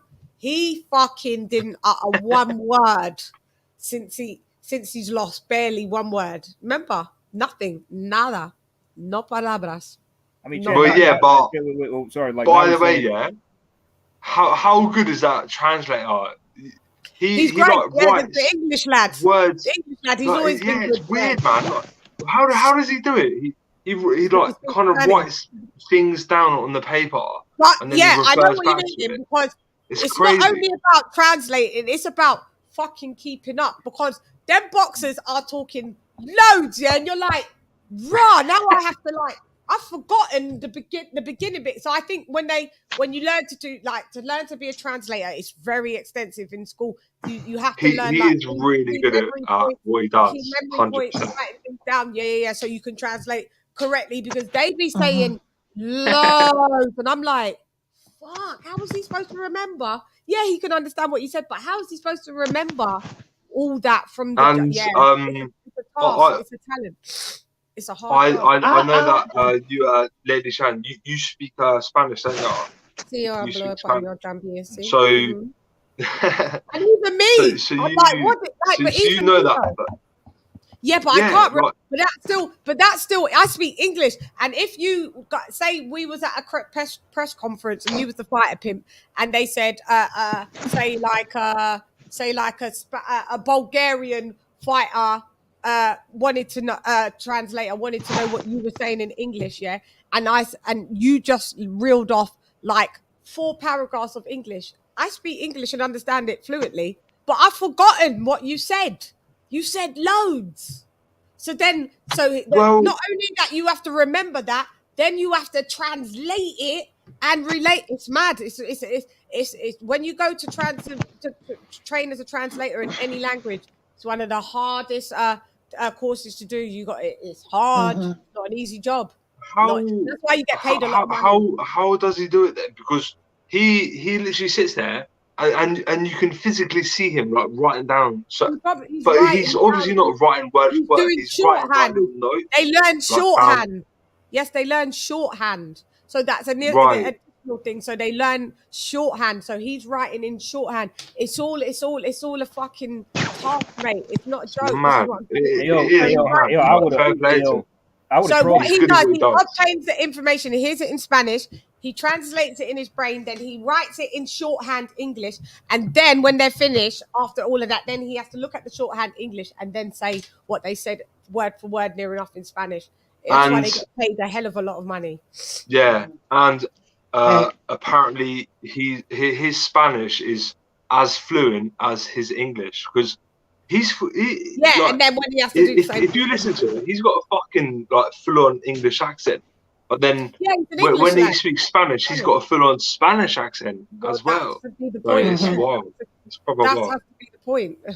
Yeah, you I got. mean, like, He's good. Like, would He's y'all, You proper can't, be good. saying, Fair play you to him. can't be coming on there as a translator. Hola, como estás? Donde estás? Come on. Yeah, No, right. you can't come on there. You know, you have your accent. That's the accent. So Hey, yeah, Chan, you can't come on like that. you know what that You're reminds the me of? degenerate boxing. What up, Joe? Huh? You know what that reminds me of? Like, you know that I'm sure you heard of that band One Direction. Yeah, one Like, day.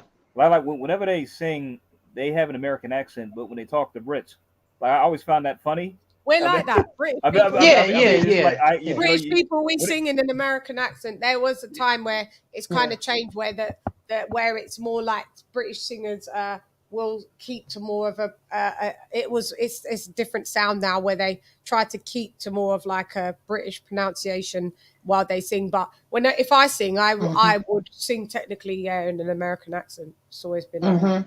Yeah. Never talk. It's like, it's just I don't know why it's like that, but it's straight. I don't know why it's like that. But there are singers that only sing with an English accent, like I would say like Lily Allen. I would say Loris and Rage in the Machine. British accent. Yeah, there's women that, or men that would only sing, you know, like, and it was all yellow. He sings in a British accent, and that was what was his name? The guy, fucking hell, Blur singing in an English accent. The guy that was, oh, I know you love me so, you know you love me so, and it was all yellow. Forgot his name. Fuck. That's not James Blunt, is it? No, James Blunt sings in an English accent. No, you know who that. You know what though? James Blunt was actually a decent singer. You do, man. Yellow. Yeah, I don't know who these newer singers are. That's Coldplay. I don't like none of them. Coldplay. Thank you. Oh, Coldplay. okay. Oh yeah, I like Coldplay. I don't like none of them. Yeah. Oh, I love Coldplay.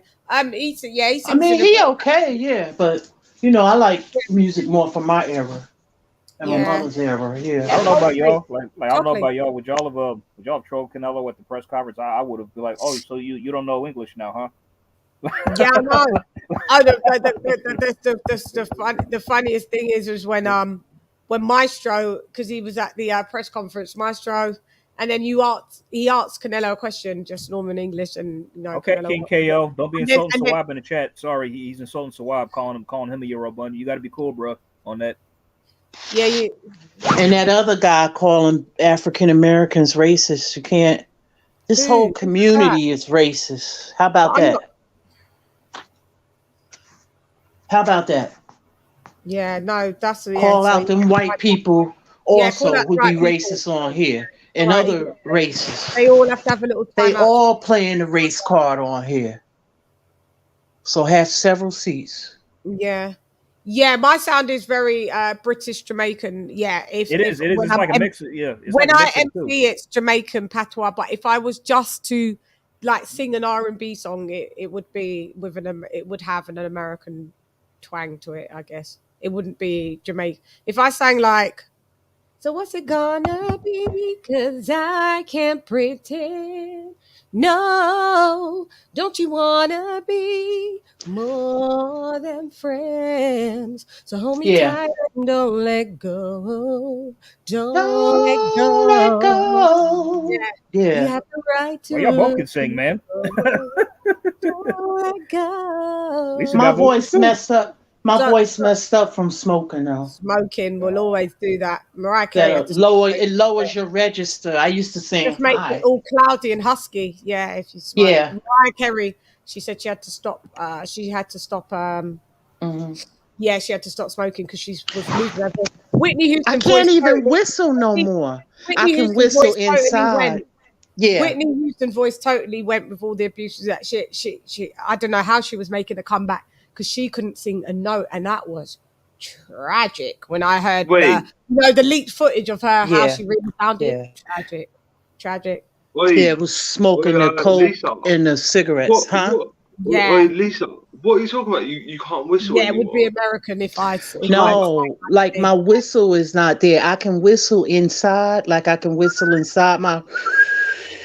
But no, to really whistle out loud, I used to be able to do it. You know, LadyChann will tell you the whistle is a note. The whistle meter. Yeah. You got to be able to sing high. I never sang that high. Nah. Mini Ripperton is what you call a whistle note.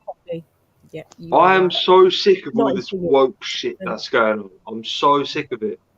What? Like, woke. And we're not going on to that topic. Yeah. We're keeping it boxing. Yeah, right. Yeah, but Sawab that's in what I the thought she was saying, though. We have Sawab in the building, and we have.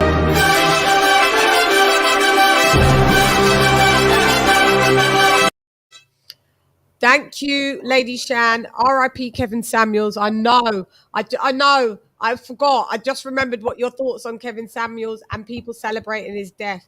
I love boxing, and I will never give up on boxing because of these cucks. You cucks. Thank you for that. Have a dub. Sawab has become known for that word. Yeah, Sawab is but really, I'm supposed to give you Sawab. Sawab, I'm supposed to give you another one.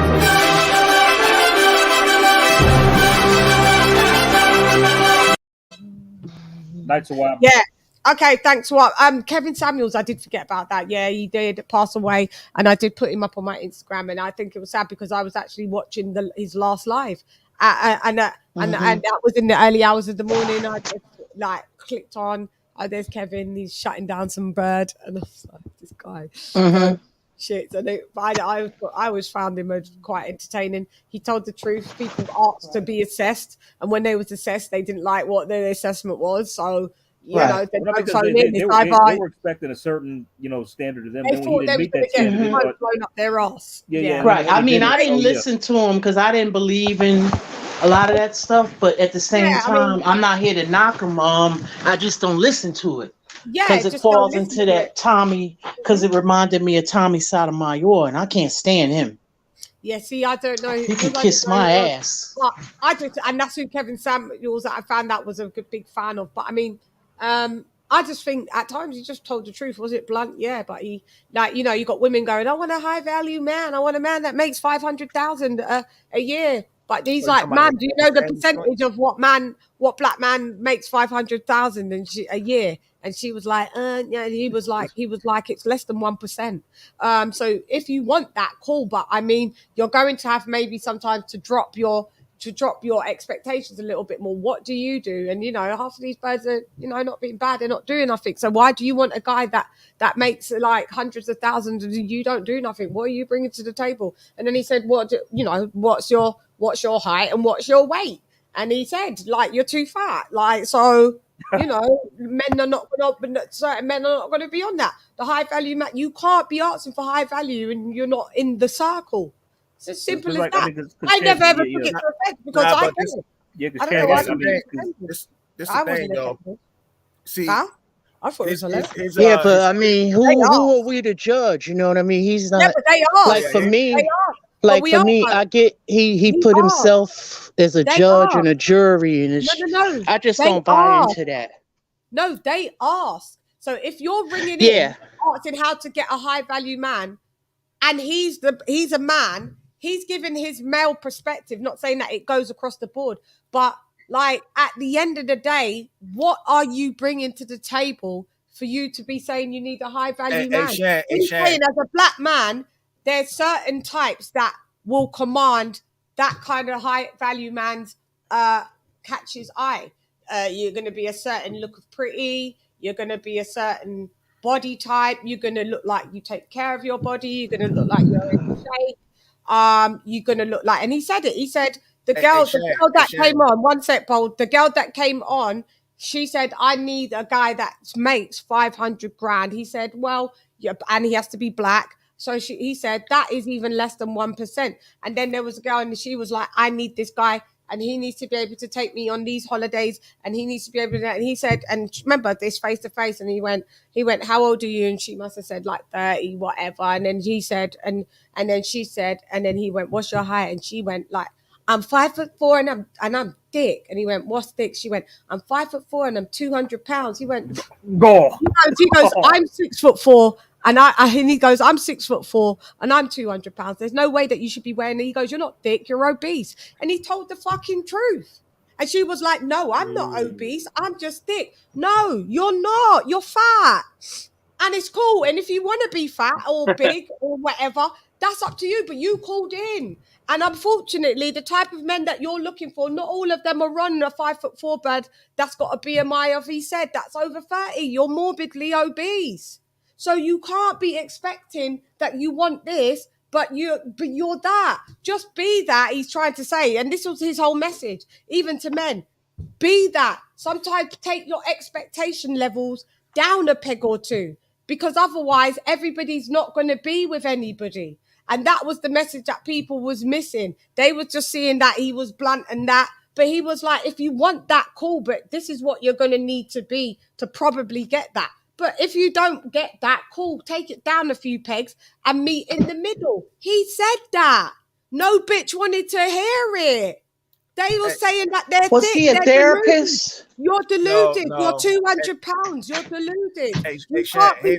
I'm 5'5.5", and I weigh 130, 135. Now that's my prerogative. I have a BMI. That would be deemed as in shape. I couldn't dare come on and say, oh, I'm 5'5" and fucking 300 pounds. I'm thick. No, you're deluded. You're fat. Why do you call in for me to lie to you? I can't lie. Otherwise, nobody forced these girls to call in. Go ahead, Bold. I don't know how long you've been like No, following we just that. started it. I'm not sure how long you've been following that dude, but see. Oh, about a year. I heard of him before, but I clicked on the subscribe maybe about a year. So the thing is, basically, he just took the spin off of Tommy Sotomayor. Basically, that's what happened. That's what he did. He was a his fan thing of him, was I see that. his thing was really what he started. It was about criticizing black women. The man came out of his mouth, got a video. He said black women look just like men. He was down in black women. It didn't matter what your weight was. Some of them he said. Some of them he said. No, but some of them but some of them are right. But why isn't he not right with some of them? But what I'm saying is he come off a group that's called a manosphere, right? Which is nothing but an imbecile group that antagonize black women. Okay, not just any woman, black woman. You know what I'm saying? That's bad. That's bad. But I just never was offended. And like a lot of them about him. They will make videos and try to say how basically the woman should be like the slave and whatnot. Yeah, no, but he kind of deviated from that because I watched him and he was like, as he got popular, he did. No, there's roles that women play, and I'm with that. There's roles that women are better at than men are, and there's roles that men are better at than women. Like that's it. And he said, like, if you train your daughters, which I didn't always agree with him, to just always think, oh, this woman called in. My daughter don't need no man. She can be by herself and do it all by herself. So he's like, so why are you calling in? He goes, who are you with? And she goes, nobody. So he goes, all you're doing is teaching a cycle of being a single mother. That's all you're doing and promoting it. Like, at the end of the day, why don't you teach your daughter, like, some other values that it would be, why don't you train your daughter or rear your daughter? But who the hell is he to be judging? Like, our values should come from our parents. Yeah, but that's what he's saying. But why don't we rear our kids to also, Bold, give me a minute. Why don't you also rear your kids to also try to be in loving relationships, to be married, to be able to fit the criteria of being a good wife and being able, obviously, to be in the workforce. I don't see anything wrong with that. Have I missed something? I'm not saying we're perfect, but I feel that I've got daughters and I feel that, yes, they shouldn't have to repeat what I did. I'm trying to give them the values that hopefully that they can take the bits that I didn't do and they can go and do it. There's nothing wrong with that. You should want your kids to be a better version of yourself. You shouldn't be promoting your kids to be, I don't need no man. I do it all by myself. Yeah, you do it all by yourself if you have to be able to do it by yourself. But you should be able to want to be in a relationship that you are a partnership. Don't go into this world thinking, I'll do everything by myself. Then what is the point? And why are you phoning in? I saw nothing wrong with it. I may be in the minority, but if it doesn't apply, let it fly. Why is everybody offended? Chad, here's the thing. Now, I understand you always want, yes, you do want your kids to be better than you. But what I'm trying to say is when somebody say they're a high value man, I have a video, it's a video right now, a long time ago when this dude was alive. When he was with his ex-wife, he wasn't even the high value man that he claims to be. His wife was the breadwinner. Not to mention, this dude was pretty much he was making pennies on a dollar, and they had a kid, and she, they ended up getting divorced and everything. And people were criticizing his whole life, you know what I'm saying, by trying to say, how you going to talk about high value man? And here it is, you wasn't even a breadwinner in your damn relationship when you were married. Yeah, he was a hypocrite. This is what I'm saying. There was loads of things. Even his death was hypocrisy. It's what I'm saying is whatever you take from it. Like Lisa said, if you don't give a two shits, then who cares what he said? Do you understand? Who cares what he said? But I'm not going to go around celebrating his death because I didn't he wasn't a pedophile. He wasn't a nonce. He wasn't a mass murderer. He wasn't a rapist. So it was a guy that said opinions that you didn't like. So you're supposed to be fucking tra-la-la-la-ing around his fucking grave like some demonic entities. That's not how I rock. Sorry. And black women need to come better than that. You asked for this man's assessment, and because you didn't like the assessment, you're glad that he's dead. Fuck you. You're demon. I mean, I didn't understand the ladies that would constantly keep calling they're it. losers. That's the only part I didn't understand. But yeah, because they're losers. But they're losers. I'd never call into him. I don't care. I'd listen, and I take it for what it is: entertainment value. He said women over the age of 29 and 35 was the danger zone, and after 35 you're basically trash. I'm over 35, but I didn't take it like, oh my god, I'm no longer what I took it for entertainment value purposes, and there was things that he said that was still true. Why are you so offended? Why was bitches so offended? Go on a diet. Go Could I add something? Go look after yourself. Try some stuff then. He ain't lying. He ain't lying. So why wish the man happy that he's dead? Why? Yeah, that's true. I mean, if I could add something, it's because I think a lot of these I think just a lot of it's the whole I was confused about the woman saying I want a man who makes $500K a year, did this, and I'm like, and okay, she well, makes I'm like, okay, well, how long do you think that's gonna last? I mean, let's say you get him, is he not gonna get tired of you or move on to somebody else? You really think that's AJ, where is she gonna find him? Unless it's gonna be an exception. If you only attract, or you only are around people that what level of what job you do. So, for instance, when I was a teenage mother with a kid on my hip, I wasn't around guys that I was around roadman. I was around guys that shot, drugs and that. That's who I was around, because that was the level. Do you understand?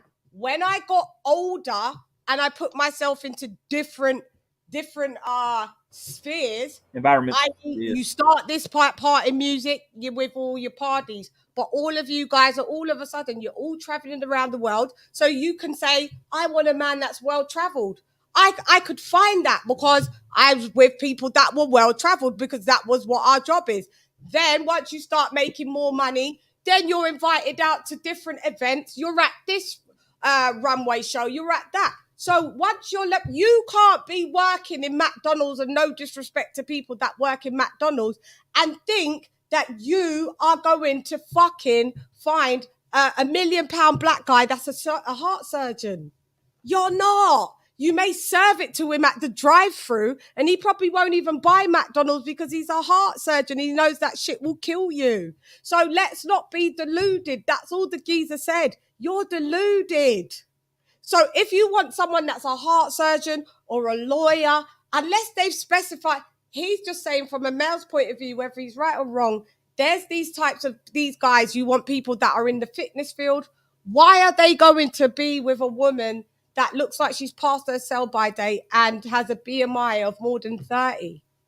He just put it into perspective. You want someone that looks like a bodybuilder, but you don't look like you take care of your body. So how can you expect that? Don't you get it, guys? And if you don't like it, don't listen to him. I just listened to him, and I didn't take him as to be in the holy grail and the gospel. But it's good to hear sometimes a male's point of view. And after I come off a live, he's on the live, and I'm seeing chicks call in and get desecrated, and they still calling in. More fool them. Can't be happy that he's dead though. He didn't rape no one. He wasn't a kiddie fiddler. He wasn't a mass murderer. He wasn't a serial killer. You're foul. Just because you didn't like his opinion. Loads of people don't like my opinion. So if I passed away, is it right for them to say, good, she's dead? Because she liked fucking AJ and I didn't like her opinion on Deontay Wilder. I mean, it's like we have a lot of fighters like that we don't like. I mean, we have a lot of fighters we don't like, right? Yeah, grip your life. That's all I'm saying. People need to get a grip. I mean, it's like we have our favorite fighter. So we have fighters that we don't like on this panel, right? So because we don't like them, do they deserve to die? You don't wish people that you don't be happy that someone's dead because they got a difference of opinion and you. You don't. I know. I'm just saying an example. Yeah, no, that's all I'm saying. You don't be happy. Those people are wrong. So if that means he impacted their life so much that they're so hurt by what he said, they're happy that he's dead. Oh my God. So maybe you should have taken his fucking word and his knowledge then and changed some shit then. If what he said was that impactful that you're glad that he's dead and you guys are throwing Twitter block parties on his death, now you lot are lame. I didn't fit into all of the categories that he said that was high value woman. It didn't offend me. Right. It didn't offend me. According to him, I should be thrown on a scrap heap. But I know what I does. I know what I do. Like, do you know what I mean? So it doesn't matter. But can you get pointers? Sure. But is he the Holy Grail? No. So why do you care? But he's got points. It doesn't mean he was lying on everything. He could have been even telling the truth. Just because you fit in the category that you don't like, that you fit in that category, how about you change being in that fucking category then? If you don't like the way that you look, change it. If you don't like the weight that you are, change it. If you don't like the job that you're doing, change it. It's on you. It weren't on him. It's on you. He gave you the tips, so do it. Don't be mad. Don't hate the fucking player. Hate the motherfucking game. Damn. We're out here throwing Twitter parties at the man's fucking dead. You lot are sad. Sad beings. Sad. And I hope someone else comes through like the motherfucking Woo and desecrates all of you lot's asses and comes through and tells you all that you look like pigs and that you fucking never going to get no one because you look like trash. Hope someone comes through that's even more blunt for that and what you're going to do. Fucking jokers. Man's got a mum. Got to see his mum. His mum found out on social media. She sees everyone saying, oh, Kevin Samuels is dead here. Oh, that's terrible, man. That's messed up. Yeah, fuck you lot. Man, somebody shouldn't have to find out like that. Because what happens when you drop down dead, which you probably will of what he was saying that, funny, this is what I'm saying, the hypocrisy and how it was. What he's saying that you probably will drop down dead because you're asking to be, you're trying to convince a man that you're this. I don't know if it's an American ideology that when girls say they're thick, but they're like clearly overweight. We over here, we just say, we don't go with that. You know, we're European at the end of the day, so we know us. We're a bit smaller, so we know that's big. She curved. We use curvy. Whether you're curvy, a slim, but it's your frame, whether you're curvy and, you know, you're a few sizes up, you know, it's proportional. Yet again, everything's about proportion. We're not here and deluded and call people that are fucking 5'4" at. Do you know what 5'4" and 200 pounds is? Oh, Lord. No way. You're fat. Stop. The end. I don't care who don't like it and who like it. The man told the truth. You wouldn't have heard that if you didn't call in. You obviously didn't believe the people that was blowing smoke up your ass, that was telling you, yeah, you look good, man. It's like, you know, you're the best thing since sliced bread. Guess why you didn't believe them? Because deep down inside, you knew you didn't feel healthy. But you thought you could call Kevin and you thought you could get the validation there. Because if the validation with your friends and family would have been enough for you, you wouldn't have called Kevin. But it wasn't enough for you because your inner self told you, I'm too fat. So I'm going to have to try and look elsewhere to see someone else that is a high value man will tell me I'm not fat. And if he tells me I'm not fat, my mom, my dad, my sisters, my cousins, my friends will all write that means I'm not fat. Kevin, just shut it down. You're fat. You asked, I said. Dad, my sisters, my cousins. Oh, that's a good one. Yeah, so, you know, anybody want to chime in? Because I did a soliloquy there. Yeah, that was a long one. It's like me. It's random, but like I never got the concept of the side piece. I mean, you know. Oh, what did you say about that? No, but wait, didn't. I just got the impression. Like, 'cause one time I caught like a snippet of like his a live show, like the Fresh and Fit Pie. He called into the show, and he was pretty much just telling these chicks who just like, you know, were so super like just airheads, superficial, just wanted money out of you. He's breaking down knowledge to them, and they didn't want to hear it. They didn't want to hear it. I mean, like, he was just being honest. That's all. I heard some of that. Talk about like what? So what are you investing in? Oh, that's none of your bit. Okay, so you're not. Okay, got it. Yeah, need to hang it down on them. See you later then. Why are you phoning me? Don't you guys get it? He was even a hypocrite because how he died, who he was rocking with, you know, how he passed away was with a girl that was in the danger zone. But she didn't have kids, and he liked women that didn't have kids. And she wasn't black. I think she was Hispanic and like Fiji or, you know, like one of the Pacific Islanders or something like that. It was like totally like contradictory of what he was telling people. So that's why I'm saying don't ever put stock in someone else that much that, you know, because it's just take it for little face value. It's just entertainment. So it shouldn't crush your dreams because people are the biggest hypocrites in life. I am when it comes to certain things. People do hypocritic acts like they do. So I try to not do because that's one thing I don't like, to try and be a hypocrite. I'm not saying that I haven't, but that's one thing I don't try to be. Like, you ever like it or you don't. What I'm going to tell you is what I'm doing, and if I'm telling you what I'm doing and it's wrong, then we're all wrong. I'm not going to tell you something, but I'm not doing it myself, or I'm doing something myself and I'm telling you, you know, not each to their own, do what you got to do, but, you know, pick where you need to get your info from. It's up to you. Yeah. You know what I mean? Like, I'd like to see this Tommy Mayor guy because I heard he was another one, but that's where Kevin Samuels, that's where he got his stuff from. He got his whole vibe. He rang in to the show. He said, "Oh, I'm a fan of yours," because they start digging up on him now, honey. Oh, I'm a fan of yours, and so he decided to take over that role. So I don't even know if he really believed in the stuff that he was saying, or was it just for a fact that he just wanted to take over a role, or maybe it was a little bit of both. That's what I'm saying. Never put your stock in people that you don't even know him. So it shouldn't have affected you that you shouldn't have been happy that he died. Like, why did it affect you? Do you understand what I'm saying? We didn't even know who the dude was. And we see the irony of it, of how he died, how hypocritical he was, but we're still not going to celebrate that the guy is dead.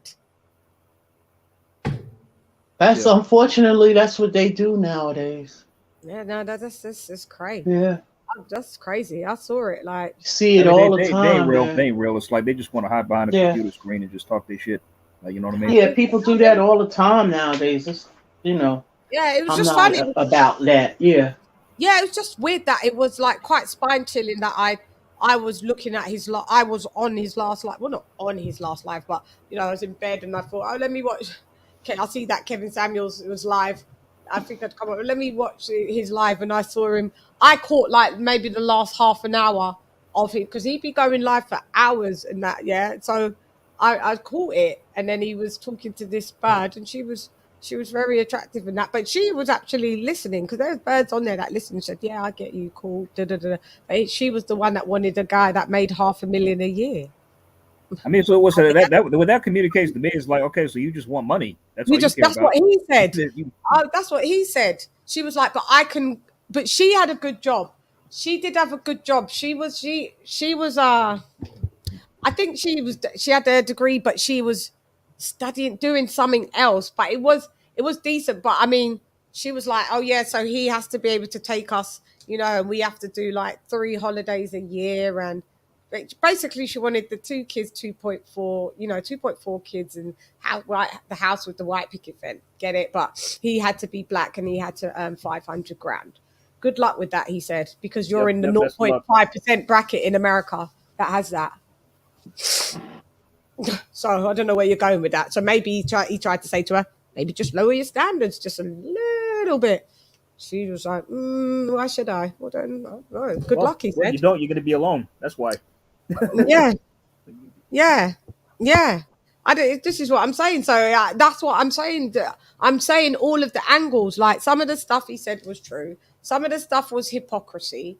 Some of the stuff was ironic because as we see now, it played out. But it's just for you to take it like as not like, oh, that hurt my soul. If what he said hurt your soul, then that is telling you, that's an indicator for you to change something then. Because nothing he said, and I'm telling you, hand on heart, on my children's life, nothing he said, and even when I was in the brackets where he said, basically, throw me on the scrap heap, nothing he said hurt my heart or my soul. Is he lying? It didn't, and it wasn't because I didn't see that he was telling the truth, or it just didn't, because he's given you like the base of it. Like there's always going to be exceptions to rules, but I'm a logical person. I get logic meets logic, stats and facts and data. I'm with it, whether I'm a part of it and being on the trash heap or not. Doesn't mean because I got to take myself out of it because I'm above that. No, I get it because there's stats and data to match that. So, but it didn't hurt my soul. So if it hurts your soul and a stranger can hurt your soul like that says more about you than just go and change it, mate. Go and change it. You're not happy.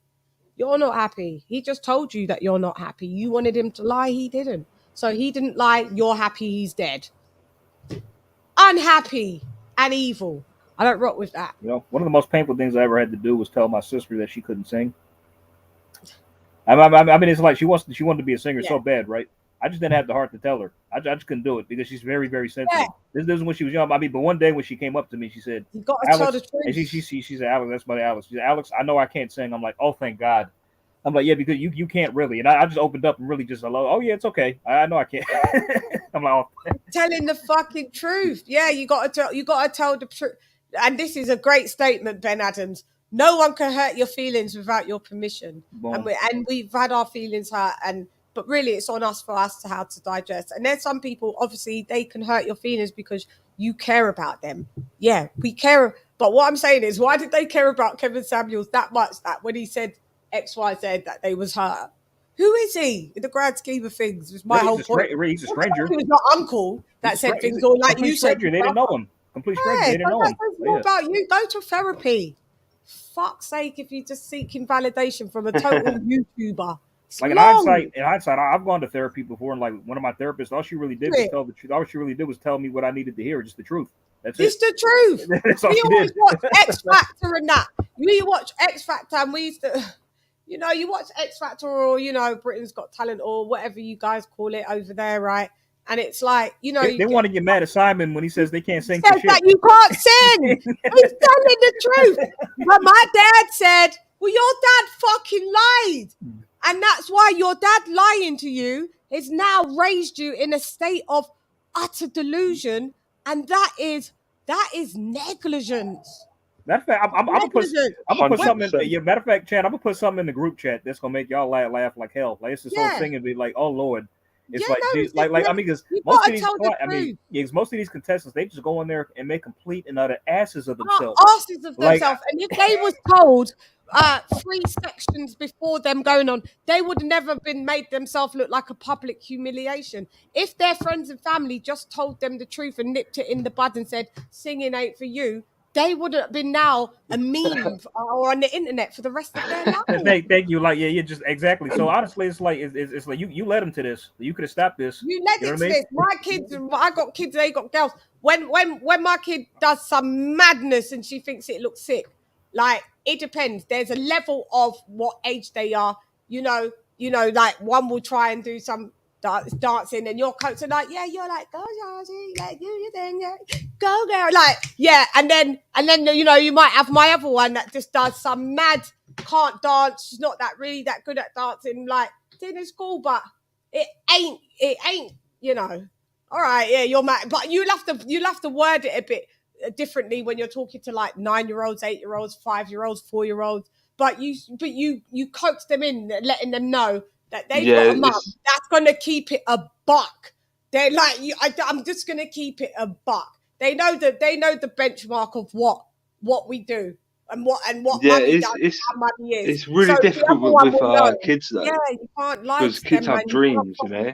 Yeah, they can have dreams, and if they're good at it, you help facilitate it. Or even if they're raw around the edges, but you can see, yeah, they've got the talent to be able to do this. So then you put them into those types of lessons and make them hone their crafts. Cool, but like my kids know what they good at and what they're just not good at, and what they're good at. I mean, it's funny because my dad, my dad was. You like to talk on front.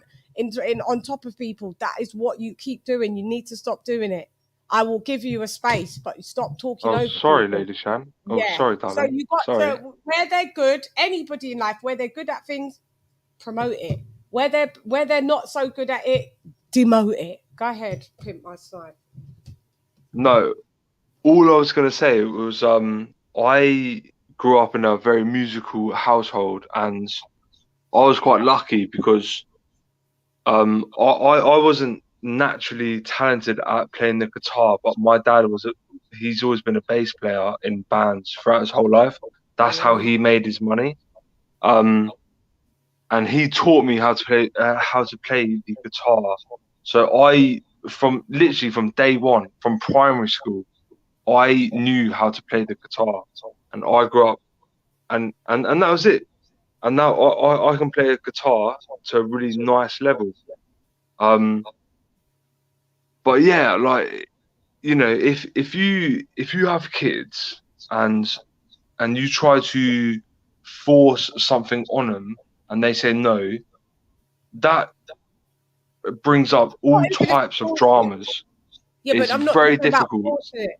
I'm talking about if they just pick something up and they think that they're going to be able to be, when you know you've got a kid that doesn't really have great balance, is quite clumsy, and doesn't really have any rhythm. Just say you've got a kid like that, and then they say, I'm going to be the best ballerina. Probably you won't be, but but I'm not going to lie. I'm not going to be like, oh, probably you won't be, but I'm going to say, but maybe there's other, you word it different, like, but there's other things that you might be even better at, because to be a ballerina, you have to be like, you can't keep falling down, and you got to be in good balance. You know that. You put it to your kid, and their kid will go, I get it. And then you deflect them and you say, but you know what you are good. You're good at running. Yeah. You know when mummy throws the ball and you run so fast and you get the ball and you bring it back to mummy. You're wicked at that. Like, we should go and go to the running track. You should go, let's go and see if, you do that. They're like, okay, yeah, but if you shoot them down and leave them with nothing, then that's when you're going to create some mentally disturbed kid. But you've still got to keep it a trillion and make them know what they're good at. That's all I'm saying.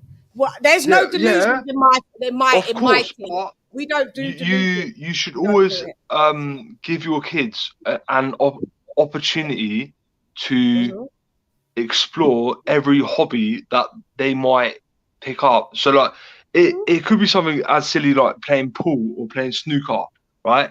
Or to playing football. or being a guitarist or playing the piano. It literally, or being a singer. It could be anything, or being a swimmer, or being a cricketer. All right, you've It literally named could be a anything. trillion fucking things. Go on. What's that? Fucking hell. Go on. Say that again. Make the point.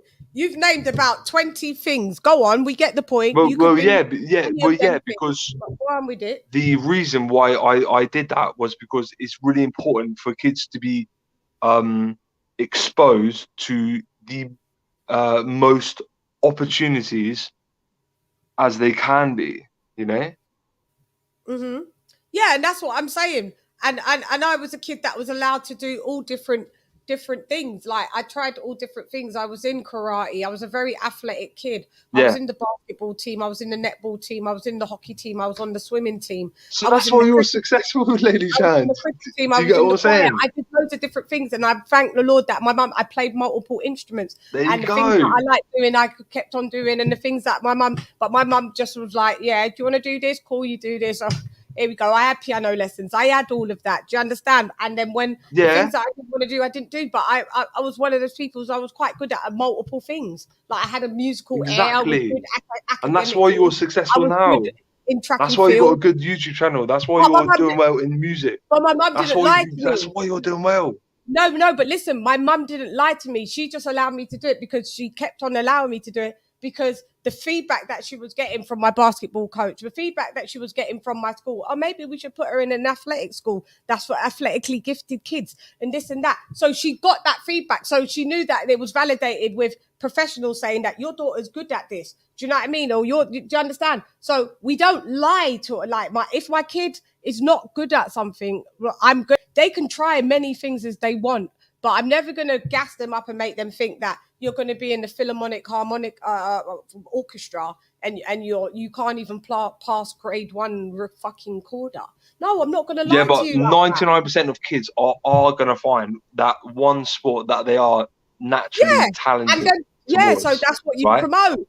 That's what you promote. Exactly. But there's kids that are like, now we're in the culture where every kid thinks they want to be a celebrity and every kid thinks that they can sing and every kid thinks that they can rap and MC. No, you can't because we're into you can't. So you're going to have to tell your kid, this ain't the one, kid. This ain't the one. Like for me, I actually used to do music and whatnot. And, everyone thinks they can MC and rap. Everyone, you can't. Not everyone can because I everyone would. I used to rap. I mean, I still do. I got albums out. So like, no. I mean, both me. I rap. You know, there's only 10% of people in the world that live off being an artist. Only 10% globally. Wow. That live off being an artist globally. Wow.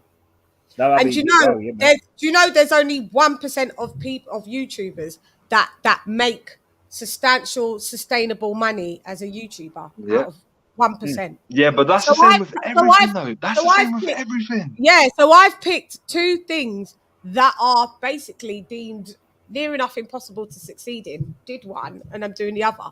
This is what I like to do.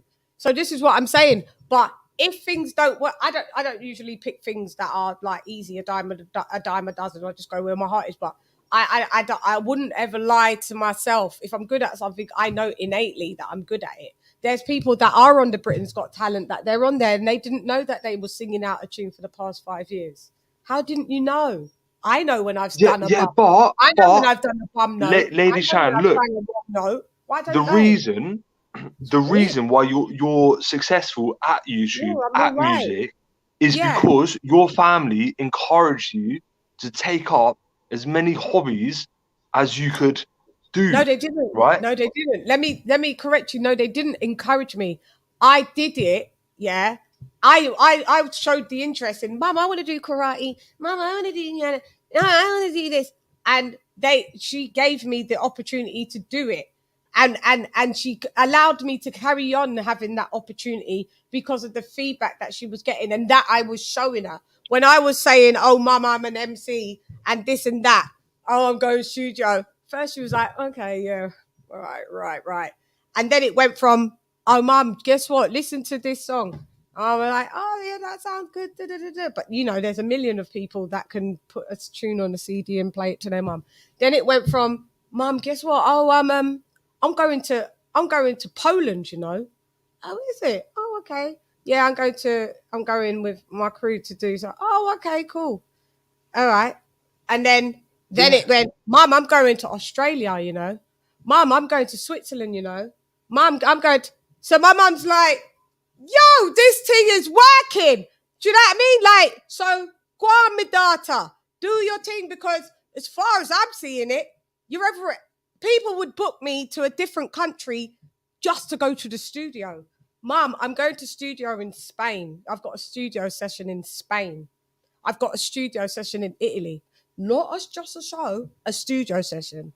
So just put me on a plane for 2 hours away so I could go to the studio. They give me all of the parks. Fucking great suite. Oh, don't have to spend any money. Plus give me money. Then I go home and then that is it. My mum was like, this shit is fucking... That is only 10% of people in the world that live like that. No cap. Yeah, of course. Yeah, but I don't think that you would have these opportunities if you didn't have that social development from those early doors, like when you were a kid. Yeah. And my mum just knows that when I do something, I do it because I'm good. I get to be good at it. I'm not like, So she trusts me. Well, there you go then. Yeah, she trusts me now. But what I'm saying is, so she trusts me now. So I have to pass that on, like with my kids. So when I see they're good with something, they know, because they know their mum, innit? My kid watches sometimes the Mad Boxing show. She's like, yeah, I watch you on my iPad. She knows the levels. Yeah, I know my mummy's songs. Yeah, I know my mum goes here and I know my mum goes there. So she goes, there's a kind of benchmark where if she wants to even come in, it has to be level entry of my mummy and better. Do you understand? You've got to set levels for your kids. Yeah. You can't lie to them. And the thing is, like, your kids are gonna go on even further than yourself. Yeah, because, and they've got you know. Thank you. Yeah. They better go further than myself, because I'm doing this The ladder. so they can. And my mum did what she could do, so I could. So what I'm saying is, when people lie to their kids or or they're happy that someone's dead because someone told them the brutal, honest truth, then that means you just like to live in the state. Now, do you know what? I'm not a part of that. I think parents should never lie to their kids. I think they should just allow their kids to explore every hobby that they can. And then as soon as one comes around that they click at, it could be anything from cricket to snooker to fucking darts. It could be anything to drums or singing or whatever, right? Did everything. Fucking mad kid, wasn't I? Yeah. By the way, can I say something to Bold right quick? Bold, you there? Bold is there and he's understanding too. Yeah, my bad. I know I'm saying like earlier when I was saying like I rap. I mean, I rap burritos, so I don't actually rap I do a burrito when I cook. So you know what I mean? I'll be on point in the kitchen, bro. I make some mean ass burritos. I thought you actually rapped. Yeah. No, not burritos. Yeah. LadyChann, one of my fave tunes you sang was Knowledge. Sick, mate. Love that tune. Thank you, TKO22. Yeah, in the build dizzing. Yeah, with Flowdown, with myself and Flowdown. Thank you very much. That is still on. That's still out for all digital retailers, by the way, on CHANN, Corrupt CHANN EP. Imagine my EP was called Corrupt. I got a lot of music. You know, have you? A lot of it is old, but I try to take a clip and post it in the. I hate when people do, because I want to be able to like it. I don't want to be able to because I won't say my joint is on point. My joint is on point. Yeah, I hope. I mean, I'm not trying to. I'm not gonna say because I'm at the. Nah, I mean you ain't gotta believe. I don't like it. I'm not gonna say I don't like it. I'm just gonna. Nah, you can be up front and honest. I'm not out to. But this is I used to write music. Like people wanted me to write music for them. So I mean, I was good. Yeah. Yeah, I know, but like self-validation is very easy for a lot of people to do. It's when it's And I recommended understand by that. others, it's better. When it comes from self-proclamation is never great. You know, when you say like I'm so good at this. I know what I'm good at, but I never say I'm so good at it. Like I wait till other people like themselves that will say, Shan, I heard you. No, I mean that. I'm saying, even though Shan, I fly around the world, I'll never go, yeah, like, you know, I'm sick at it. I'm no, just but not what like I'm saying, that. Shan, So is I that don't want to have to say that your shit is trash. Don't let me have to I say mean, it. it doesn't matter if you think it's trash. Just say it's trash. It doesn't matter. I just won't say nothing. I won't say it's trash. I just wouldn't say anything. But I just hope you wouldn't put yourself into that situation knowing that if your thing isn't that, because there's people that don't know that they're not good. I got some good music. Okay. All right, Bo, pull it up. I sent it in the Okay, WhatsApp. send it in the group thingy. Yeah. Send it. Yeah. I'm not saying I don't believe you, but I just know there's people that they just don't have that switch to know that they don't fucking know something, man. That they're not good at something, and it's just don't put other people in the situation that they have to be like, well, yeah, that's all right, it's funny with me. See, I like to take that example. I like to take that example and apply it. Like I'm aware I'm not aware like I'm aware I'm like I'm not ugly, but I'm not super attractive either. I mean, like, so let's say like when I go out in public, right?